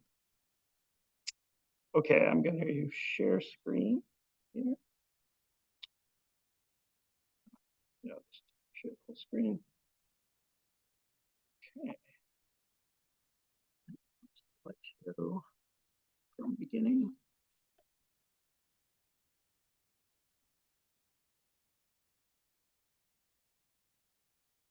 All right, it's my pleasure to invite Igor Sosmej to this podium. He holds an electrical engineering degree from ETH Zurich, has over 5 years experience of specialized experience in machine learning. He co-founded Lightly, a Y Combinator-backed startup focusing on data curation and active learning that powers data pipelines at iRobot, Syngenta, and Nautu. Prior to starting Lightly, he worked as a software engineer on the Swiss Stock Exchange, specializing in big data and machine learning. His academic contributions include peer-reviewed publications at CICC, ICML, and ECCB, as well as the development of the world's first ASIC for accelerating LSTM inference. Go ahead, Igor, thank you. Thank you, Chris. Hi, everyone. It's a pleasure being here today. Thanks a lot for the invitation to talk about active learning in computer vision. So before going into detail of the presentation, I want to give a quick overview of myself and the background a bit to give you a better understanding on why I'm talking today about this active learning and data problems. So as Chris mentioned before, I have a background in software engineering and electrical engineering, and was working with the Swiss Stock Exchange, and then got really interested and hooked up by the whole machine learning field. I had a bunch of projects in the robotics field, was part of a team that built an exoskeleton for paraplegics, and then also was part of a team that built an ASIC. You see it here on the right. It's called a Chipmunk, and in a traditional fashion at ETH, we always engrave also some logo and name on the chip itself. Maybe you can read it a bit. And the special thing about Chipmunk is basically it was an accelerator. It's so-called ASIC. It was the first accelerator for LSTM networks, and it was a great experience to learn a bit how far can we actually go in compute efficiency when building a chip just for one particular thing. And nowadays you have a lot of these accelerators, and a lot of our customers always hope that there's some alternatives to NVIDIA, because NVIDIA is kind of dominating not only the data center, but also some of the edge deployment platforms. But I think we see now more and more alternatives there. So 4 years ago, I founded together with Matt, my co-founder, Lightly. And the reason we started the company was basically that during the research, we faced a lot of issues around data. Whenever we train a machine learning model, data is the most important thing. It's basically the fuel of any model we train. And I felt like it would be great to reflect a bit on what has changed in these couple of years and what might be the trends in the future. And here on this slide, you basically see that on the left side, this is kind of what we would hear most of the time when talking to people, not only in academia, but also in the industry. Like if you would ask someone like, how do you basically train your model? They would say, I take some GitHub repository with some pre-trained checkpoint that has been trained on ImageNet, and then I do transfer learning for a downstream task. And the downstream task could be something like object detection, or it could be something like segmentation. And this is, or basically was state of the art. Everyone was doing it. It was the easiest way to get started. Transfer learning helped reduce the annotation costs and helped us getting good models. But now things have changed. We nowadays have much more data available. So we have large quantities of data collected through cheaper sensors, more systems out there collecting data, and we also have a much higher availability of compute. And more data and more compute leads to interesting things. And one of the big trends we've seen now is that we started having algorithms and methods out there that allow us to train models without having to require fully annotated data sets. And if you think about how a model like GPT-4 or also foundation models in computer vision like SAM or DynoV2, how a lot of these models are trained, they're trained without labels. They're trained on massive data sets, not anymore a million images like an ImageNet, but hundreds of millions of images, or maybe even billions. And the reason this works is because we found ways to train models with some pretext tasks that don't require labels. And this gives us now new opportunities. So suddenly we can collect a lot more data. We do not have to label all of it. And because of the additional compute we have available, we can train even bigger models. And the remaining challenge is basically that we need to align what these models can predict with what we want them to predict. And this still requires some sort of fine-tuning or transfer learning on the tasks of interest. And so the self-supervised learning we describe here a bit, we see that this will be more and more combined with methods like active learning or data selection, because you still need to select a little bit, label it, and then fine-tune the model with it. And there's an additional reason why this is particularly interesting. So it's not only the availability of data and the compute, there's also some additional issues which turned out in the last couple of years. As companies grew and legal teams grew as well in the computer vision field, a lot of questions came up, like what is the IP situation when you pre-train a model on public data, like on ImageNet, or Or the other question that often comes up is, can we use pre-trained models on ImageNet for tasks in agriculture, for example, or medical imaging? How well do these models actually transfer? And with self-supervised learning, we have now the ability to pre-train directly on the domain we're interested in. So if you're working in medical imaging, you can pre-train on that particular data. If you're working in agriculture, you can do the same. So when talking about active learning, we should also have a closer look a bit at how a data pipeline looks like and where exactly what we do helps. So usually it starts with data ingestion. You have either a large set of data collected or you have a stream of data flowing in. I think a lot of talks we heard today were about also some continuous refinement and adding of new data. And in agriculture, it's often seasonal. So you have every season new data. Some companies add new crops, so they need to collect more of it and add it to the existing data sets. And then usually the next step is the selection step. So where you select some data, this is where we actually help, where our knowledge is in the company. So we build software to help figure out what data should be selected. And then this subset goes to the labeling team. You label the data and then you train the models with it. Now, the interesting part here is that with the additional availability of data now, it's growing every year. This task of selecting what should we actually use to label and then train the models gets more and more interesting and valuable. Suddenly, you select only 1%. And then the question is, how do you pick that? Do you just pick it randomly? Or do you want to have it balanced across different fields? Do you want to have it balanced across weather conditions? How do you tackle this problem? And as it turns out, this whole research field around selecting what data to use, it's also called active learning. It's a very interesting one, and you see a lot of gaps still between industry and what we see in academia. And one of these challenges I want to present here a bit, we're still struggling also with it, is that there's this low data regime and this high data regime. So when we talk about robotics or autonomous driving applications, very often you have a lot of data, because what you basically do is you have sensors collecting video data, and then you label some of the frames from a video feed. So the ratio between what you collect and what you use is very large.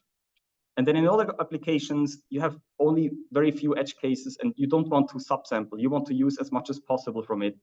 And in this regime, where you basically have a very small ratio between what you're going to remove, so you basically almost want to keep everything, and different algorithms work better. And one of the examples here is, you see on the left plot and on the right plot, on the left one, it's called diversity. On the right one, we actually named it by the algorithm. It's the Corset algorithm. So these two are the same methods. And what we basically do there is we take data and we diversify it. So we take some pre-trained backbone, like from a ResNet, we extract features, and then we take these features to diversify the data. So our goal is basically to make sure we don't have something like duplicates or nearby duplicates in a data set anymore. And as you see in the left plot, this diversity approach hurts. So the diversity-based method is actually pretty bad. And unfortunately, you don't see random in there, but it would be in between the two plots, between diversity and typicality diversity. So random would be in between, slightly close to diversity.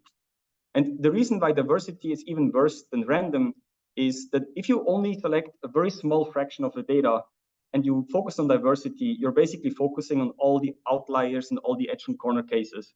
And it's very difficult then for the model to learn a good decision boundary between what is interesting and what is not interesting, what is class A, what is class B, because it's just a really hard task. And what we learned is that by additionally including information about the density, like how many examples do we have, we can greatly improve the performance. So we're not only focusing on diverse data, but at the same time, representativeness or typicality, as we call it here. And this really gives a huge boost in the low data regime. However, this doesn't transfer to the high data regime. If you have a data set and you're keeping 90% of it, you see here on the right plot that the Corset method, which is again focusing on diversity, outperforms random by quite a bit, and it even overshoots, kind of goes beyond 100%.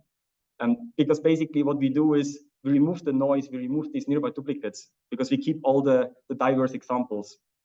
And I just wanted to bring that a bit here, that it's actually a pretty challenging task to figure out what data to use. And it really depends also on the operating point and the data domain and problem you're going to solve.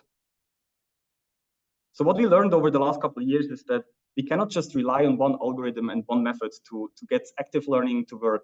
And what we see a lot in academia is that people work on predictions from models, either from a single model or from ensembles. And then the goal is basically to use some method to compute the entropy, for example, or some other metrics that we can use to get a signal of which examples are more valuable than others, which ones should be labeled. We can also use the predictions for balancing, and not so much done in academia, but very valuable in industry, because we get the information from the model. We know how many times the model has seen class A or class B, and then we can try to sample more from one of them, which is maybe underrepresented. But then we can add more information. We can also use embeddings. And as I mentioned before, embeddings can be as simple as you take a pre-trained model and you extract the features from the data with it. And then using these embeddings, which are basically low-dimensional descriptors of these images, you can figure out how similar are two images. So we can try to find diverse subsets, or we can also do similarity search. And next to using embeddings and predictions, one other also very valuable input, often overlooked in industry and academia. I think in academia it's barely used. It's any metadata that is available. So very often you have information about GPS coordinates. Maybe you have additional information about the weather condition for the day where the data has been collected. And we can use that information because it can be very valuable to use it for balancing or thresholding or removing certain data from being labeled and then used to train the models. And one that is particularly important for us as a company, it's basically where we focus on the most, is the embedding part. Because it's what we have seen, the one area where we can create a lot of value without even having to have a model from a company we work with. And how this exactly works, I'm going to talk about now. So in the beginning of the talk, I talked about self-supervised learning and how we can train models on unlabeled data set without labels. And to get this to work, we worked very early on with this whole field, actually. So we maintained and built one of the first open source frameworks, and it's now the largest one in the field. It's under MIT license, so all the researchers, you're very welcome to give it a try. And I also saw a bunch of interesting papers today that use some of the methods that we also support, like masked autoencoders and others. It's built on top of PyTorch, and it's very modular, so it's very easy to use it for different applications. And I think now it's the most popular one, and we have like 30 to 40,000 installs every month. And this framework allows us now to train models on unlabeled data sets. So we can take hundreds of thousands of images, we can train a model on that data set, and then we can use that model as a feature extractor. So we can suddenly get embeddings, and we can look at the diversity of the data set. We can look at if there are some interesting clusters, and we can use that to make an informed decision on what data to use for training a model in the end. So I also brought two examples or like case studies to go a bit into detail on what all the stuff I talked about, how this can actually help and what could be the gain from it. So one of the examples here, I think we just, in one of the talks before, someone mentioned YOLO V8 on one of the research papers. So we also took one of these models and we focused on an object detection task. This is a rather easy one. I think all the agriculture experts can agree that you have just three different crops here, three sugar beet. And usually I think in the images that the companies work with, you have hundreds. So it's a lot more to label and then also to predict for the model. And in this task here, the goal is basically to predict two classes, so sugar beet and wheat. And the data set is called Lincoln beet. So now what did we do in this kind of case study? We assume that we start with a small random subset of 200 images. This is in our training set. So this is what you see on the left side. And let me try to get a pointer. I think I can probably get it somewhere here. There's a pointer. So you should see it here on the left side. So on the x-axis, we have the training set size. So we start with 200 random images from the full training set. we train a model on that training set and we evaluate it on the validation accuracy. So here the y-axis is the validation accuracy, and we report the mean average position as typically done for object detection. And what we do here is an ablation of different combinations of the inputs I mentioned earlier. So predictions, embeddings, and we don't use metadata in this case. So it's mostly predictions and embeddings. And all basically means that we use all of them. We use basically all the methods we have available to get as good results as possible. And then we remove some of them. So we remove information about how many objects are present in an image, which is here the frequency signal. We also remove the balancing aspect. So we don't balance anymore the two classes. And then we also do an ablation on whether we train or fine tune the embedding model, as I mentioned earlier, using self-supervised learning. And also if you do the embedding on the images or if you do the embeddings directly on the crops, because that's something we can then also do, right? We can take the bounding box information, we can crop out this region, and then we can look at the diversity of the plants and not anymore the full image. Because as you can imagine, if you look at the diversity of the full image, you might be heavily biased by the soil. Maybe if it's wet soil or some different type, that might be a very strong signal.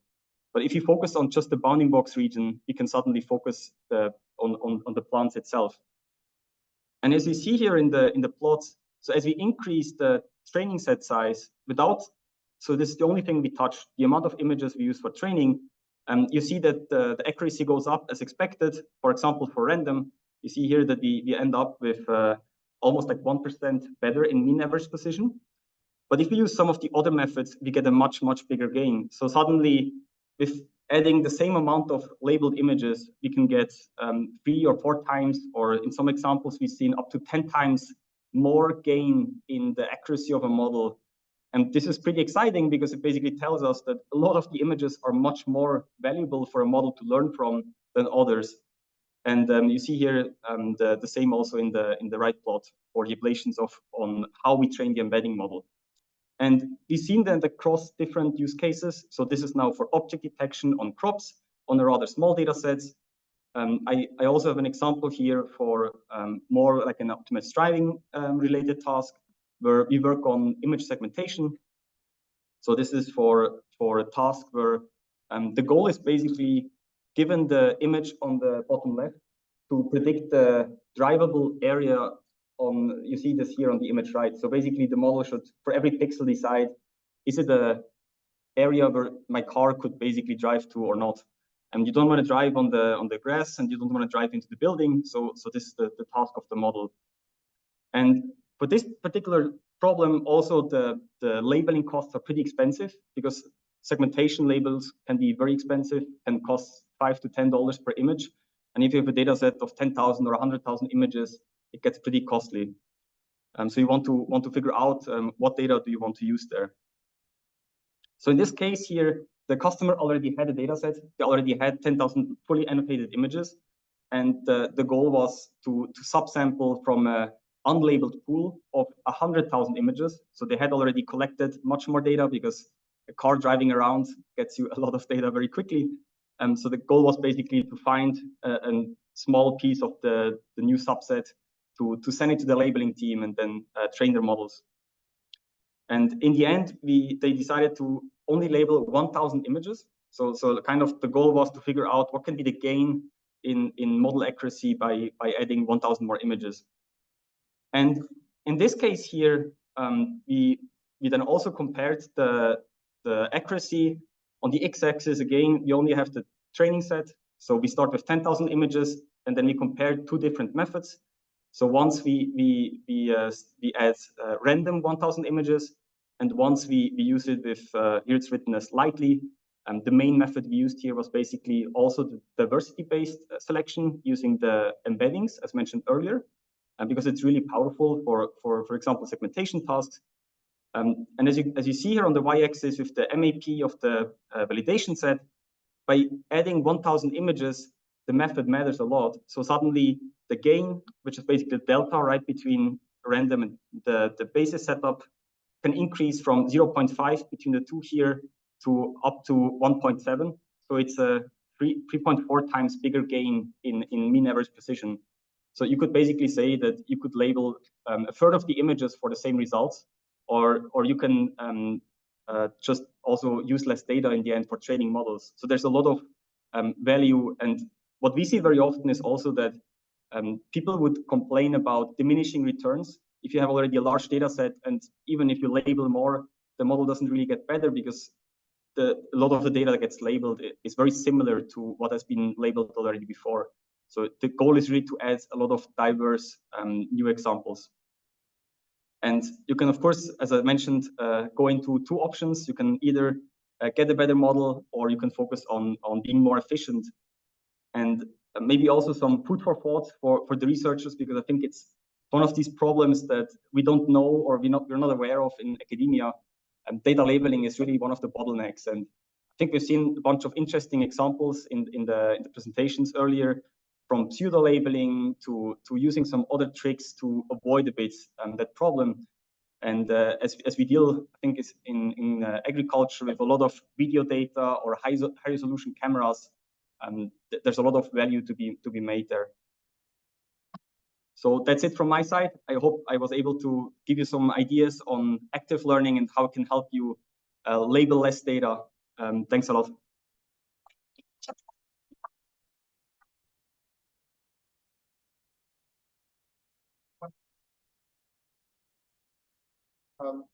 What type of self-supervised methods are you using? Create embeddings or? So in the framework, I think we have now 15 to 20 methods available. We started out with the earlier ones, SimClear from, I think, Hinton's lab, that is based on ResNet architectures. But nowadays, we also support methods like MAST autoencoders or Dino. And we're about to add Dino v2 as well. So we try to be very open, and we're kind of working on a new product that helps you pick the best method for the task.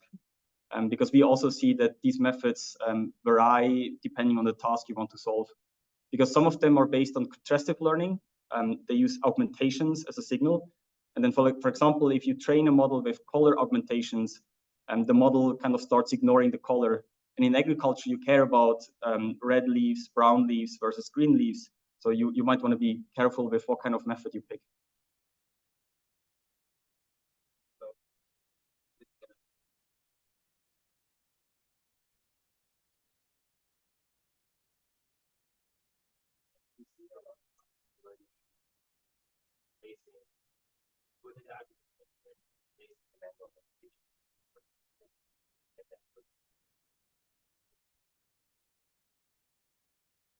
I think that's a great question. I think one of the big trends we're very excited about is that foundation models are super expensive to run. It's pretty large and difficult. So a lot of companies started asking us, can we help them select what they should use the foundation models on to label? So I think that the gap between human annotations and foundation models, the costs are getting more close, unfortunately. And so there's this distillation problem, right? You want to distill the knowledge of the foundation model on a subset. And also there, you want to make sure that you pick a diverse subset that is representative. So I think for the active learning part, because you're probably not going to fine tune the foundation model too much. So it's not going to be used for the foundation model itself, but for the distillation process. I think there's going to be a new interesting research area. And I think I've also seen a bunch of papers already about that. Thank you, great presentation. So a couple questions. The first one is, when we talk about the data, I'm assuming all the data you presented are real data. Have you done any testing on like synthetic data or how the effect of augmentation in the sampling? And also, it's also related to how would that work with what you described as, you called it the typical diversity approach. Do you have any thoughts about that? Yes, I think with synthetic data, one of the challenges we see and where we see usage of our solution is basically the question of how you combine synthetic data with real data. I think the first time synthetic data came up was 2-3 years ago in a call with, I think it was Microsoft or one of these researchers that told us they discovered the golden rule of maximum 1/3 of the data set can be synthetic. If they go beyond that, the accuracy starts degrade. And if you only use synthetic data, I think still today it's very difficult to get a good model because there's always some little domain gap. So we're rather agnostic on how people use the solution, but I think there's going to be more research also maybe necessary on figuring out how to close this gap with active learning based methods. And the second question also regarding the methods, like typical diversity, it goes a bit into the second point I mentioned. I think if you just create synthetic data, you might have a different distribution. And the challenge is to figure out what kind of distribution do you want to have. With real data, you just have it, you just get it, right? And with synthetic data, you have the ability to change it. And there were also a lot of great papers and talks, I think last year at CVPR, where for autonomous driving use cases, the typical location of bicycles on the road have a huge impact. So if you generate synthetic data with bicycles and they don't follow, they're probably more on the left side or right side of the image, that has a negative impact on the model, even though it's real images or good images, basically, just because the typical location of some objects is different. And we see the same also with the object size. So if your real data always has crops of a certain size, as you saw here on this slide here, and then suddenly in the synthetic data, the crops are 1/10 of the size, you also have an issue there. So I think this gap needs to be very well understood on all angles. Thanks so much, Ewer.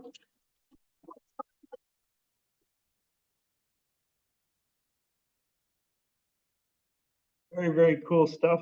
Definitely encourage you to check out that Lightly toolkit. It's really great. We've been doing some experiments with it and quite impressed. So definitely like it.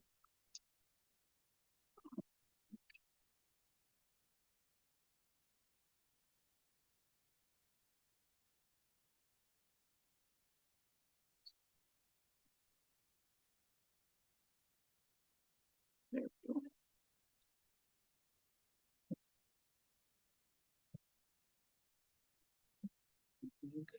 Oh, I think so. Yeah. All right. Yeah, we can try it. Do you know which one? I did not realize we could do video, so I didn't put it in the presentation. But if you open it from Drive, I did add it to the Drive. Oh, from Drive. Okay. Yeah.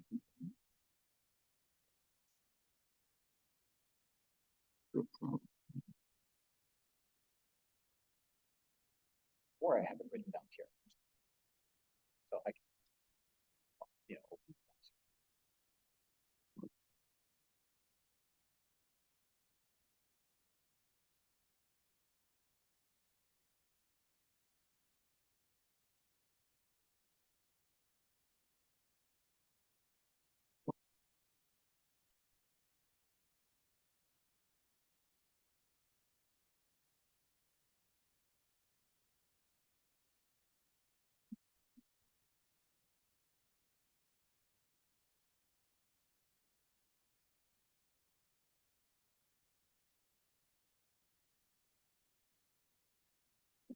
This one here.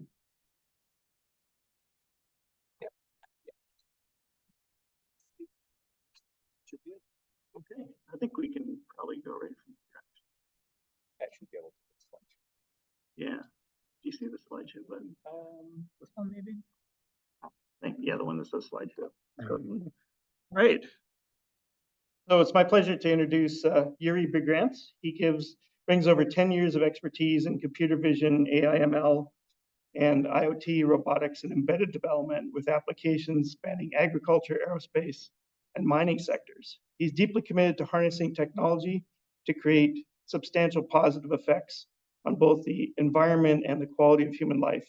From a young age, Yuri envisioned himself as an inventor, a dream that continues to shape his professional journey to this day.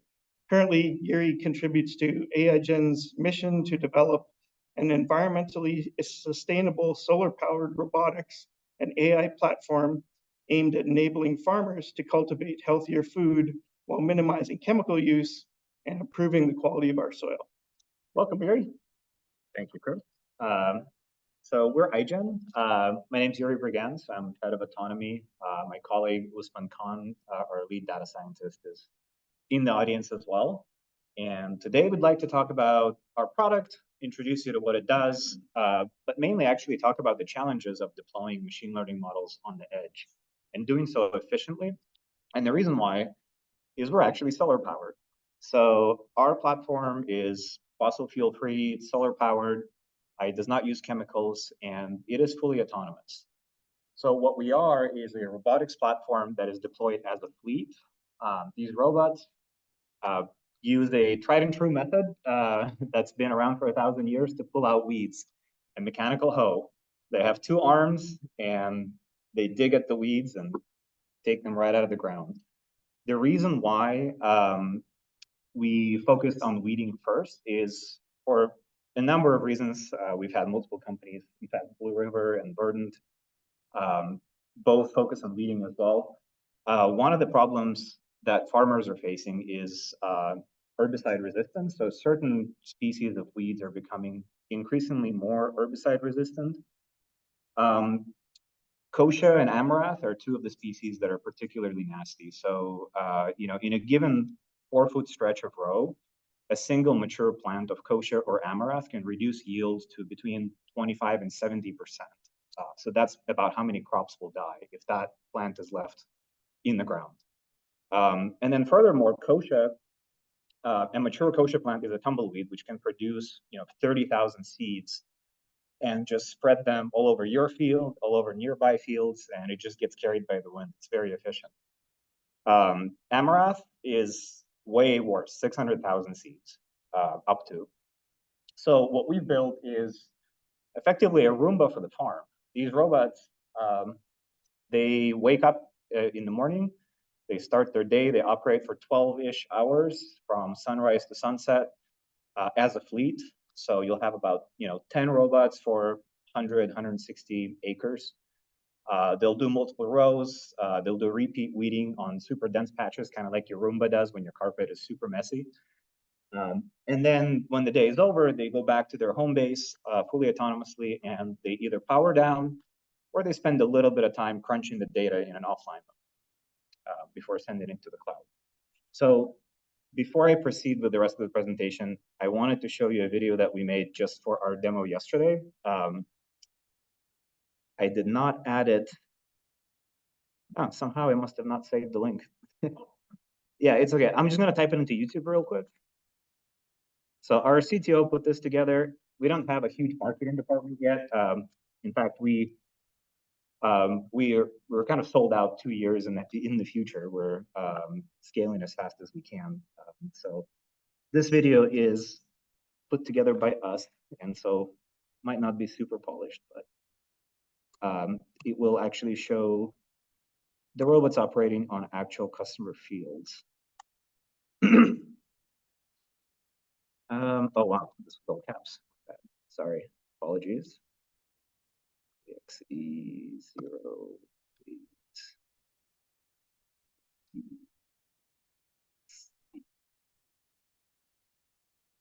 No. All right, WXEO. All right, I guess it is what it is. You snooze, you lose. I did not add it. Let's just keep going. Yeah, if we can find it, I can maybe plug in my laptop. So because we're solar powered, we have some pretty extensive compute challenges, right? So if you take a typical NVIDIA Jetson series, now, they do go all the way down to 15 watts power consumption, and you can throttle them down maybe even a little bit more.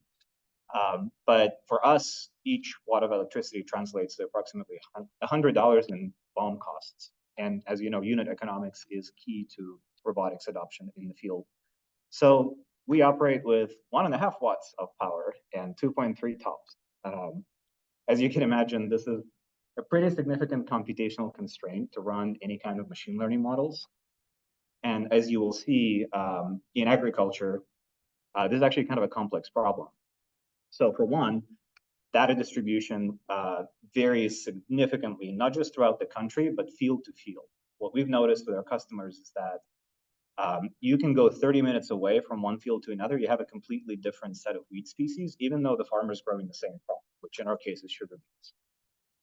So there's different stages of plant growth, different soil conditions. So you can see here we have to identify plants that are as small as 5 millimeters in diameter to as large as potentially 50 centimeters. And it's all one sugar beet. The sugar beet just grows that big, and the weeds can grow in even larger. So there's there's a lot of other complications that we have. Like, for example, because we want to achieve that good unit economics, we decided not to use stereo cameras or LiDAR. We're using regular vision cameras. Basically, we have 4 cameras, forward and back for navigation, and then 2 cameras looking at the crops. And we're collecting images at about, they're 4K cameras, but we're actually kind of downsampling them to 1080p. Let's see. So the other thing that we have to be facing is there's many different situations in which you have to remove weeds. So we don't always encounter young weeds when we go into a field. Young weeds would be, typically pretty small, easy to pull out, easy to fry with a laser, for example. But we have weeds of all sorts of maturity levels, especially in the headlands, as that's typically where the rows are most neglected in the field. And sometimes we run into weed carpets, as we call them, which is really just, in this particular example, this is lamb squatter, which is kind of a benign weed, but certainly kochia can create these types of carpets. And in those situations, it's actually really hard to identify individual plants. They're just kind of a big mass. It's really hard for a model, an object detection model, to tell what's going on. So not only do we have to have a multitask output model, which can do segmentation, object detection, key point detection, and line detection, but we also have to have different weeding strategies, because a human operating a manual hoe doesn't always swing it the same way. So in situations where we have a high density of weeds, we might actually benefit from scraping the ground for a long period of time, where in situations where we have a large mature weed that's, almost knee tall, we might want to hack and dig into the ground to scoop it out. So quite a challenge on 1.5 watts. So how do we do it? Well, let's also talk about data. We collect a ton of data, which I think most products that work in weeding that are close to the ground collect a lot more data than drones, just simply due to the fact that you're looking at the ground at super high resolution. So we also have a fleet of robots. Instead of having one machine, we have 10, 15 operating on a given field, and they're all collecting data throughout the day. They're putting in miles, they're moving at half a mile per hour. So they're basically completing a row every hour, up to 12 rows a day. Multiply that by a fleet of 10, 15 robots, and you get a lot of data. So what do we do with this data? Well, the robots are always recording. So they are recording video in kind of compressed format. They're storing it on their internal storage. And we can't send all this data to the cloud. It doesn't matter if we have LTE or Starlink, like it's just too much data to send to the cloud. So, we can offload it kind of in a sneaker net type scenario to an offline server, which we do. But we can also do, more clever things like active learning on the device itself. So part of the advantage of being solar powered is that we actually generate a power surplus, and we're still fully charged by the end of the day. So we can keep the robots running at night and perform compute tasks. So one of those compute tasks can be, active learning, selecting the type of data that we actually want to upload to the field, machine annotation using an ensemble of offline models, expert models that wouldn't normally run in real time, and also data compression. So we can actually automatically label our data, select the most interesting data, compress it, and upload it in the off cycles of the robot before powering down for them. Let's see. Did I mention poor connectivity? It's a real problem. Other things that are interesting out in the field, there's different planting strategies for the same crop. So you might have certain crops being planted in tall furrows, and certain times the field will be quite flat. there's different weather conditions, different soil conditions, and so on. Oh, you're doing great. I'm just gonna see if I can get rid of that thing. There we go. Oh, thank you. Yeah, I didn't even see it. So I did mention active learning, so we use Lightly. So great platform. We use it today for our cloud data. I know they're working on an offline version, which we'll certainly continue chatting with them about.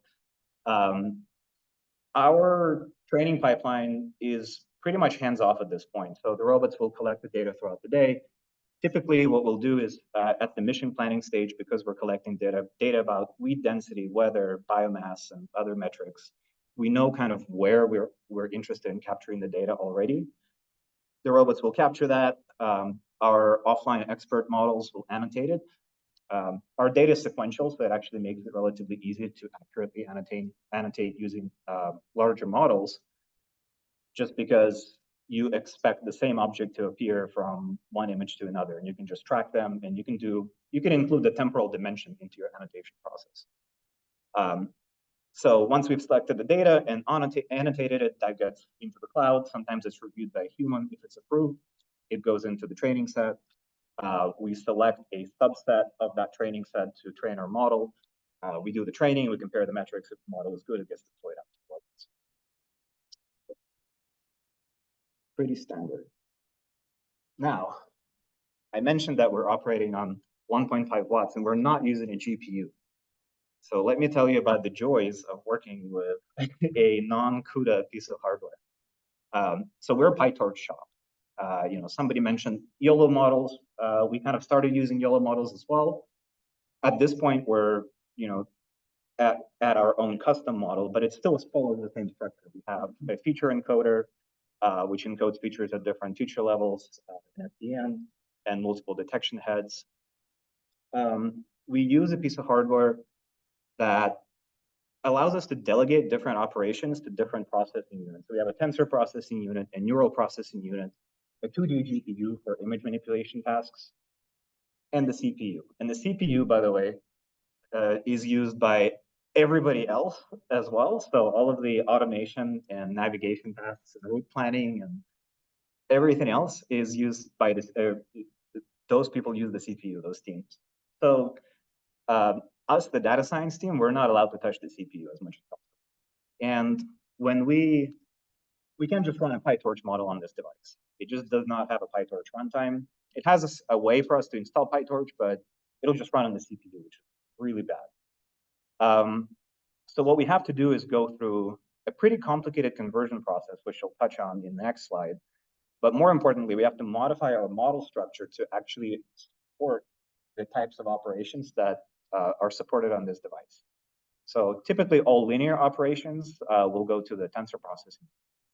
That's a cool unit because it supports float 32 precision. The other ones don't. Convolution layers, they go to the NPU, they have to be quantized. Upsampling and pooling operations, you can use them, but you got to watch out. The documentation is not super clear on this, but the only upsampling you're allowed to do is bilinear. Very counterintuitive. If you use anything else, like nearest neighbor or just nearest interpolation, it'll go to the CPU with a side of memory transfer, which is really bad. So these are just some of the considerations that we have to think of when building a model that will run on an edge NPU. Now, quantization, everybody's familiar with what quantization is. It presents its own challenges for us. So if we take one of the outputs of our model, which is a bounding box as an example, I'm sure a lot of people are familiar with YOLO format. You get center X, center Y, width, height, normalized to unit scale in relation to width and height of the image, which gives you a value from 0 to 1.0, which is typically a floating point value. And if you go a few slides back, you remember we have little plants that are 5 millimeters in diameter and really big plants that are 10 times the size. All of that size difference has to be encoded between somewhere like 0.0 and 0.75. But when you quantize a model, you're no longer working in float 32 precision. You're now limited to buckets between 0 and 255. So we have to think carefully about how we design the output of the model to be compatible with this type of quantization. And my colleague Usman has proposed quite a few interesting methods to tackle that. So in the past, if you just train a YOLO model and you quantize it and you run it in this type of data set, you're going to get a lot of jitter as the model slightly adjusts the width of your image because the quantized buckets are so large, your boxes will jump all over the place. So what Usman came up with is pretty genius. It's really just creating a superclass, which is crop or weed, for example, and then dividing that superclass into subclasses based on size, or rather constraining those classes into narrow ranges that quantization can easily interpolate between. And then this comes with a custom loss function, so we can't just use binary cross entropy anymore. Now we have to not penalize the model for accidentally putting a prediction into one of the other classes that we crudely annotated maybe by mistake. So the model kind of gets to decide what these buckets are in the end. And this results in a relatively smooth output from a quantized model that we then just simply say, we treat class AD1 and class AD2 as the same thing. Other things we have to do to the models is just replace in activation functions. So you want to use hard switch? Well, that's too bad. It's going to be quantized. So you're going to, using ReLU6 is much better because it does constrain the range of the activation output. Let's see. There's probably not much else to say about quantization. It is not very fun. There are quantization-friendly blocks out there that we can use. So, we can poach YOLO NAS implementation and plug that in. So that helps a little bit as well. Now, the model conversion toolchain is best described as a Rube Goldberg machine. We have to go from PyTorch, float32, to ONNX, from ONNX to TensorFlow, saved model format, from TensorFlow to TensorFlow Lite, float32. Then we got to use a calibration data set to get a quantized version of that TensorFlow Lite model. Only then it will maybe work on the NPU, assuming you didn't use that one special operation that you really needed, but the NPU doesn't support. So unfortunately, there isn't a very good support for PyTorch or even ONNX. I know there's OpenVINO that has been mentioned. I don't think our NPU is compatible with it. Would love for the open source community to give it some support. Let's see, model conversion. So some other things about this. This type of clunky model conversion toolset makes it a bit difficult to do quantization-aware training because even though PyTorch supports it, you just can't export an int8 version of the PyTorch model to TF-Lite. Like the toolchain will not support it. We could probably write it, but we are a small team and a series-based startup, so we just don't have the bandwidth. So some other tricks that we can use. If you think about biology, right? A bee has 960,000 neurons. And I know it's not fair to compare a feed-forward network with a brain, with a biological brain, but like if we cheat a little and we give ourselves 3 million parameters, we should do similar. We should be like close to a bee's level of intelligence, but we're not. Part of the reason why is that this requires a deep neural network, but in order to make a deep neural network small, it has to be narrow, meaning that the number of parameters in each layer has to be small. And those networks are hard to train. Like the loss landscape is so complex, chances are you're going to diverge before you get to any meaningful results. There's been some good improvements on that front, quite a while ago now. So mobile nets, they'll take a typical convolution layer, decompose it into a pointwise and a depthwise set of layers together, add a nonlinearity between them. So in a way, you're effectively reducing the number of parameters, which is neat and pretty great. But it's actually really, really easy to train a big model. Big models converge very fast. So that if you over-parameterize a model, it'll actually do really well in training and converge quickly. And so the goal with the factorizing of the weights is to take a big model and shrink it down to a smaller, more compact size before quantizing and deploying it on the edge. So what we do is train a big model, and then we go layer by layer and we factorize it using Kandikov Parafact method or Tucker decomposition. And then every layer that gets quantized, or sorry, that gets factorized. So effectively what happens with factorization, for those who are not familiar, is we take a typical convolution layer, let's say a 3x3 convolution, and it gets decomposed either into a pointwise, a depthwise, and a pointwise step of 3 convolutional layers, where the middle layer may be larger or smaller in terms of the output channels and the input channels. And this is what's called a factorization range. So very similar to SVD, just in more dimensions. CP decomposition lets us decompose a single convolution layer into 4, where you have a pointwise convolution, a depth, stripwise, horizontal and vertical, and another pointwise convolution at the end.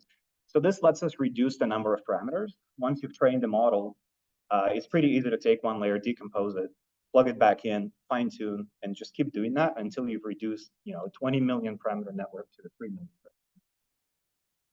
In this case, it does tend to retain most of its properties and the knowledge that it converges to. So the reason we made this presentation is kind of a plea and an ask to the research community there's a lot of interest in generative AI, LLMs, and all these large models that take a lot of compute. But the real impact to the planet, to our ecosystems, can be done with these small, narrow models. Like, we are able to build machines now that operate by just taking in the sun's rays, and they can do real meaningful work. All we need is just to be really efficient with our compute. And so what I see missing from all of the modern machine learning frameworks is just support for efficient quantization of our training, or at least easy conversion from common popular formats like PyTorch to the type of runtime that you would use at the edge. Model compression and pruning techniques, they exist.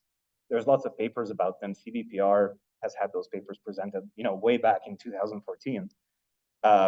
But they still haven't really been turned into frameworks that are, as easy and point and shoot as the OODA, for example. And then, of course, having native PyTorch support on edge accelerators, that would be the holy grail for us. So with all that being said, I'm not saying that generative AI is not useful. We certainly use it for our use cases. So I wanted to give you some examples of how we leverage Gen AI in our company. So one example is for navigation and obstacle avoidance. We have 2 forward-facing cameras, kind of a rear and a front one. And most of the time when you drive in the field, there's absolutely nothing there. Like, nobody really hangs out, has a picnic or anything like that. But occasionally there'll be a tractor or another one of our robots coming towards the other robot.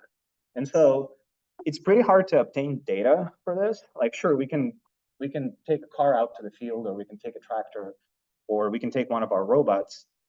But in terms of humans or other farm equipment, it's pretty hard to obtain this type of data. If you're trying to detect things like dogs and cats and pets that might live on the farm.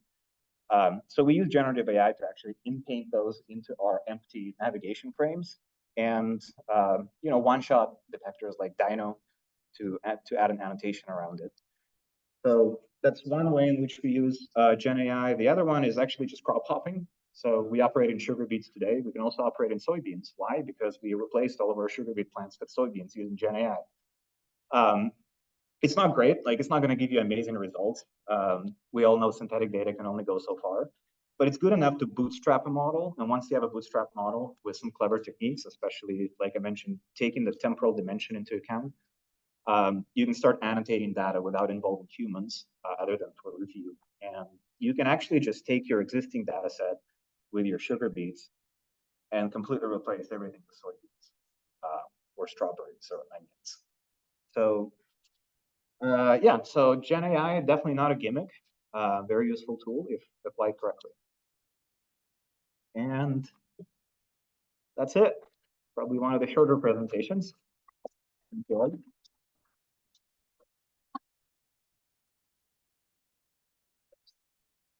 I would love to. Yeah, it's a really cool video, but let me open up my Slack. I might need my phone. Oh, he might have taken it down. That's true. No, actually, I pulled it up earlier. It was. Let's see. There we go. Yeah, it's really cool to see in action if we can pull it up.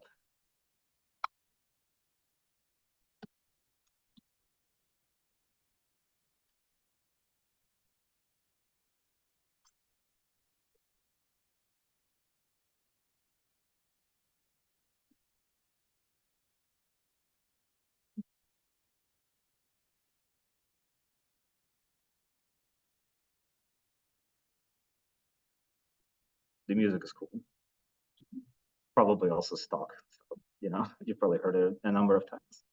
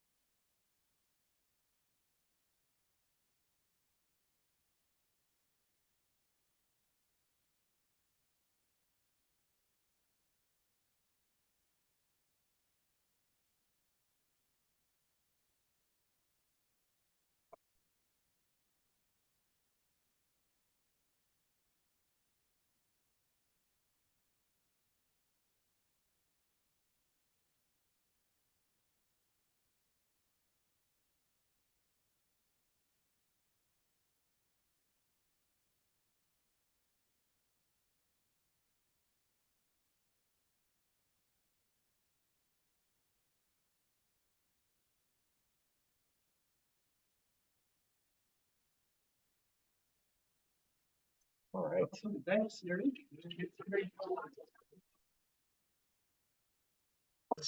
Let's give it a go here. Okay. You want me to start now, Chris? Yep, sounds good. Yeah, so thanks very much for the invitation to present. I do acknowledge Meat and Livestock Australia, who funded this research, as well as the Palawa people, the traditional owners of Tasmania, where I'm actually sitting, which is in the on the island off the bottom of Australia, as well as their elders, past, present, and emerging. There are a lot of people involved in this research. I'm going to only present a snapshot of it today, but happy to follow up afterwards if people need more details. And really, the motivation for this research is that soil carbon is one of the biggest carbon pools on Earth, and that an incremental gain at scale would suck a massive amount of carbon dioxide out of the atmosphere. So a 0.4% per year would offset almost all annual global CO2 emissions. That's a theoretical number, but the idea is that you store more carbon in the soil, you remove carbon out of the atmosphere, and you prevent global warming and therefore the likelihood of extreme climatic events. To identify soils that have been low in carbon, what we've traditionally done is go out sampling, taking physical cores in the field. The problem with that is that soil carbon in the field or in the paddock is inherently variable. And really what you want to do is you want to come along and change your agricultural practice, apply more fertilizer, change from one crop rotation to another, change your grazing regime, whatever it may be, to improve soil carbon. But the problem with that is soil carbon is very, very variable from point to point or metre to metre. So that the minimum detectable difference in soil carbon that could be detected is larger than the difference that could occur over a few years. So basically, within paddock variability, swamps change that could happen over a few years. The other problem, in my anecdotal sampling, I've called up a few consultants, is that the cost of soil carbon sampling, physical sampling in the field, is very expensive.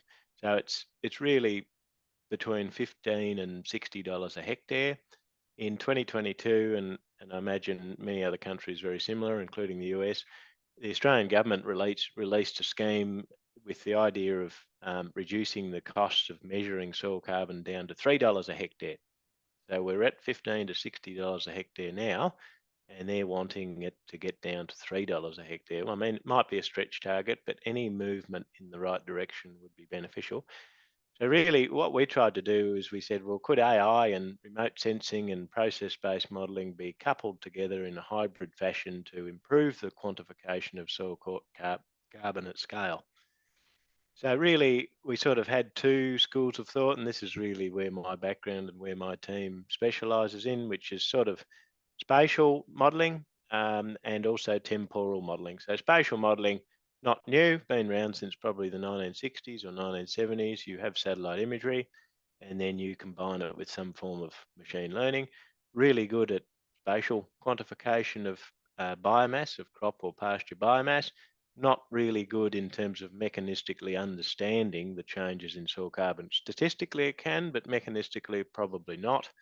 Temporal modelling, on the other hand, has its strengths and its weaknesses. So it's point-based. So therefore you characterise the soil at a particular point, wilting point, and is it clay or sand, and the drained lower limit, for example. You put that into the model, you put in the management conditions, and then it will simulate temporal change in soil carbon very well. It'll simulate even down on a daily basis. The problem is that it's very much point-based, so it's not really good at picking up spatial variation in soil carbon. If we just look a little bit more at spatial modelling of soil carbon, there's many different features or many different factors that you can think about in doing that. You can think about your choice of satellite imagery, and more new satellite constellations are coming out all the time. We've got PlanetScope, which is down to 3 by 3 meters, but only goes back to 2017. And really, to characterize the change in soil carbon as a result of a practice change, you need to calibrate your baseline. So you really want to start at the model at least 10 years before you start your practice change, and that's limited by some of the modern satellite imagery. Then you've got to think about image exclusion, the type of algorithm that you use, the features that you throw into the model, such as soil texture and altitude and land history. And you often have data sets for these when you're doing it at scale, but we don't really know about the certainty or uncertainty associated with some of that data. And you can pick up statistically temporal variation in land use. If you think about a satellite imagery, you can see when it changes from fallow to green to canola. But again, mechanistically, you're not really sure. So you don't know how much nitrogen fertilizer was applied, for example, or how often. So we're going out measuring soil carbon across Australia, and most of those are in South Australia, but also in the rangelands, which is the centre of the continent. There's not a lot of soil carbon measured data in the centre, and that's important because we're starting to see now that the rangelands have, because of their scale, have massive scope for storing soil carbon. So we have a case study farm right in the centre, right on that line, which is 500,000 hectares, which is massive compared with some of the smaller farms in the high rainfall zones near the edges of the continent. So we're going out, sampling soil carbon, analysing it in the lab, and we're also at the same time we're working on this satellite imagery and spatial analysis, and also the process-based stuff. So we're partitioning the continent into these tiles, because you can imagine that if you go down to a finer level, you've got some sort of computational redundancy because the land surface is very similar in terms of satellite imagery. So each tile undergoes a computation for 41 machine learning features, which are both spectral and temporal. And the end result is something like that, which is basically a cloud-free rendered mosaic of red, green, blue. And the resulting image data set is quite rich. So we've got 100 pixels with 41 features per hectare, and that uses Sentinel imagery, which is free but relatively recent. And then if you go down to the paddock level or the field level, you can, with the Australian government soil carbon method, you need a minimum of 9 physical points per area. So that's 9 data points per carbon estimation area. You can then apply the algorithm and it interpolates between points, and you can get some indication of what areas in the field might be high soil carbon and what areas might be low. And then you can regionally aggregate it at the regional level and you can disaggregate at the cadastral level. So you can get an idea of what areas in the landscape might be high in soil carbon relative to the regional mean and what areas might be low. That's important because it's only really those low areas that have propensity to improve soil carbon. If you're in a high area, your likelihood of increasing soil carbon as a result of a practice change is probably pretty low. So we've built in that satellite, that spatial algorithm and analysis within a commercial decision support tool called FarmLab, and it will give you an indication of what it thinks the soil carbon is based on satellite imagery. Then we can use that as an a priori thing to go out and say, well, these are the areas of the field that we probably should go out and take a physical soil core at, and then come back and feed that into the model and see how it improves. And for an initial blind test, you've got something like 10 to 40% error, depending on the paddock and the time of year. If you take up to 9 samples per field, you can get that down to 5% error. So the model does significantly improve. So that's the spatial side of things. At the same time, different people in the team are sort of progressing the temporal modeling, which is models called APSIM and DACENT and DNDC, and they all work in a sort of a similar way where they have equations that predict the cycling of fresh, labile and humic organic matter based on plant growth. It accounts for management. So you tell the model how much nitrogen you put in, you tell the model the time of sowing, you tell the model the crop rotation. So they're very information heavy.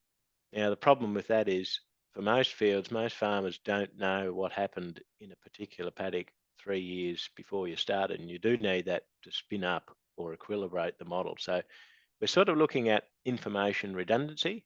We're looking at crop rotations. We don't really know what the crop rotation in a particular field was, but we know what the regional crop rotations are. So we're exploring the effect of different crop rotations on the change in soil carbon over time, the change in soil carbon being those points there. And we showed that, well, the effect of crop rotation, regionalised crop rotation on soil carbon, probably not that much. You can see they're all going down there because at that site, soil carbon is actually declining. And what we showed in looking at all of these factors in the model is that initial soil carbon, or the initial or antecedent soil carbon that you actually put into the model for a start, accounts for 70% of the variation in the change in soil carbon over a 100-year simulation after that. So it really depends on what's the soil carbon at the start, sort of thing. And so that's where you could think about feeding in these initial values that you get from satellite imagery into the model. But then again, what time do you start the model, sort of thing. Nitrogenous fertilizer at sowing or applied during the crop life cycle, not really a lot of effect on soil carbon. Crop rotation and other factors pretty low. So we're now thinking about how we integrate this temporal stuff, which is very good temporally and seasonally with the spatial work that we're doing. Part of that has been published, and that article clarifying confusions over carbon conclusions has had a lot of impact. That's online. And another one that we've recently published is that looks at the effect of drought and climatic events relative to farm management, and drought nearly in all cases dominates the effect on soil carbon relative to farm management. That's important because we're wanting soil carbon to increase, and carbon markets are based on paying people for improved carbon, but drought negates that. So that's really all I had to say. Let's just say that we've done it and we've finished the project and we've come up with some algorithm process-based model that improves the quantification of soil carbon at scale. That would have a lot of implications. So you could really reduce the cost of physically measuring soil carbon, or at least complement where soil carbon samples should be taken in the field.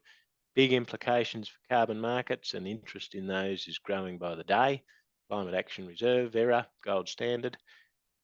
It would help people identify what areas in the landscape would be more amenable to soil carbon build-up or restoration of degraded lands, for example.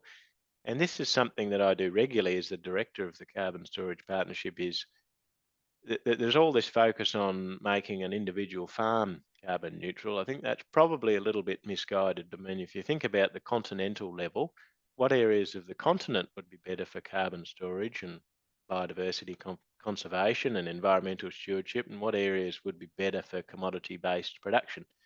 we've got a population of 7.95 billion people now, and it's meant to get up to 10 billion people by 2050. So food production will be increasingly important, but we also need to think about reducing global warming, and people are increasingly looking at the land use sector for storing carbon, even though it was perhaps the energy and transport sectors that generated it in the first place.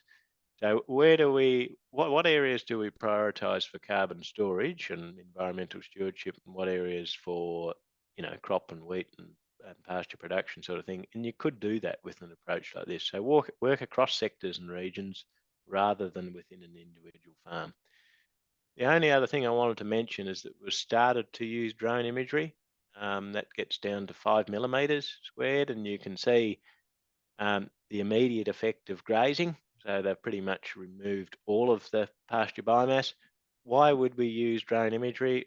Well, you get a lot of cloud cover in winter and spring, and you can't use satellite imagery when you can't see the ground. So we're starting to complement that with drone imagery, and it's much higher resolution. You have problems with wedge-tailed eagles taking out drones, but otherwise they're pretty good.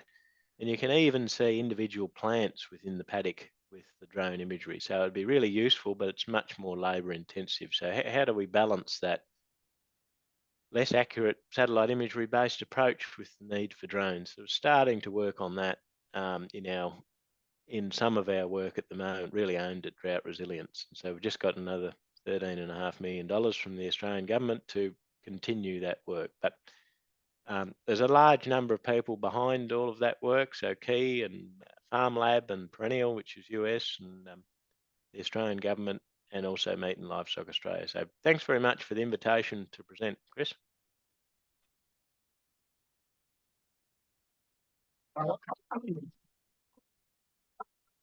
Thanks, Matthew. I don't know if you can hear that, but everyone was clapping in the room. No, I couldn't hear anything. Okay. All right, we can take some questions. If anyone has a question, if you say it to me, then I'll repeat it so he can hear it.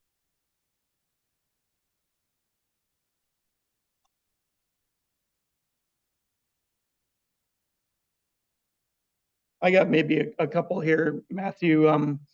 When you think about collaborating on this work, how would somebody do that? So do they just contact you, or like what would that collaboration look like? Yeah, well, there's a lot of different ways. That's a really good question. Well, the first part would be to reach out, and I think I did have my email there, but happy to circulate it again.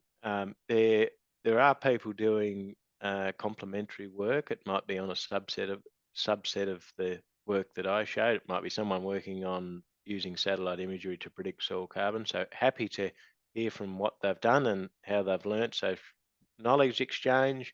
Another opportunity is I work at a university, and it could even be something like co-supervision of a PhD student, which is really an opportunity to get into it sort of thing. And PhD student could be partly based here at the University of Tasmania and partly based elsewhere. So you sort of get that knowledge exchange from both institutions. Yeah, I guess there's a number of different ways. Even data, soil carbon data that's physically measured is not that easy to come by, and we need this data to train our models. So that data might be done in the past, but that's itself even useful. I think knowledge exchange is a big one. What have you learned? What works and what doesn't work? I'm all about collaboration rather than competition. So very keen to work with people rather than reinvent the wheel. All right. Yeah, thanks very much. One more question for you. I've always found it interesting, like the thing that you described there, if I understood it correctly, is you're taking satellite image measurements and correlating that with soil core samples.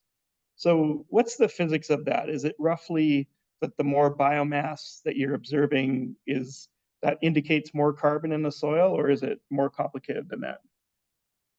Yeah, sort of, Chris. Soil carbon is a bit of a black box because particularly with satellite imagery, your satellite is seeing the surface of the soil, and then you're trying to predict what's happening underneath the soil. So hence the need for these cores. But basically, as the plant grows, and the more above ground growth you have, it's a bit of a generalization, but it's roughly right. The more above ground growth you have, the more its roots grow, and the more its roots grow, the more exudates carbohydrates and sugars and stuff it feeds into the soil, the greater the opportunity for fungi and microbiology and all of those other microbiota and fungi into the soil to use those plant root exudates. Now, the chemistry and the biology of soil carbons, well, I could go into another presentation about that, but suffice to say that it's fresh, which is cycling very fast, and that sped into the soil, then lost. Then you've got the slower stuff, which is in a sort of recalcitrant and more stable. It's a bit like charcoal, it takes longer to break down. Then you've got the inert stuff, which is what people are really aiming at. And then, so what can happen there is that you can get the carbon from the plant roots. It's actually occluded or built onto the clay molecule, so it's physically stable. So it's actually taken out of the atmosphere and could be stable for 50 or 60 years even, so it's out of the atmosphere. But the soil scientists are focusing on how do we actually improve that, recalcitrant carbon relative to labile. I think that doesn't really matter. I think you really just want to improve above ground growth, and anything you see happening above ground, 1 or 2 or 3 years later translates to what happens below. So if you grow a greater corn crop, provided you don't rip it all up again with cultivation, that's generally translating into soil carbon. I see. Yeah, that makes a lot of sense. I remember seeing this documentary actually. The name's escaping me at the moment, but they showed that in the U.S. when we cultivate kind of in May or the early part of the year before planting, you can actually see that there's a lot more carbon like coming in satellite feeds, right? And then it all disappears by July, right? Because it's now been sequestered. Yeah, exactly. Yeah, it's very labile. Most carbon, farmers contact me all the time. They say, I grow grass on my paddock. Should I be paid for that carbon? And I say, well, no, because your grass is there 6 months and 6 months later it's gone again. So, it is fixed. It is assimilated from the atmosphere through grass biomass, through the roots into the soil, but then it's lost again. So the bugs chew it up, respire, the CO2 is lost. So soil carbon is always cycling. There's carbon dioxide coming out, and there's carbon going in. You want to perturb that balance so that you've got more going in, less coming out. It really depends on, and most people overlook this, where you start from. If you're starting from a low base, like 1% soil carbon, your ability to improve soil carbon and maintain that carbon is very high. But if you're starting from a high base, and this is what most people ignore, like 5 or 6 or 7%, then your ability to improve soil carbon is very low because it'll probably go up. It's not an infinite bucket. It goes up to a point, an asymptote, then it stops. It's a bit like tree biomass. You can grow a thick forest, but after that point, the trees will start choking themselves out and biomass will go down again. So it's not infinite. But you can improve carbon in those degraded lands, and that's a big opportunity. Yeah, that makes a lot of sense. Anecdotally, I've heard that things like regenerative farming do a really good job of, adding more carbon into the soil. Is there any kind of quantitative measure on that? Is that backed up by numbers, or is that still just kind of a heuristic or an anecdote? Yeah, that's a really good question, Chris. In fact, what we're doing now is experiments on Regen Ag, and Regen Ag is a philosophy based on a number of different component principles. One of them is cell grazing, so hard, intense grazing, get the animals off, a bit like the Serengeti. You've got a mass of zebras, hammer it really hard and flatten all the biomass and then leave it for 12 months. We've actually shown in the sheep experiments that does have an effect. But in terms of practicality, you need smaller fields, you need to move the animals very rapidly, you need watering points in each field. Not that practical to do compared with conventional, which is a lower stocking rate, lower number of animals per hectare, and leave them on there for longer. So that aspect of Regen Ag probably has an effect. There's many different aspects of regenerative agriculture, which is no tillage and no cultivation. So cultivation does destroy soil carbon. So you rip up the biomass, you're basically increasing the rate of breakdown and removing a lot of CO2. So land use change particularly deforestation, but cultivation of virgin land that's never been cultivated before, that loses a lot of carbon. So that aspect is also quite true. There's other aspects that are more subjective and value laden that need further investigation, but most of it really comes back to where you start from. And this is what most people ignore. And that was what that clarifying confusions over carbon conclusions article was. You need to remember where you come from. So if you're starting from a pristine area with a lot of grass biomass and it's never been cultivated before, well, then your ability to improve soil carbon via regen ag or some other agricultural paradigm is probably pretty low. But if you're coming along with a degraded land that's degraded from too much grazing, too many rabbits or too many kangaroos, and it's been grazed to the ground level, and you get rid of that pest or that consistent removal of above ground biomass so that growth can recover, well, then your soil carbon will probably go up because you're removing that constraint to ground cover and you're keeping it away.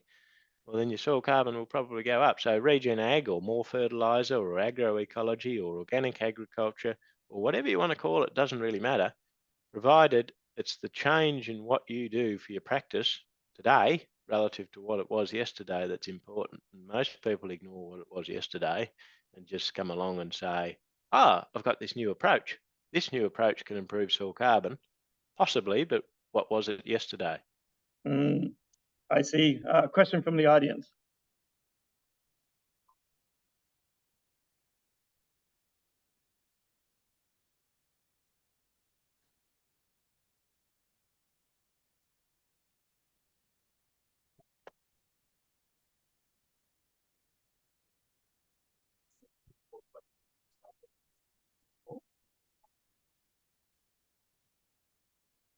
Interesting. Yeah, this is a really interesting question. It's about mushrooms and their effect on carbon. Have you studied that? And then the second part of the question is around mushrooms outgassing CO2 as they're growing, and wondered if that could be measured from space or from drone. Well, that's a really interesting question. Maybe that's an opportunity for collaboration. I don't know a lot about mushrooms. Various soil scientists have looked at fungi, the effect of fungi, and in terms of fungi versus bacteria, and I mean that's a whole black box of protozoa or bacteria and fungi and all that sort of thing. In terms of the differences in the effect, I'm not really sure. Some soil scientists do advocate for fungi, and mushroom being a fungi, whether that can have an effect on soil carbon. I would say that a lot depends on where you come from before and your ability to grow mushrooms at the particular site. From what I believe, they need darkness and they need humidity and certain growing conditions to grow. But that is something. That's an active body of research. Essentially, people are looking into the differences between fungi and bacteria, and again, it's very contextualized. Interesting. Any other questions for Matthew? Yep.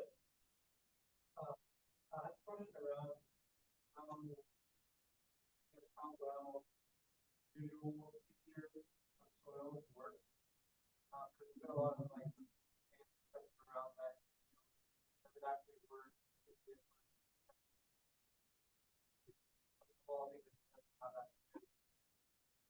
Got it. Yeah, this is a great question.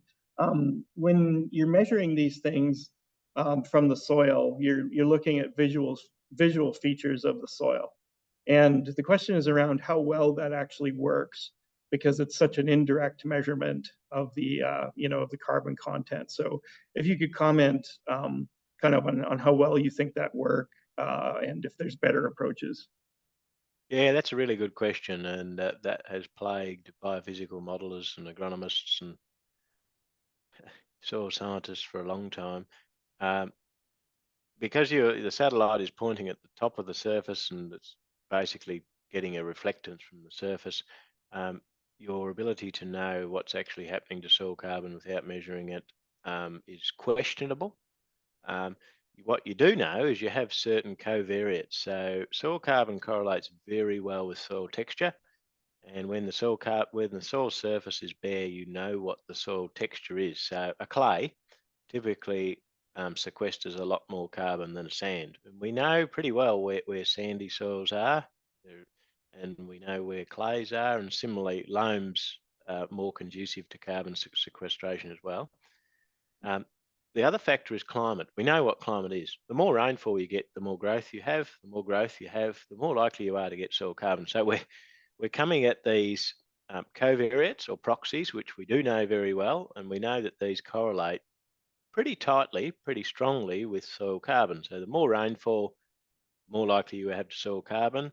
The higher the clay content, the more amenable you are to have soil carbon. So we're throwing in all of these features into the machine learning data set to predict soil carbon, and we're calibrating that based on real data, of course. But the fundamental question of, well, the satellite is saying soil carbon is this, you don't really know unless you go out and physically sample it. And I do advocate for site-specific sampling to calibrate your model, because if you're applying it in a region where the model hasn't been trained, you can be setting yourself up for a big error, essentially. And there is a story of the Central Australia where Microsoft paid a company in Central Australia for a lot of money. I think it was $500,000 for carbon credits. The quantification was based on satellite imagery, and it was a little bit erroneous, and that was because they were credited and they didn't sample the soil there first, and it was more gravelly than what they expected, so they were paid for stones and gravel rather than carbon. So you do need a few samples in your project area to ensure that your model is reliable. But I guess if you know what texture is and you know what weather is, and you can take a few physical cores, all of these things add up to increased certainty in your predictive capability. But that's a good question, though. That's a kind of a fascinating relationship between soil texture and carbon. I never would have thought of that, but it actually makes a lot of sense the way you explained it. Yeah, the smaller the particle, the more amenable you are to have carbon in the soil. And clay and sand has like 1 millimeter granules, and clay can be down to 0.001 of a millimeter. And the smaller the particles, the greater the surface area, and the greater the surface area, the more carbon in the soil. Yeah, makes sense. Maybe one more question, if anyone has one. How many people in the room, just out of interest, Chris? It's a little bit dwindled from what it was before. I think the poster session went a little bit long, but I think maybe we have 25, 30, something like that. So, yep. All right, thanks so much, Matthew. Really Thanks very appreciate much for the invitation to present. And thanks to all who attended for sticking around for the last presentation. I appreciate your time. We'll have to get you stateside one of these days, maybe next year. Yeah, that would be good. Particularly in an Australian winter. I'm happy to come over in the summertime. I was, I wanted to mention, you mentioned like 500,000 hectares, and you know, that's over 1 million acres. And the largest farm in the US is 150,000 acres, right? So you can see just the scale that Matthew's dealing with in Australia is kind of, you know, it's an order of magnitude more than we have in the US. And that's also true of Brazil.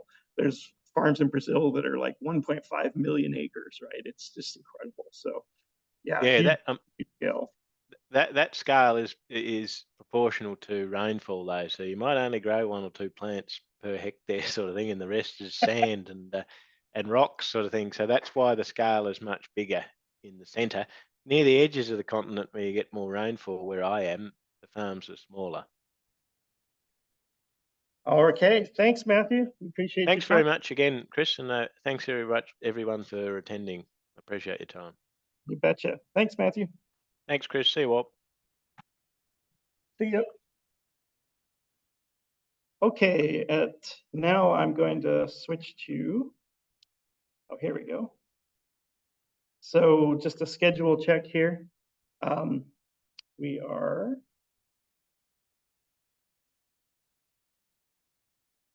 where are we here? Nope. We're here. Okay, sorry about that. So we're going to go over the Vision Challenge, and the first, second, third place, and we have a couple of videos to show there. And then we're going to launch into a panel discussion.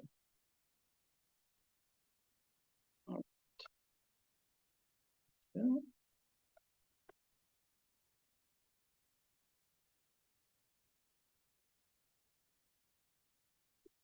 So in previous years, we've offered a prize challenge for the Ag Workshop. And this year, we actually extended the data set from what we'd used before. So there's two data sets that were provided. One's an original agricultural data set that has been in at least two of the challenges in the past years. And then this year, we added an extended agricultural data set. And the idea was to really encourage research and develop novel and effective algorithms for agricultural pattern recognition from aerial images. So this year, what we added was 105 gigabytes of unprocessed agricultural images. And it was really an RGBN, so near IR band as well. And it was unlabeled. So this was a chance for people to try out some self-supervised techniques, semi-supervised learning, and see how much that could boost the model. So just a note about the original agricultural data set. This was a compilation of processed and labeled images that have been used in previous challenges. And it's kind of a foundational data set for this work. The specifics of it are, we have RGB NIR aerial images of farmlands across the US. The resolution is pretty high. It's like up to 10 centimeters a pixel, and total of 8 classes of patterns commonly found in farmlands. So you have weeds, end rows, nutrient deficiency, and others. And they were carefully annotated by agronomy experts. So here's an example of satellite imagery with the polygons, and each one of the polygons had a certain label on it. So with this challenge, it was actually a mix of sort of supervised classification and unsupervised or semi-supervised. So this was the first time that we've kind of offered a semi-supervised portion of this challenge, and it was a pretty challenging challenge, I suppose. And I think what you'll find in some of the winning solutions was some really creative ways to approach this problem and achieve winning results. So without further ado, these are the winners that we had. So in first place with an MIOU score of 0.560 was Kwan Hu Cap from Alice Inc. in Japan.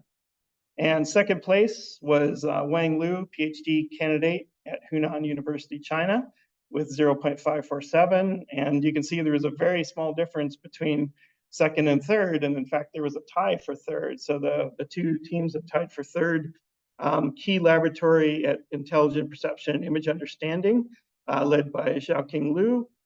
And second team was Team RSIDEA with Jingtao Li as the principal investigator. So those were the winners of the competition. Now, none of them could actually travel to the conference this year, unfortunately. So what we did is we had them record some presentations for us. So I'm going to play those presentations now. Okay, so we'll start with this one.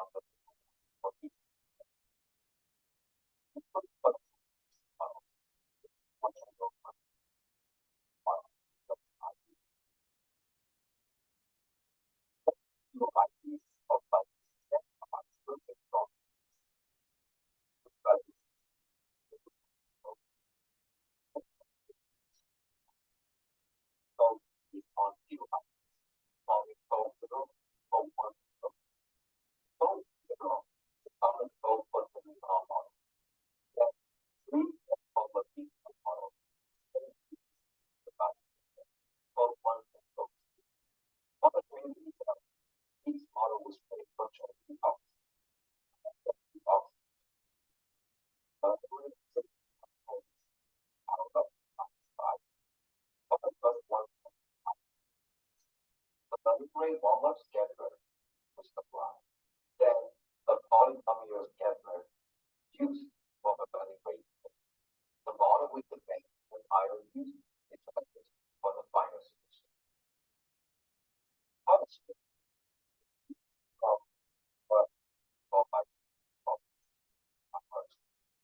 then the factor by factor for the final solution. That's all right. So, for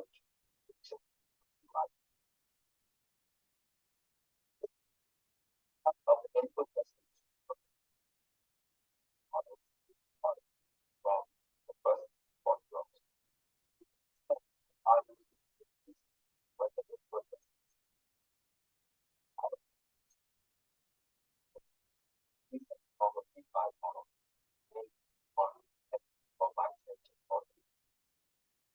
And note that it's by pseudo labeling for the semi-supervised learning, but it is not improved.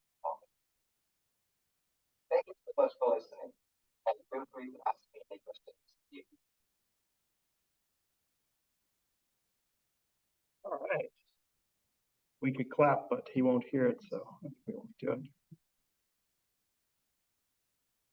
Okay, the team that came second.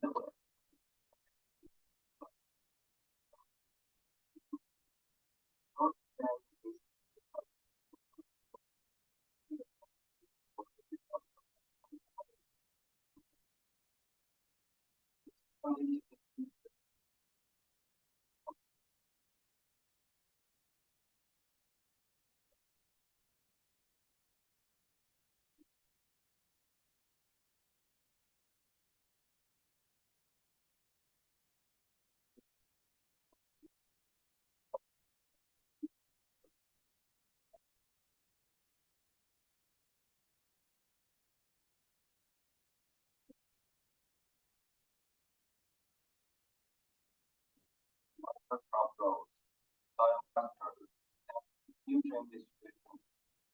Depending on function as a difference, effectively realize the transformation of agriculture and context.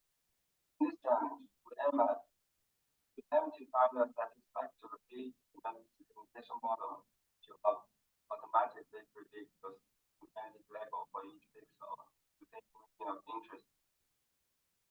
The agricultural vision dataset contains 10 classes, and we counted the number of pixels in each class. The result is shown in this figure. We can see that there is a significant classifiers within the background that is accounting for too high proportion. This classing balance problem presents a challenge as it relates to the performance of the implementation model, making them biased towards the majority class while neglecting the minority class. To solve this problem, we address it from the following three aspects. The first aspect, we calculate the sampling probability of each class based on the frequency of all classes in the dataset, so that the long-term classes are sampled often. However, directly adding the sample images to the training set is probably a overfitting problem in long-term categories. But if we eliminate this problem, we introduce what must take augmentation to make the result sample more diverse.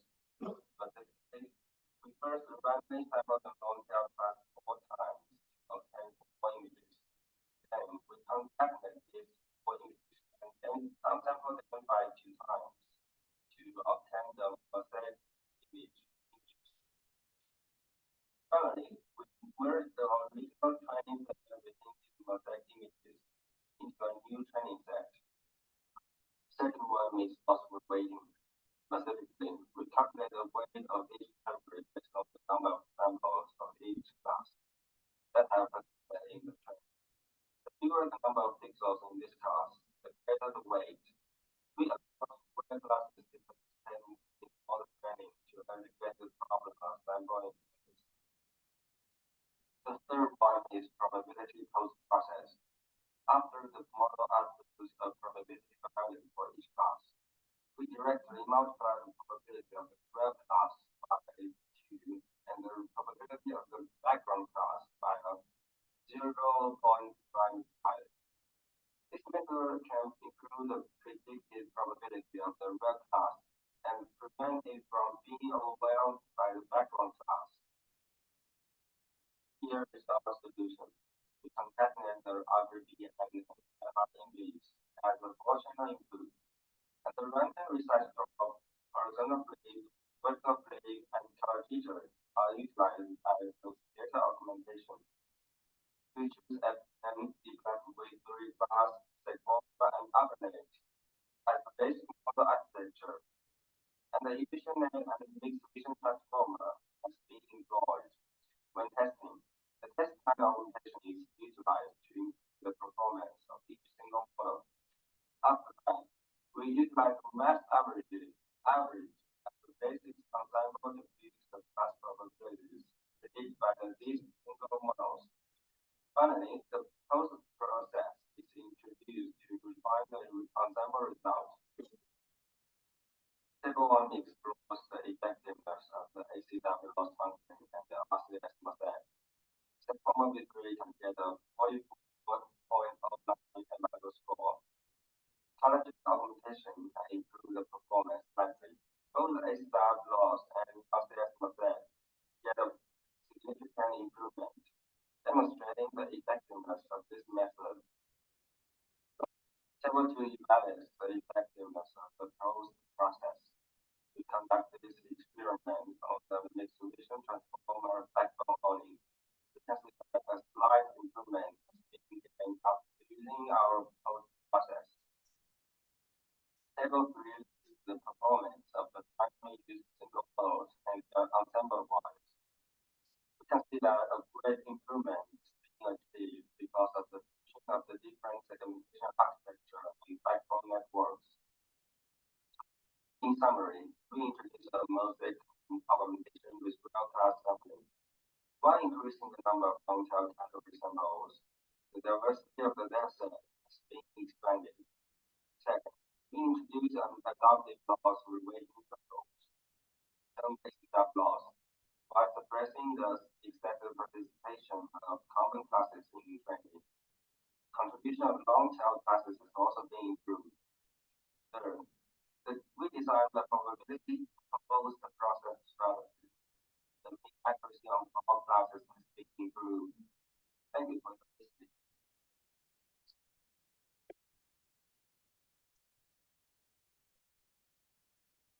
Hi everyone, I'm Dr. Wu. I'm honored to have this opportunity here to introduce the method which we use for bringing the flavor camera. I will talk about the flavor image segmentation that I will present. This is our TV information about the from the collaborative of intelligent expression of image understanding of the application. Artificial intelligence directly about provide service growth. The goal of the challenge is to predict the diametric segmentation on range functions coming from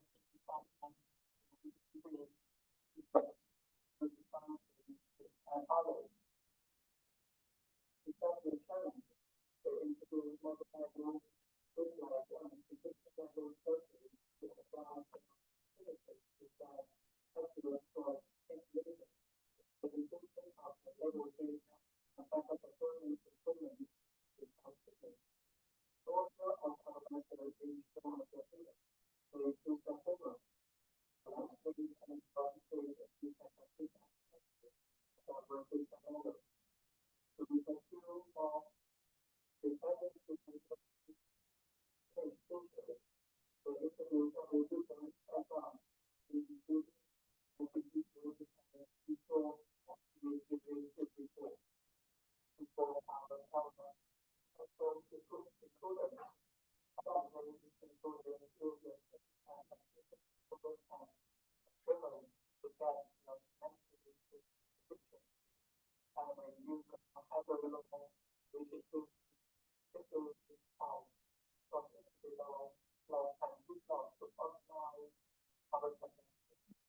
Before we mentioned about multiple entities inside the program, operation phases metro performance around and the economic ethics industrialized development. So you directly depend your arrangement design and your validation design and our foundation design. And this also from our evaluation downstream to improve the camera line of our model. Helping to build the resources and design to remove the fixed guideline 256 past 256. And random potential breaking action workers. Sharing inference. The researchers only choose average that range change groups from different atoms and then merge the model. We then use the software voltage strategy, which has distribution predictions from the variance of thought, horizontal spaces, vertical spaces, rotate 90 degrees, rotate 180 degrees, and rotate 270 degrees. Finally, our method achieves the performance with a value of 0.546.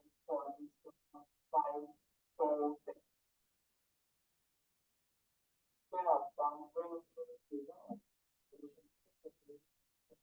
Growth segment and effective use of the problems of image segmentation of faulty architectural degrees. That's all. Thanks a lot for listening. Okay. And we've got the other third place team, Xiaokang Lu. Hi, everyone. Oops, I think I did.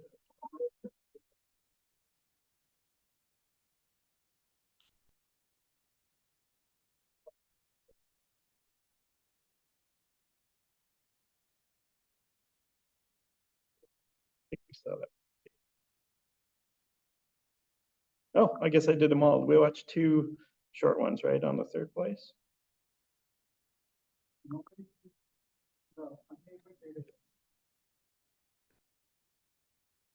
Oh, yeah, they didn't really talk too much about that. Oops. Yeah, you're right.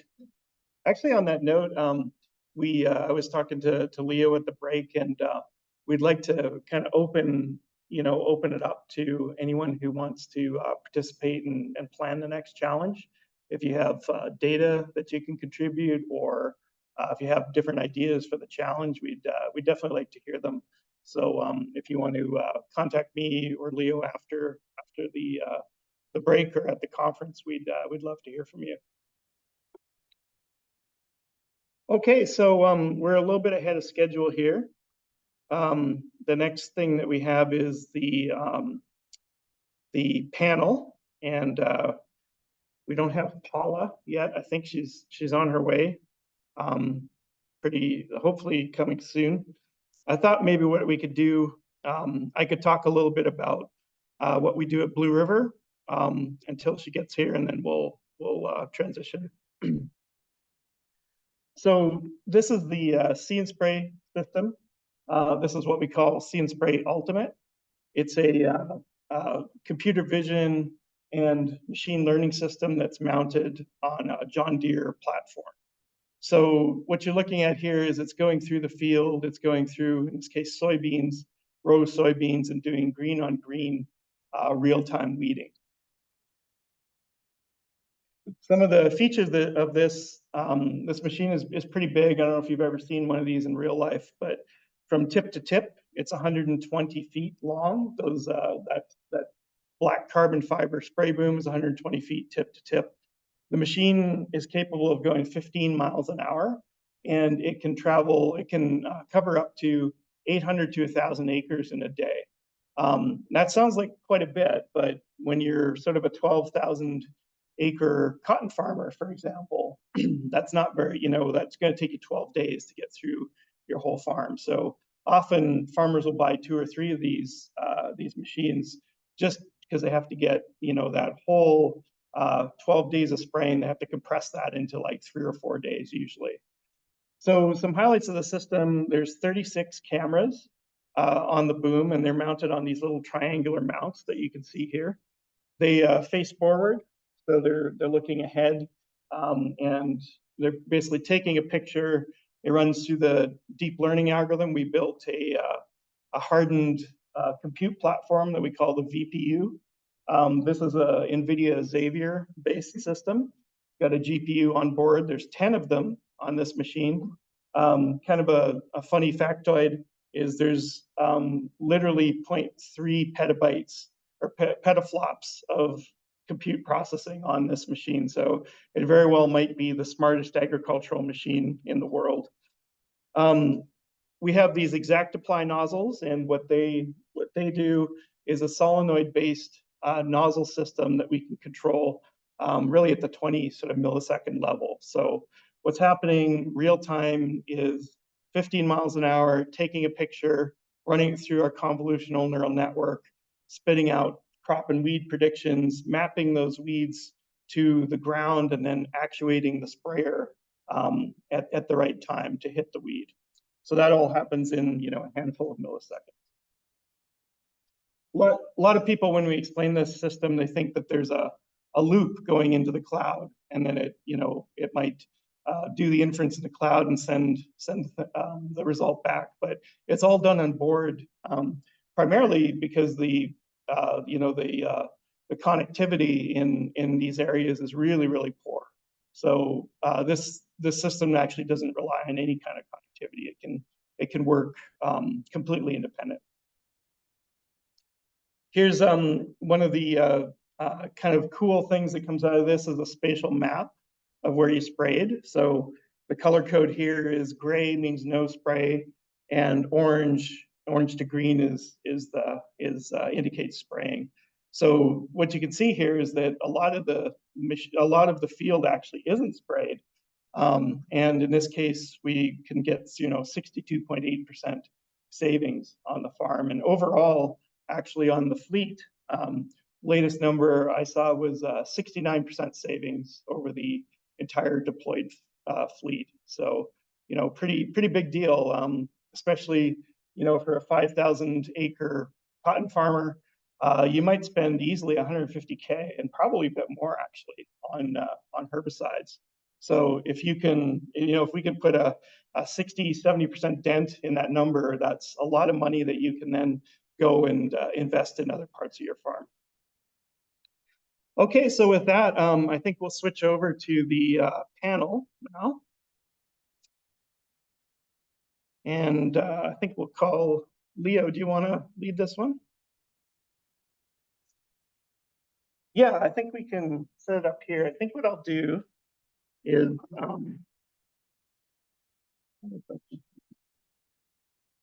yeah, I think I'll leave that.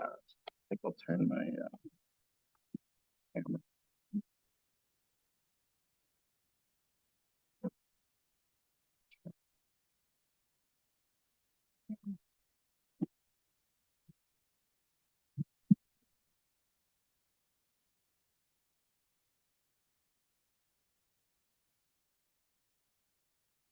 Okay, trying to figure out a way that the online people could see. So maybe what I'll do is kind of leave that here. So we'll pick up some of the mic. And yeah, we can get the panelists to come up and we'll teach you at these 5 chairs.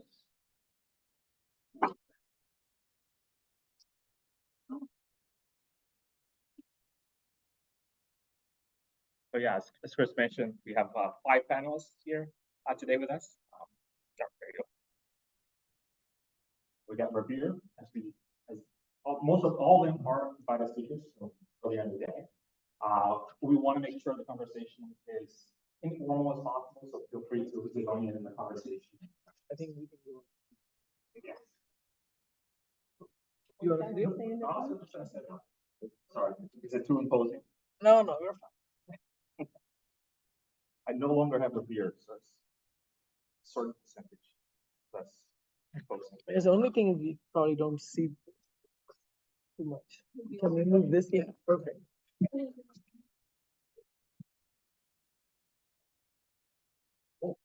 Yeah, so we have God and George from today. So we'll be going through some questions, trying to go on that theme of the farm of the future, and trying to see really the interplay between mostly academia and industry. Right. So one of the questions that we had for today, for the panel, so I'll throw this for Abir. What are some ways that you feel academia and industry are collaborating or need to collaborate?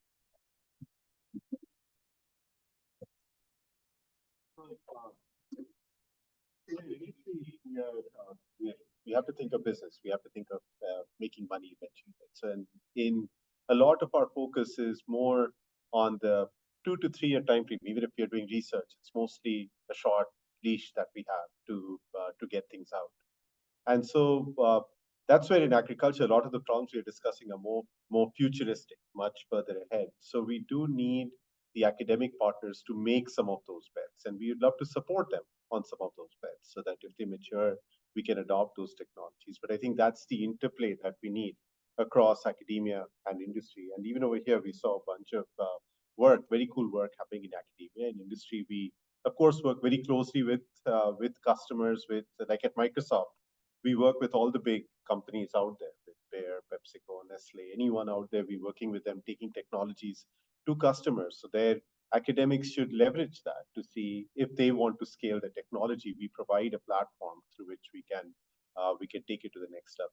So I think it's both. It has to be this tight interplay because in academia, there is a lot of very cool tech, but to scale, you need to either do what Girish and Chinmay and others are doing with EarthSense. And even them, we partner together with Girish today, talked about some of the work that they're doing in Malaysia and how we've been talking for quite a while and discussing different collaborations. And it's a collaboration in the work that's happening there. And so we need more of that. But the thing is, this is such a fundamental problem of around agriculture that you cannot do it in just private sector cannot solve it. We need this collaboration across academia and industry. In fact, I could get a little bit controversial too. And I was just talking to Paula here. So I know Paula for a while when she was at NC State and I visited her. So, when we think of companies are driven by sectors that have the most profit, that are the most lucrative. Interestingly, agriculture is not one of the most lucrative sectors if you think of tech companies. It's not in the same scale as for us, it's fintech and retail. Those are much, much bigger.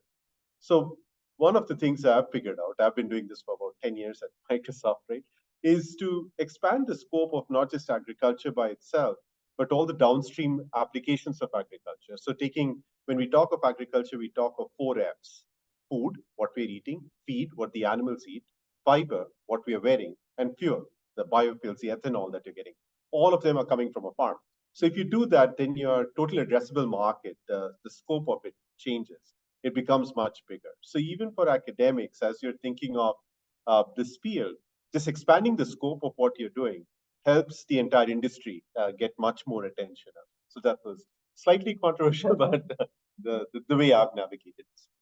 So I think Girish, you're in the position of academia. Yeah, I think absolutely academia and industry must work together. And I think it's beyond that, right? I think stuff needs to get done, right? And the stuff that needs to get done is not easy. And we need to make agriculture, bring our farms to the future. At the end of the day, each organization has limitations, like when we mentioned, right? So the question is, how do you synergize, leverage, and deliver? One of the thoughts that was coming to my mind when Ranveer was talking about is, if you think about Draper Labs and LIDS and all of those things that happened in the 60s and 70s, fueled a lot by, the friction between the United States and Soviet. And all of that was, so a lot of technology got done because there was a big impetus and people broke across the boundaries of academia and industry. Really cool things happen.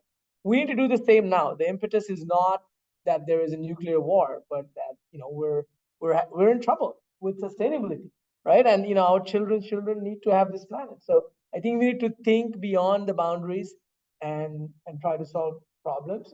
Sometimes it's a direct collaboration, sometimes it's startups, and sometimes it's the students that we train that end up going into industry and then causing a change. Anyone from the audience or the panel wants to add anything? To add something, Go for it. I think that it is important. It is important to understand the life cycle of the research and also what kind of input the industry needs. So we need to have long-term capabilities in between industry and academia.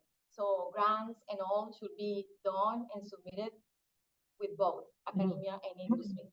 So I know I'm on the same page than you. So fortunately, agriculture is not a meaning of money for some of the industries, but the money behind agriculture is another kind of thing. But when we have the input and we have the proper technology, we can create scalability for the technology that we have using in the farm of the future. But we need to work together on that. So the invitation is when you submit a grant, include academia and industry at the same time. Yeah. And always pursue excellence. I think that's one of the things that within the limits of the organization, sometimes we stop somewhere. But what needs to get done, everybody knows what needs to get done. So you got to push through that. So for academics, I always say, don't stop at papers. It's a great idea to write a paper, but often we do the research, we do whatever is necessary to write the paper, and then the work stops, right? The student graduates, and where does it go? But in industry, it's the other way around, right? They come to the MVP and then they stop. Innovation, there's often a push towards increasing the profit margin and not really deploying things. I mean, it's complicated. So, but we all know often what is the right thing to do. And I think great products and great technology always, that's the right thing. Yeah. I can speak about it too. So I think I'd just like to call out a tactic that works really well. It's one of many things you can do, which are, the direct kinds of outreach to projects, to students, like the challenge that we saw as part of this workshop, where there's a curated data set and a well-defined problem, and you give it out to the world and people can get in. You don't have to spend years learning about the domain and figuring out what's important. Another good way for industry to get involved is through student projects, right? Almost every university has a capstone project at the undergraduate level and master group projects. And those universities need sponsors for those projects, partially because they want to bring in some money. But the real reason to get those sponsors is the sponsors bring in the problems. And there's kind of a back and forth there, because then what you get is, you have a team of 4 or 5 master students work on a capstone project for a couple of semesters, sponsored by, say, Microsoft. You get these 4 or 5 people who are computer science students who never thought about agriculture before. You put this problem in front of them and then they get excited about it. And I think, part of what we need to do is build this workforce of the future of people who are educated in both the ag side and the computer science side. And when I go to ag conferences, I see a lot of ag people saying, how do we train our people to be computer scientists? And I don't hear as much of how do we get our computer scientists to, become ag practitioners. And I think that that's a place where industry can push by putting examples.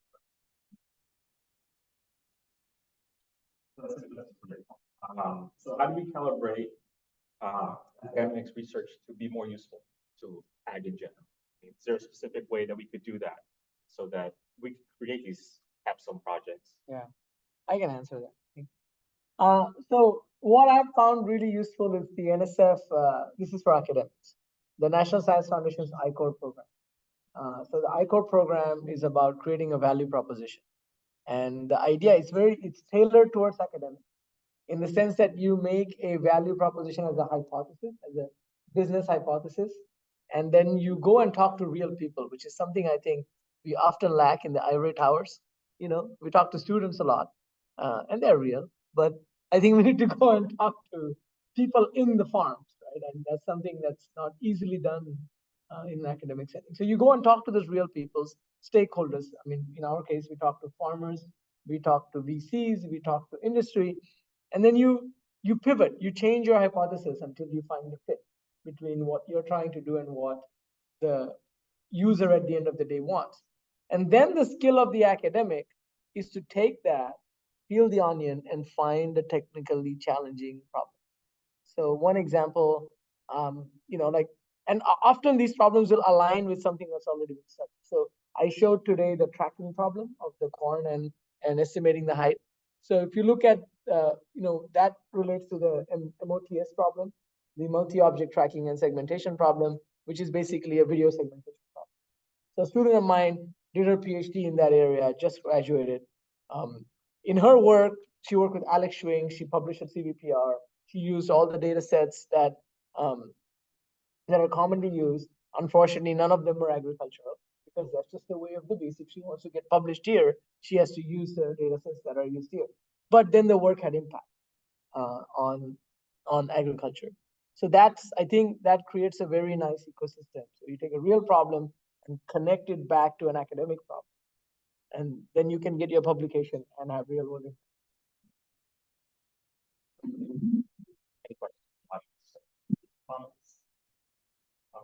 So I could add more on academics and how academics could be more useful and some of the ways in which we've collaborated. I'll mention a few, but there are many more.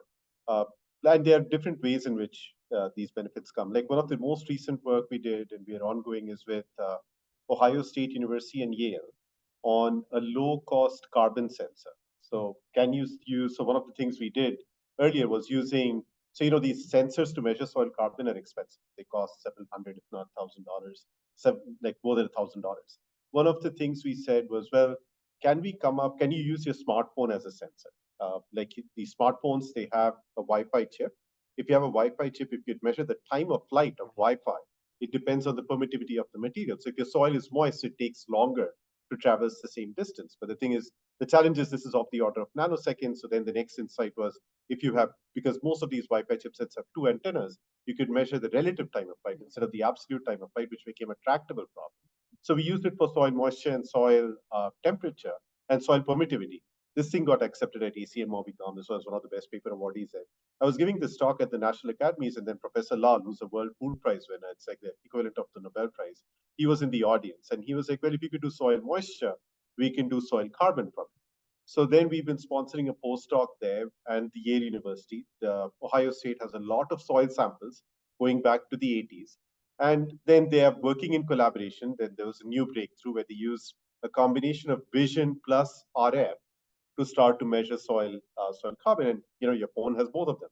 It has RF and it has vision. So these kind of things, which is still in research, but this was just accepted in one of the ACM conferences. So that's again one of those collaborations with academia and industry. It's been going on for 4 years now, and we bet on it. We were like, this is, if we want to democratize data-driven agriculture, get smallholder farmers in places like India to know what their soil is, we need to build these tools which are more democratized. And so that's an investment we made from industry. They are more shorter term as well. There was this, just one second, just complete this one and it'll come to you. There was a shorter one, like for example, one of the big companies, CPG companies, they came to us, they had this particular problem on leaf area index. How do you estimate what the leaf area index is, which is a computer vision problem? We wanted to use multiple modalities of drones plus satellites because, you need high res to do this stuff. We had some tech, but we needed some other expertise. So that was, again, another opportunity for us to go to academics and address this problem. A kind of another collaboration, which is not quite obvious with academia, this happened with Cornell and similarly with University of Illinois as well. With these universities putting together a center of digital agriculture is actually, one of the unintended consequences. You wouldn't think of it, but it matters to industry.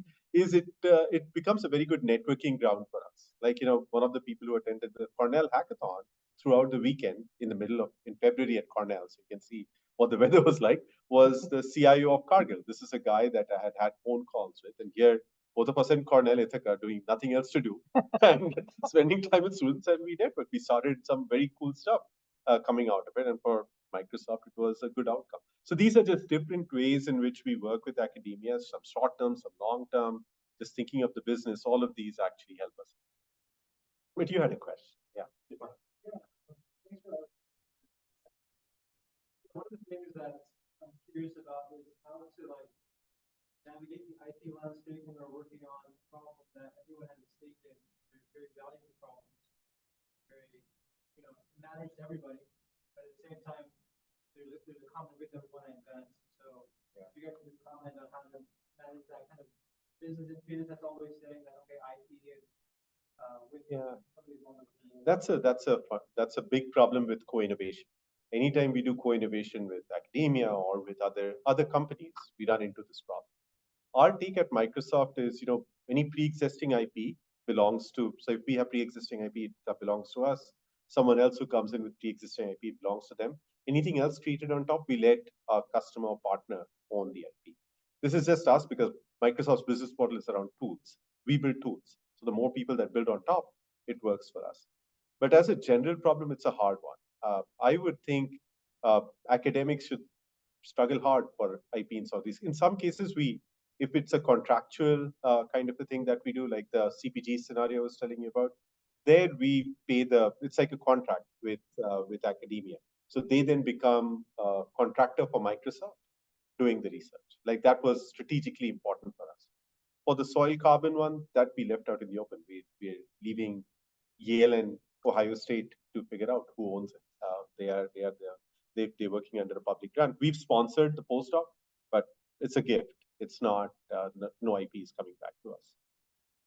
Anyone else with way to the IP issues in your own companies? George, when you started your startup? Yeah, I mean,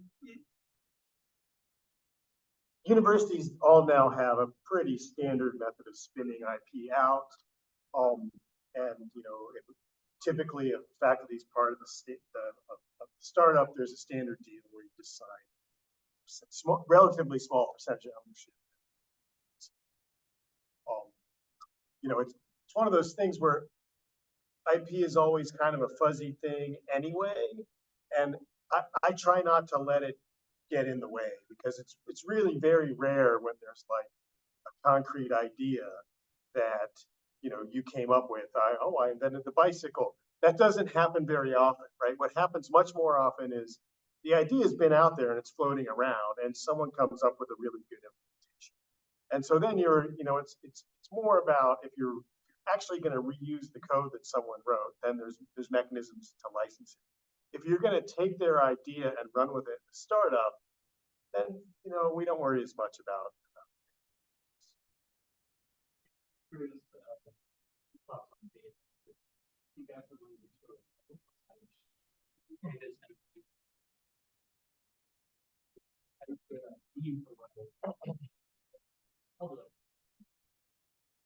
So, I'll just say one quick thing, which is I don't really know anything about that, except someone recently was trying to educate me on the subject, and I had always thought about data as something that's owned, and really it's not owned by anybody. It's more of a who has the rights to use it kind of model.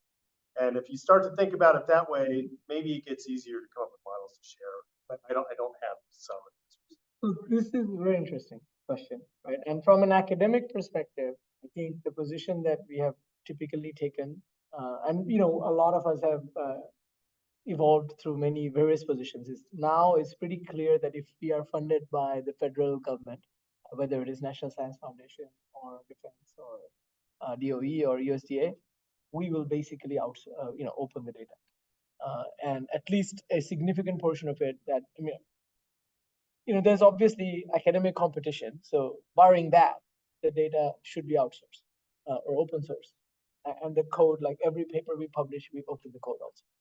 Now, when we collaborate, like we have some papers in my group that are written with EarthSense, and in that case, we open the source that mattered to the paper that was written by my students from the university. EarthSense doesn't choose to open their source, and that's okay. But the source that we open is sufficient to recreate the results.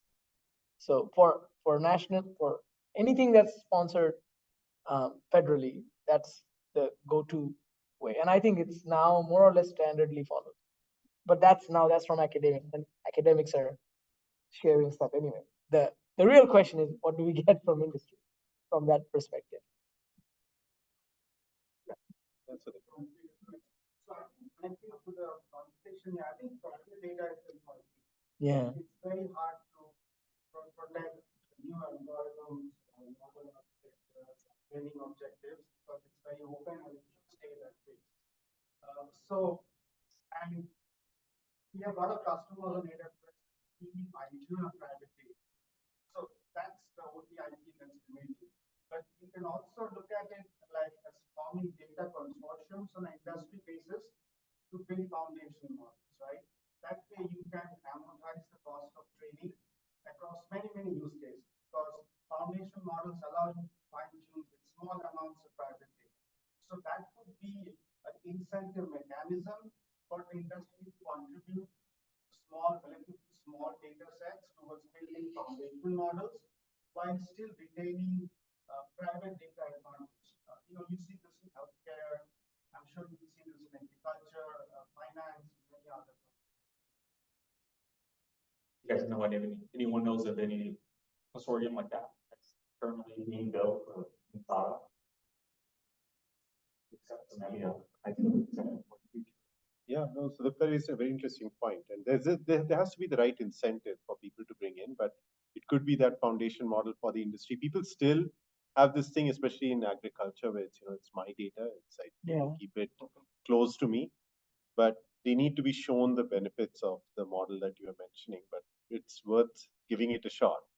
There have been conversations in other industries, not in agriculture yet, around such a model.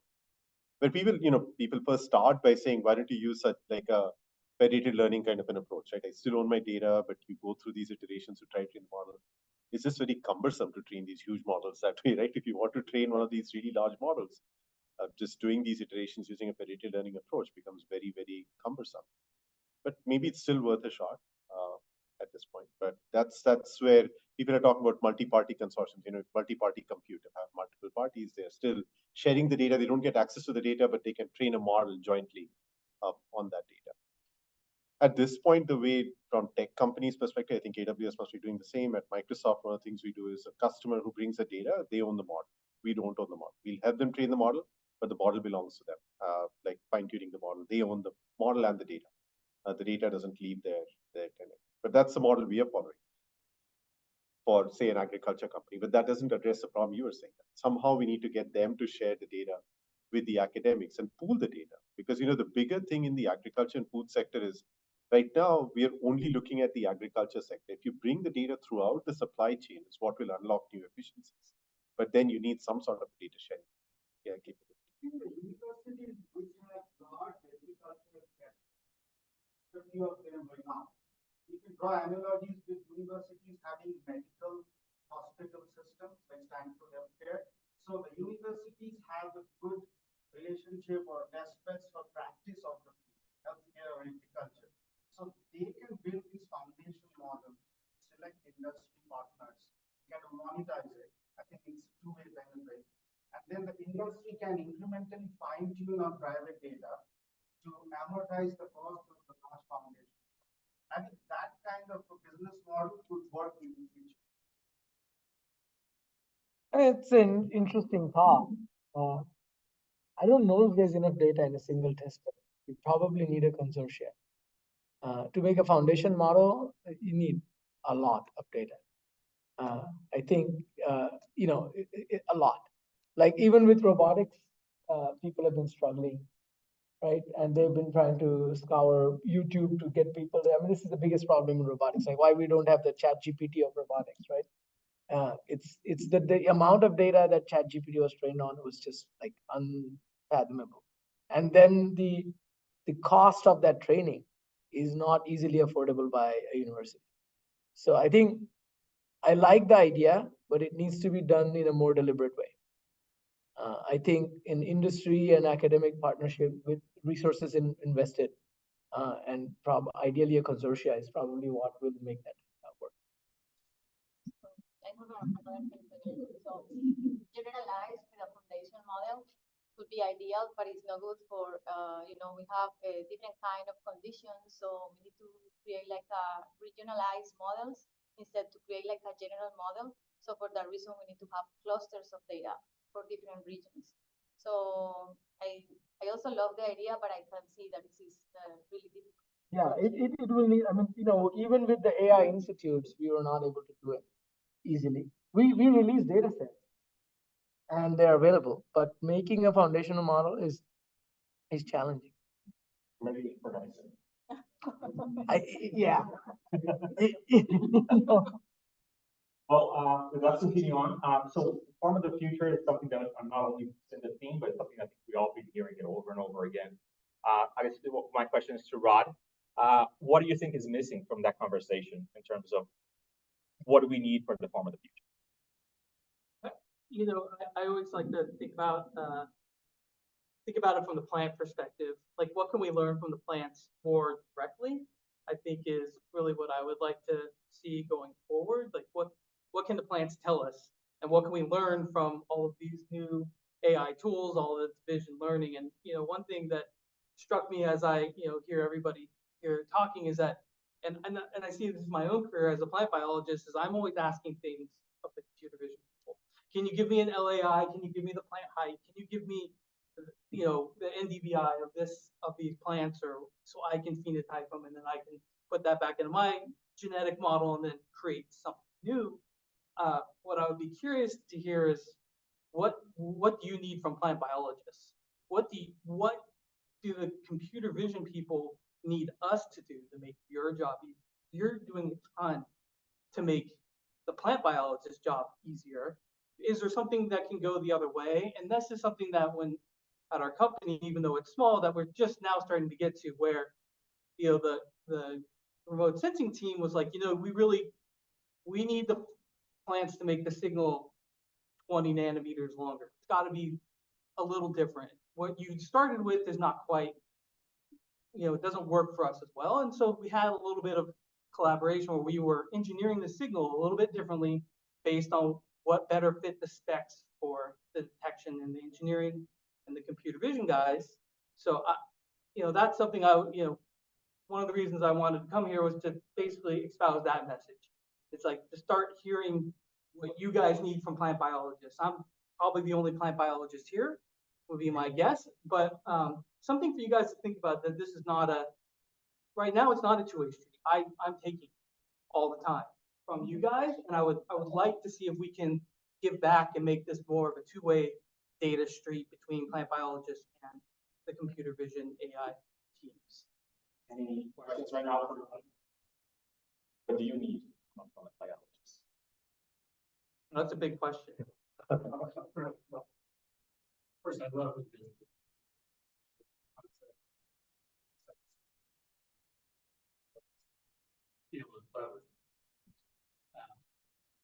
first thing that comes to mind, this is a wish list for you. I'd love to see plants plants.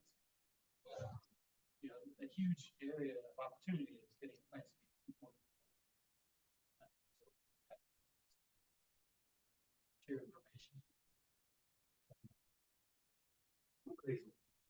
And they already do, right? There's gaseous hormonal signals that go between plants. So this is something that's already built in to plant ecology. So plants are communicating between one another through the root system, exudates, and through gaseous signals between the leaves. So this is something that's possible to engineer, and something we've thought about for even our signal is, can we amplify our signal by creating a gaseous, a hormone that would go out and say, okay, this one's really effective. We want to have the area be larger so we can see it from satellites more rapidly, right? So this is, I don't think, a impossible task, and not as impossible, but probably a longer timeline than a lot of people would like to see. Yeah, I have an ask. So if you see how things are going in drug design, molecular biology, a lot of the wet labs process are being converted to complete process, so that your time for developing a drug or is significantly shortened, and you take only the highly probable candidates to the final stage of trials or what have you, right? So similarly, you had that slide on gene markers for plant stress. So if you have tough plant biology components, maybe related to agriculture, where wet labs or real biology is involved. And I can throw ML and compute at the problem to solve them much faster at thousands of the cost, right? So that's something that, you know, the computer scientists can help, and plant biologists and computer scientists can get together to convert wet labs to large-scale compute problems. You know, and I do think there's quite a few companies already set up around building digital twins for crop plants, helping with breeding. I think part of what stops people from doing this, once again, is data, right? Those startups and the big companies are doing that are collecting massive amounts of data to put into those models that they can allow them to do that. So that's really, it's like, we don't have the amount of data, like even pulling from the academic research to, I don't think, help us directly, but for companies like Bayer or Monsanto who have a ton of this data, they've done some of the digital twin work, and I've seen some of the results from it. It is pretty impressive. So I think they can start to shorten the timelines, but you still need to grow the plants in the end, and that is really, it lowers the space to testing space, but like the timelines are still pretty long. Yeah, I think that's a big opportunity. I would actually grow only a very small, short-listed selection, a small amount of time to validation, right, so to speak. But I'm going to front-end it and reduce it to large compute problems. So there are two places, Sudipta, where there's some work that is happening in the space. One is in seeds, like new seed design. This is very early though, you know, when one of the bottlenecks is data, but people are trying to do that, coming up with new seeds and trying to, especially for example, drought-resistant seeds or things like that. And there is more work happening. Some of the work is also happening in not the broadacre crops, but in horticulture, where people are trying to do it. And the second place where it's happening is in the chemical space, which is more standard, you know, where the crop protection chemicals, for example, people are talking about herbicides, pesticides, and accelerating the discovery of new types of these molecules. Exactly, and using sustainable materials is a new thing, right? So I want the chemicals to be more built from sustainable materials. So there's some research happening in that space. This is just some of the big ag companies, not as much happening in academia, but a lot of it happening in industry, starting to happen. I wouldn't say it's mature, but that's some of the places where AI for science, that domain is, and a lot of it is people are borrowing techniques from pharma and applying it to the ag space. Yeah, like leveraging transformer models, for example. So.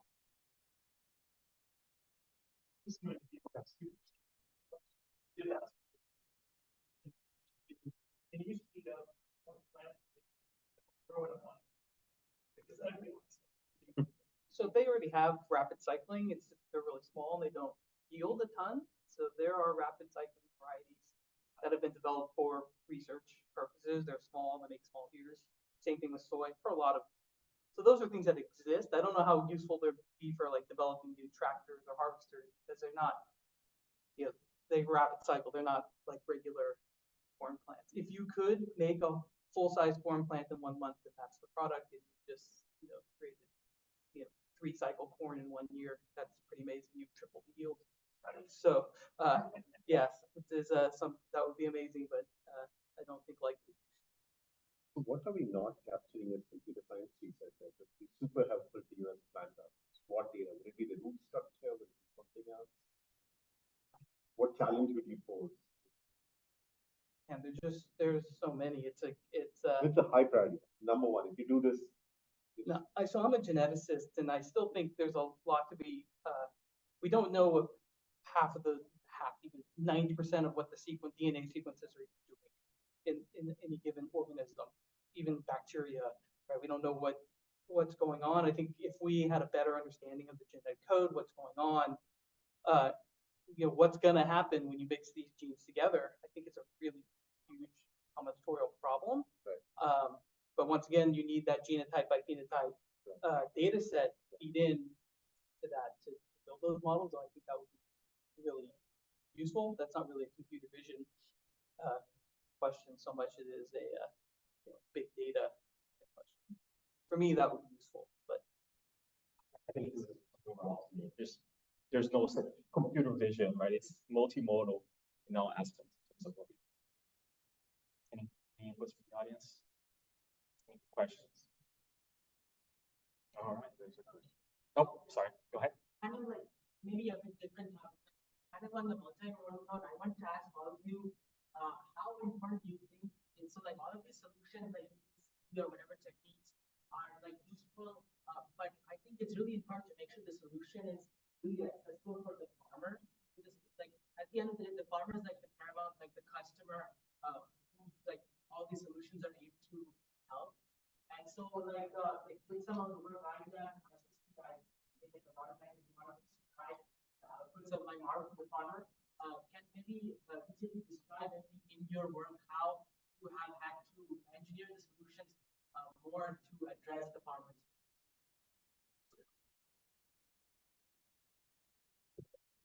So I think that we have different kind of farmers, depending on the farmer that we are talking about. The small farmers, for sure, we need to show an evidence, and it should be like a low-cost system. So maybe we need to provide some tools that they can use with a mobile device or something like that. And they need to have access to the cloud, but we have a lot of blockers on that. So we have something that is really important to understand is the adoption gap. And the adoption gap should be, we need to fight with the adoption gap with the education. We need to educate farmers. And here in this workshop, we are talking about technology. That's great. But also we need to have also in mind the human side. We need to train them. We need to make a lot of workshops. We need to show the evidence that that works. And we also need to understand that there are different kind of farmers. So maybe the solutions that we are exposing here about, chemical stuff, and that maybe is for a startup or a company to provide that service to farmers. But if we need to have a technology that the farmer needs to utilize, we need to think about something that I already mentioned in my talk today: low cost, easy to use, and easy to maintain. And that is helpful for small farmers and medium farmers as well. And also create the evidence. And we need to bridge the gap in between the farmers and the technology, because they want to do the thing that all time, they are doing. Why they want to change if it's working? But we need to create more consensus about that the things could change, that they can improve the yield, they can improve they can eliminate illness, or they can just follow some decisions using LLMs.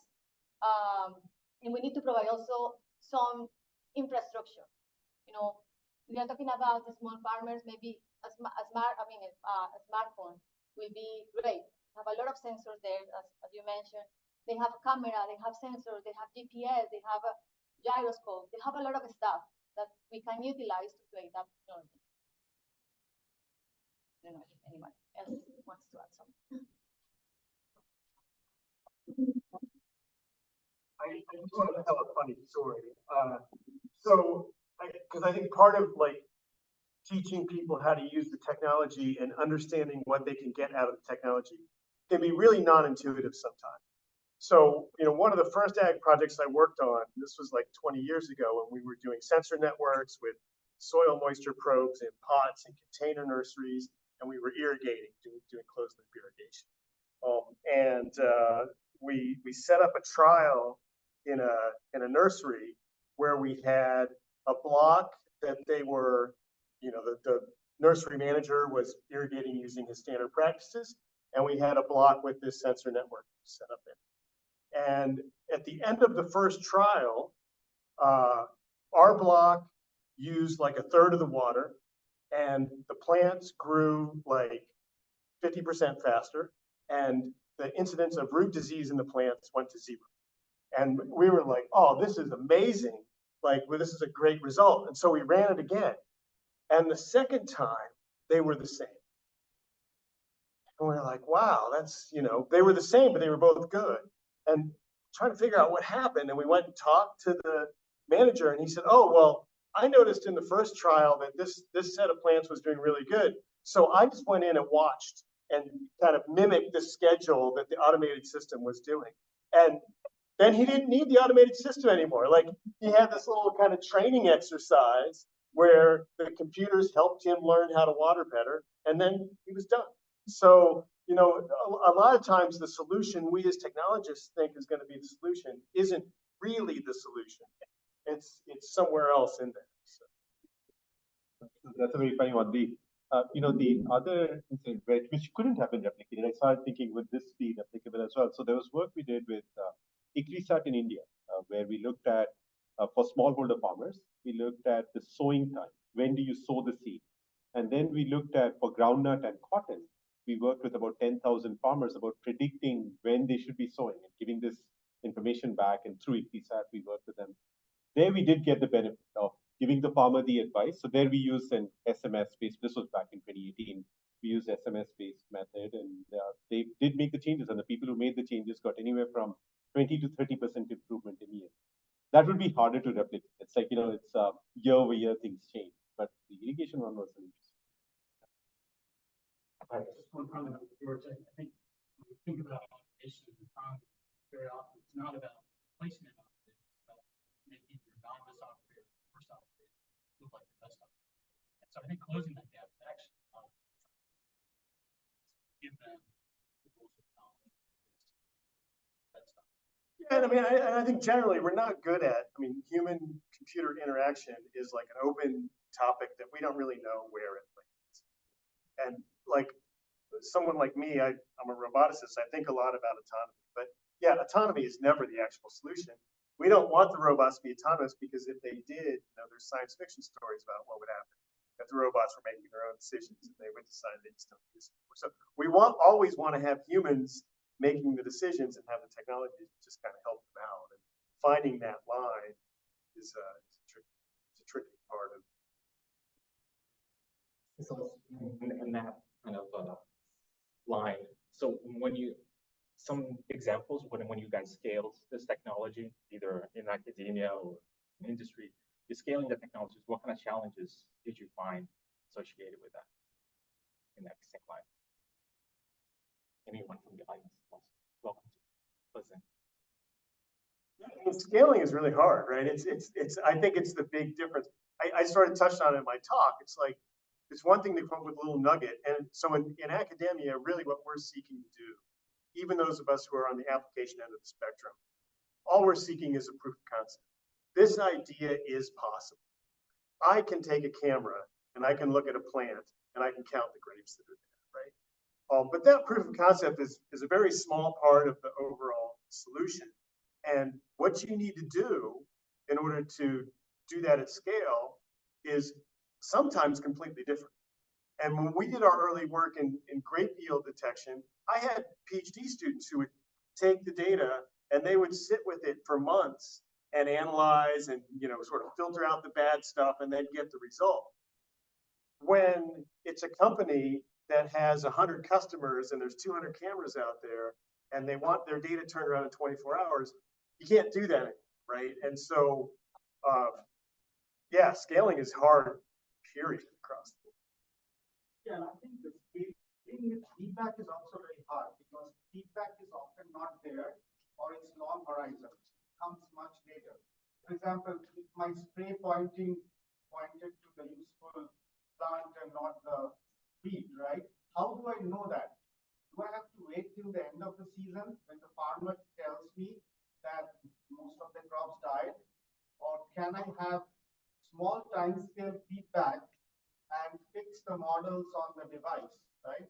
So I would love to hear about how you get the feedback loop going with large-scale deployments and how you continuously iterate, because any AI is only as good as how fast it can iterate.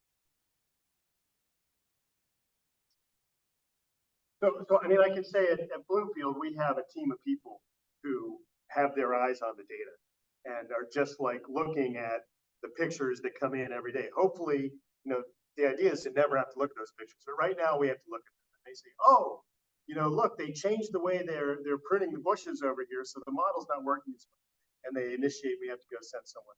So is it part of the farmer workflow for the UI, or is it inferred by the system? So right now, and this is early stage startup, it's part of the workflow of the technology provider company. And it's not sustainable, right? If we have to do this forever, we can't have a business. And the hope is that, you keep the loop for short enough time that we can build up the ability to make those loops over a longer time, so that we can just get feedback at the end of the season instead of daily from companies. I'm gonna add something to this. We recently had a workshop at ICRA, the Robotics Conference, and had a, about ag and things and overall field robotics. And I think one of the points that Sanjeev Singh was mentioning is that people want robots to do things that are repetitive and boring, right? And same with AI. People want AI to classify images that are repetitive and boring. But those same people don't actually want to pay for those robots to be made. The only people who actually pay for robots are the ones who want to go to Mars, or want to rescue animals stranded in fires. So risky things people are paying for. But I would like to say that scaling isn't going to happen just because my students had an idea or Bloomfield made a product and that ran to Series A. Scale or even Microsoft made something, right? So we are tool makers. We're engineers. We make tools. The scaling has to happen because there's a pull from industry. And what we've noticed is that ag industry wants products, but isn't willing to pay for it. This is blunt, but this is what I'm seeing. And this is not just me. I think George and I have had the same conversation. Several people have had the same conversation. Is that we're making these tools, but there is a horizon from from a tool at the lab or even at a startup through the valley of death to actual scale. And to do that, we need good partners in the industry who understand what it takes to take AI from a proof of concept to actually make it work. Is it because product definition is a problem from a customer point of view, or is the farmer not seeing enough ROI? Where is the problem? From a concept to a scaled up system is an expensive proposition because it's engineering. That's what's involved, right? So scaling up a data pipeline is non-trivial. It takes, you look at Blue River, right? They spent 15 years before they were acquired, and then they spent another 7, 8 years before a product was released. If I talk with somebody at John Deere, they tell me it takes 10 years for a product to come out, right? That's not even that different in Corteva. Yeah, exactly. So it takes 10 years so somebody has to support that for that 10 years, right? It's not going to be the federal government. It's not going to be the VCs. The cycles in ag are so slow that it's not going to be the VCs who can support that thing. So you think the industry is not creating the right product definition for the farmer? That's where the gap is? So I could answer one other use case, right? So this is a Copilot use case for farmers, where we've announced Copilots. We are making it real with Bayer, ITC, multiple customers who are building it for farmers. There we have this filter. We are getting feedback, not from the farmers, from the agronomists. So this is the agronomists employed by these companies who are giving us feedback saying how accurate it is, which they'll be then using to improve our models. So that is a use case where we are seeing the value, we are getting the feedback, and we're improving the model. Then it works. It works because it's making business sense for someone in a dynamic way. Computer vision problems might be harder, especially for robotics, because it's still early. I think robotics will scale in a big way. We are still early through some of the use cases that we've seen today. But for Copilots, it's ready. We are seeing the business case. We're getting the feedback.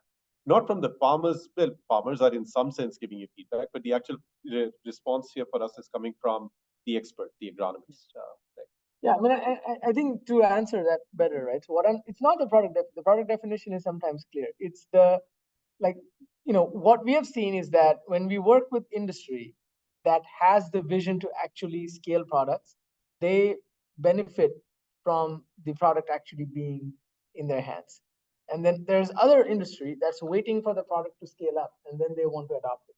And I think what we need is more champions from industry, willing to put resources and time into taking AI products from concept to fruition. And do you mean that as investing in startups? I don't know what that is, right? It could be supporting products that aren't really ready. Like, doesn't have to be an investment per se. It could be being good customers, being good partners, being good mentors, right? Whatever it takes to bring a product, like being patient with the product, right? Most of the times, the scientists in the company who the user wants it, but the payer, the higher level management that wants to pay for it, they're like, well, it's not affecting my ROI this month or this year, why should I pay for it? They don't have that vision that it takes 2 or 3 years before that impact happens. And do you think that potentially that could be because of the scale that the specific customer you're dealing with? Like, for example, if you go to another location like Australia, we said we have huge fields, and it's a lot easier for them to see that return on investment versus a small farm holder in a third world country or a small family in the United States. Do you want to answer that? Yeah, please go ahead.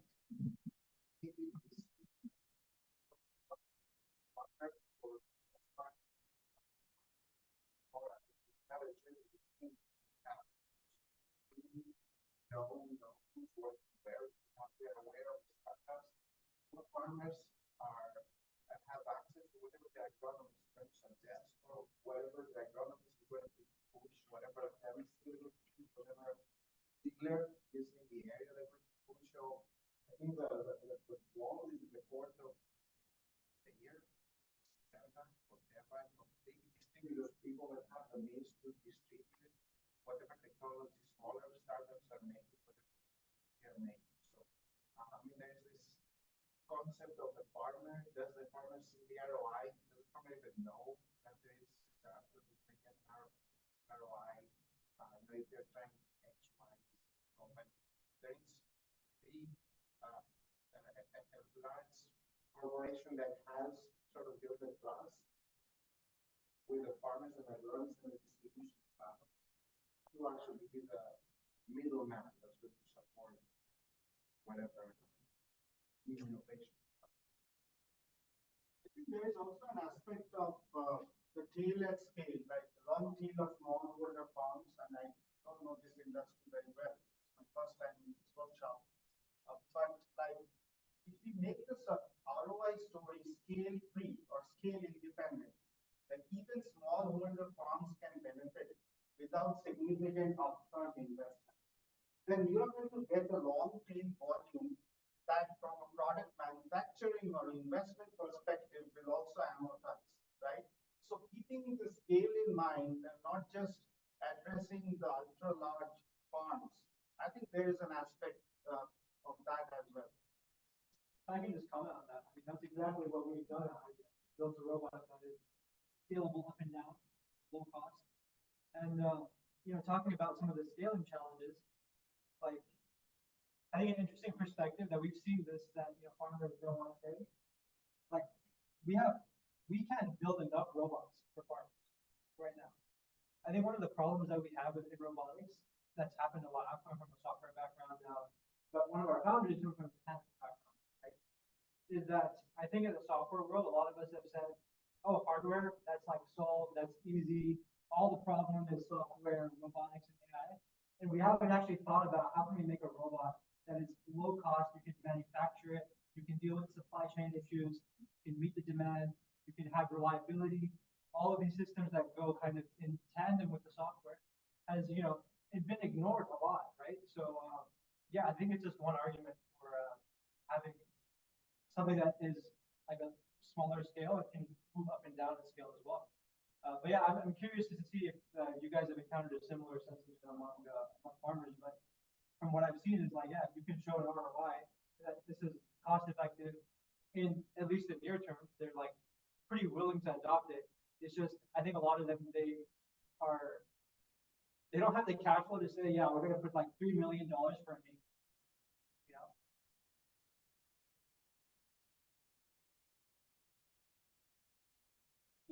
Add one more thing in all this. I think it feels to me there are thousands of cool technologies, computer vision, robotics, that's waiting to be solved. I think that the number of probably only a handful of good ROI problems.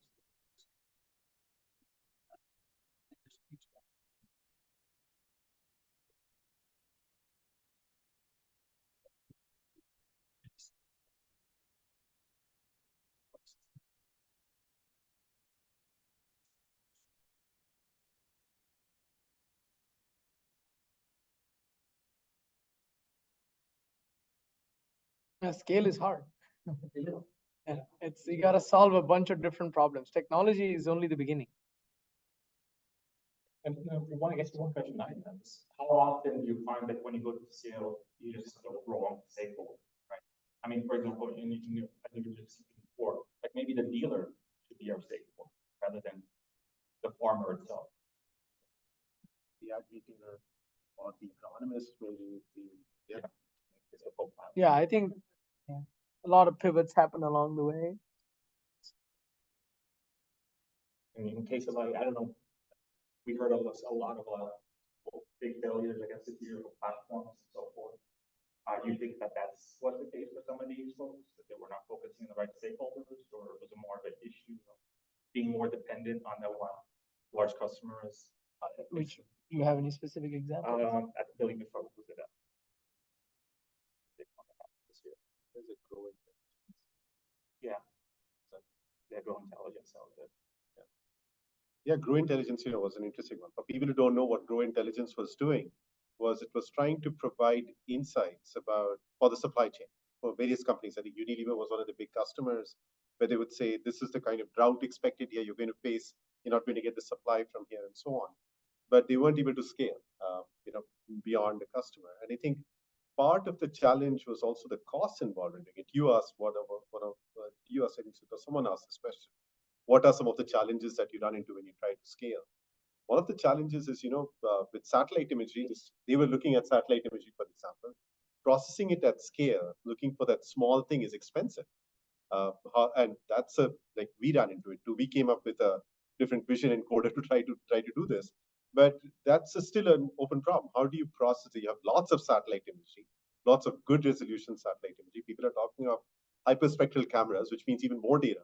But mining it for that small thing and coming up with the ROI is non-trivial.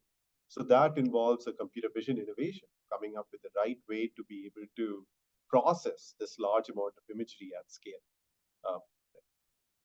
But that was one of the reasons. Of course, there were other reasons as well, the business reasons where, which I don't want to get into. Yeah. But I do feel like the time has come to get some more big wins in agriculture now. I think the technology is there.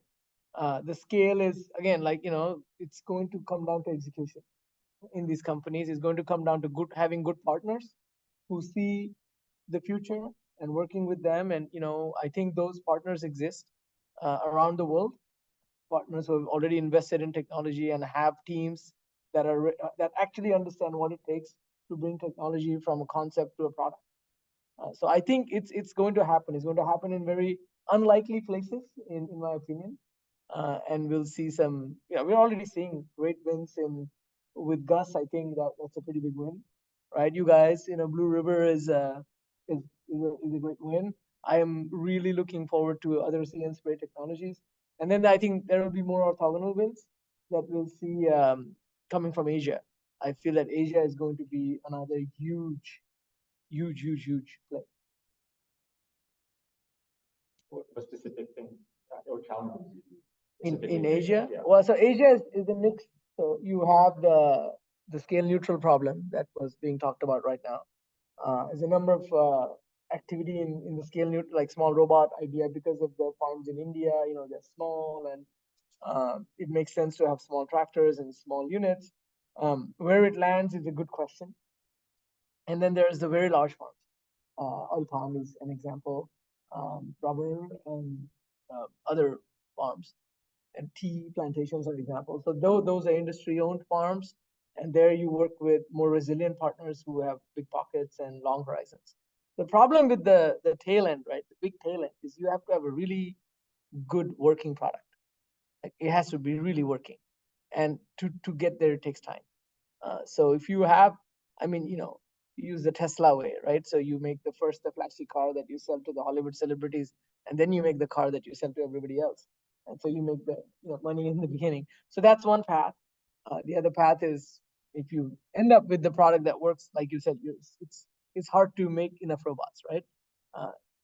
So to get to the tail, you need to have the scale. But what's a good, what we're seeing right now, the wins are coming where there is an operational problem, sufficiently large farming organization, and that operational problem can solve. That problem for their organization can be solved with technology. So almond farms. On the back.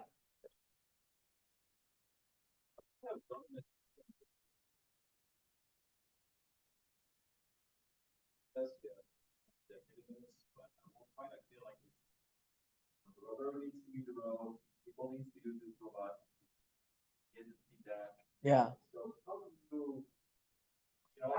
you, I think the US government does really well already in incentives. They have done really well. USDA has done really well. NSF has done really well. DOE has done really well. We have the STTR programs and SBIR programs that are out there. We have the National AI Institutes. Hopefully they'll be renewed again, but they're out there. And you know, there's other things that are out there. So I think, I mean, you know, obviously there's now the TT thing that's going on with NSF, the transition to practice directorate that they have created. So I think okay, it's time for us to go, right? Yeah. The government sees it. Could they invest more money? I mean, you know, that's a political question loaded on both sides, right? I mean, what should be the role of government? But I am quite pleased with the way the government has been handling innovation in ag sector. I think it's time for industry to step in. There's a flip side to that. All of the examples you just mentioned were government investing in research. Right? Yeah, but yeah. But I think government also plays a huge role. Like they could decide to enforce pesticide runoff with the regulation is interesting. And that would inspire. Then you know they could change the structure of immigration in either direction, and that would have a huge impact on how much growth. You know, right now a lot of like in the specialty crops, really all the specialty crops they want, not all. There are some who are really in trouble, but most of them kind of want the automation, but it's really more as an insurance policy in case they can't get that labor pool to show up when they need to harvest than because they really need it. But, you know, a relatively small change in immigration policy could make it that they really need it, right? And so, and I'm not saying you should do that because there's bigger societal impacts than whether or not that becomes, you know, it's. But government can have a large impact, and I would say I would like to see them sort of enforce environmental regulations a little more tightly. And then Well, I mean, then you have the Europe model. So Europe has a lot of regulation, and there is certainly innovation happening in Europe in terms of robotics and AI, because there's really no other option. So one hopes to see that. Also in Asia, another reason is this issue. There's a lot of control over, you know, labor movement, and so that's creating conducive environments for robotics to thrive. Secondly, US government provides a lot of direct subsidies to farmers. How much of that incentivizes use of technology and automation? So the only program like that I know is the Biden-Harris administration's Climate Smart Commodities program. So in the Climate Smart Commodities program, they invested $3 billion through companies to pay farmers to adopt climate smart practices, such as cover crops.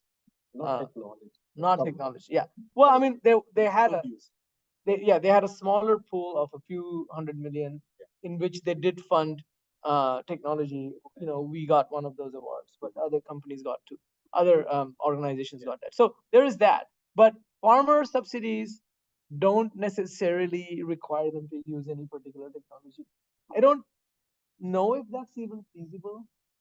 From a I don't know from a political perspective how that would even roll. It's not as controversial as in this.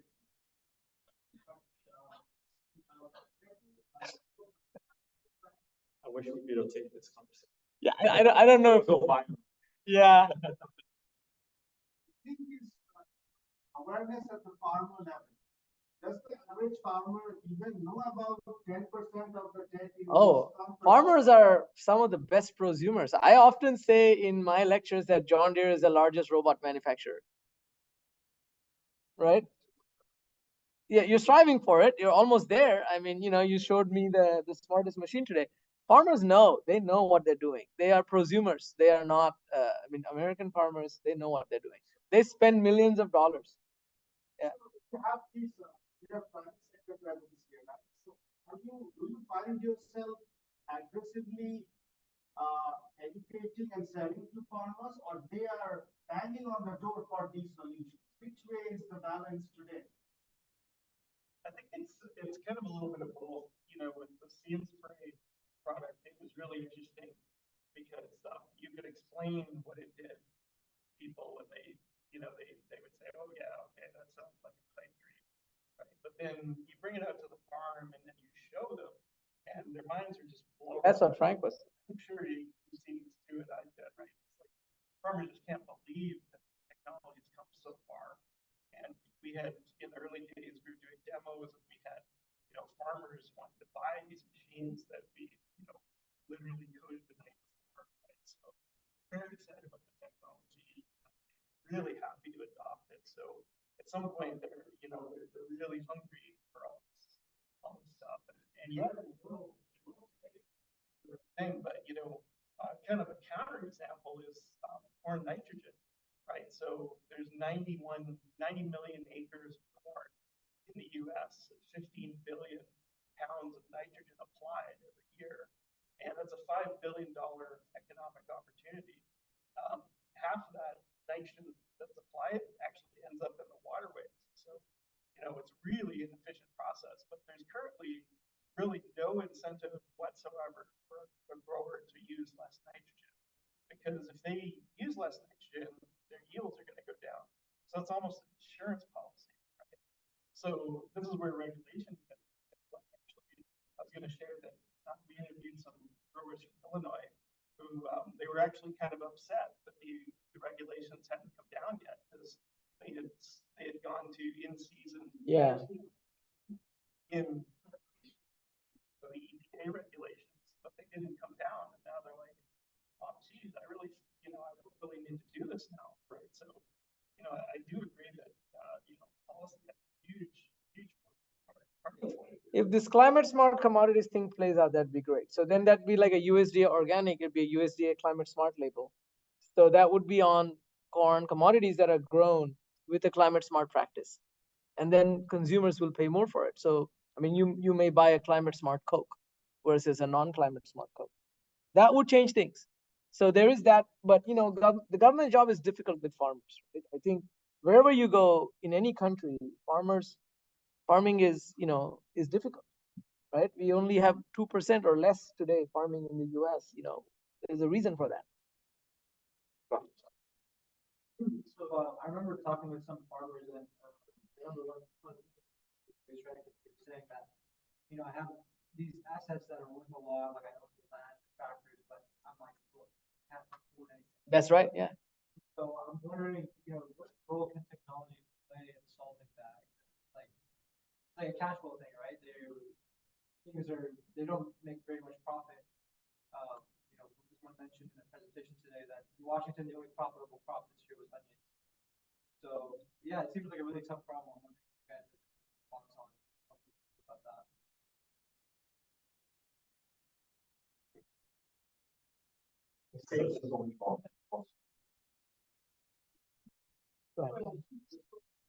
I'm trying to address that related question, like, what are the pricing models today? Do I have to pay up as a farmer, pay up front for the technology, or does private sector offer pay as you go plan?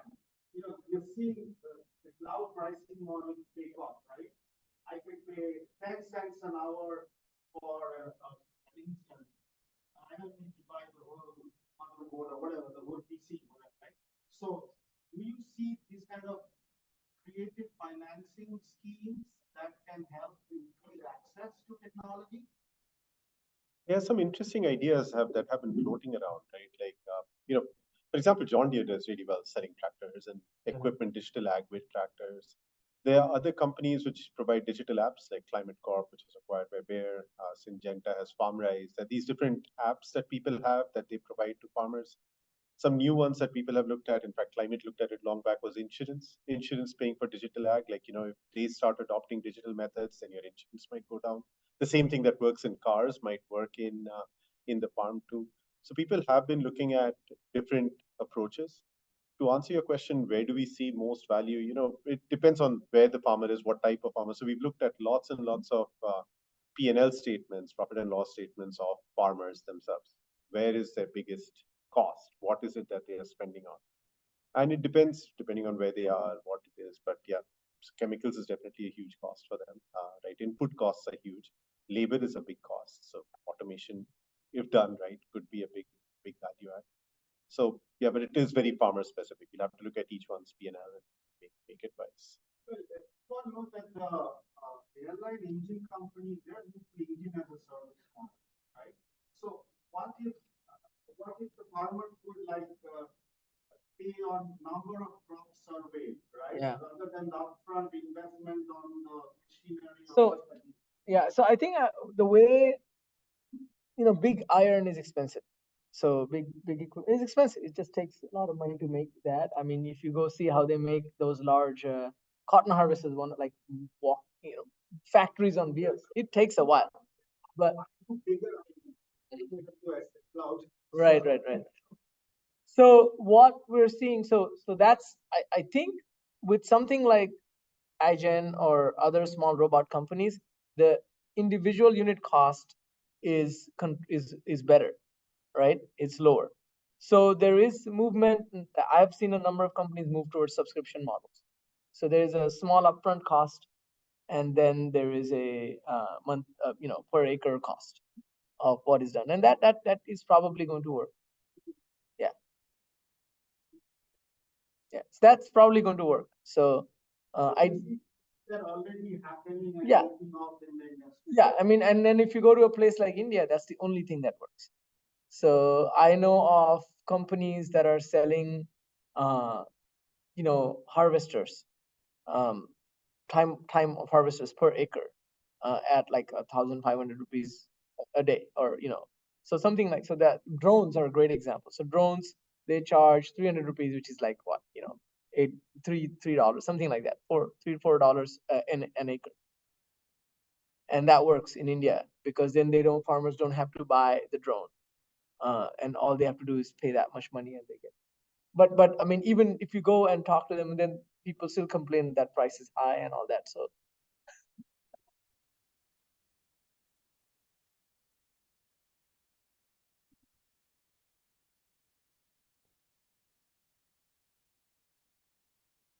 I mean, and even with big iron, there's co-ops that offer things as a service. So I think those, I mean, farming is really not that different than many other businesses. All the financing models exist. Yeah. Any questions from the audience? Okay, so, I mean, one of the questions that I have is, what are some of the issues you found with these emerging markets? Are there things that we are doing that are really don't work for emerging markets, or that you find that potentially we should be looking at? What do you mean by emerging markets? I mean markets that not been targeted as much as they have. But not emerging economies. You mean in the U.S.? In U.S. or outside. And then the same thing for the audience. I think some of the smallholder things we discussed, that's where we do need new financing, new business models as well for smallholder farmers.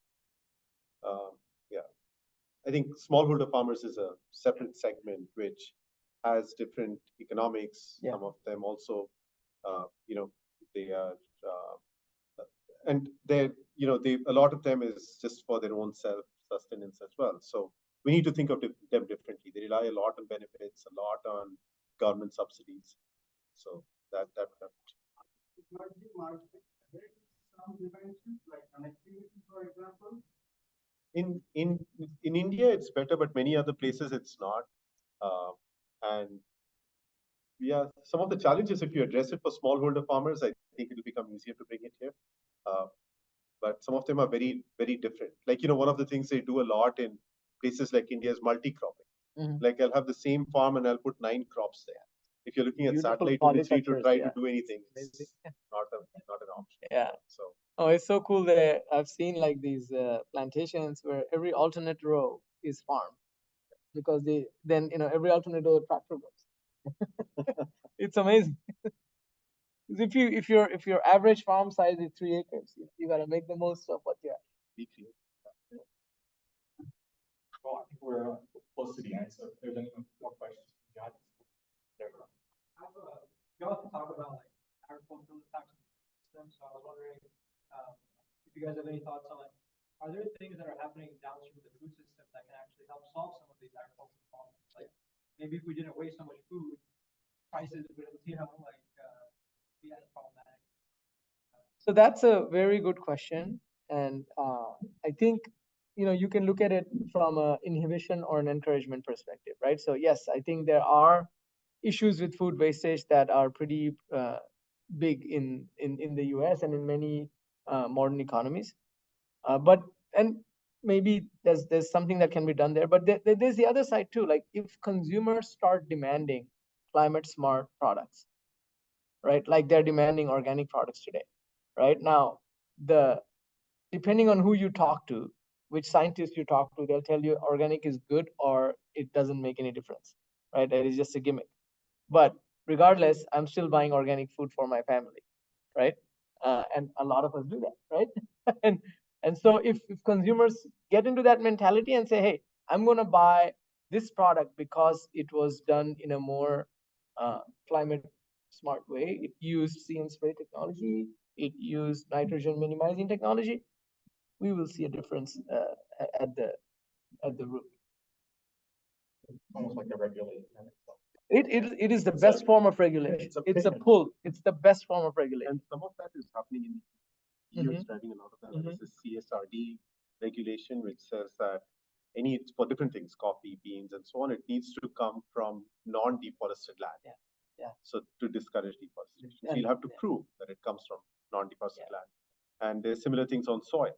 So to make it for biodiversity. So there are these regulations, which I think will drive a lot of new adoption of good practices. And in EU, you pay more for your renewable energy than for your fossil fuel electricity. And people will choose to do that. They will choose to pay more for solar farm or wind farm energy than from, a fossil fuel one. And so if we do that, I don't know what is necessary to do that in here. But if we do that, I think it will impact how farming is done. Any other questions? All right, well, I'd like to thank the panel members for their time and their. All right, thank you.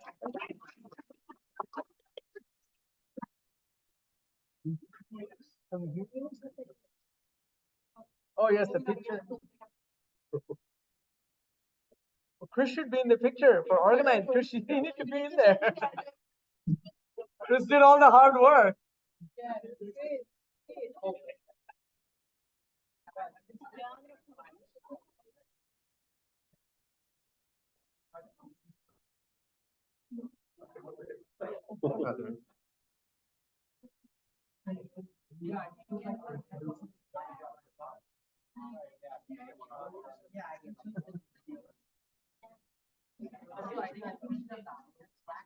Thank you.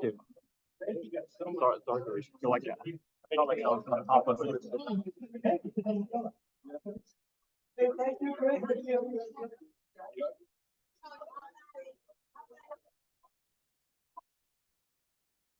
Okay, that wraps up our content for today. Thanks so much, everybody. If you want to get the QR code, we're going to be able to survey and comments. Thank you for spending your time with us today. Really appreciate the awesome discussion we just had. It's the highlight of the day for me. And all the awesome papers that people submitted. Thank you so much. So enjoy the rest of CVPR.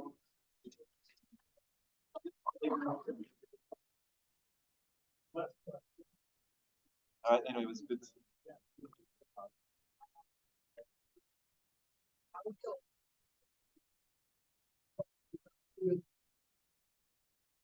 Yeah.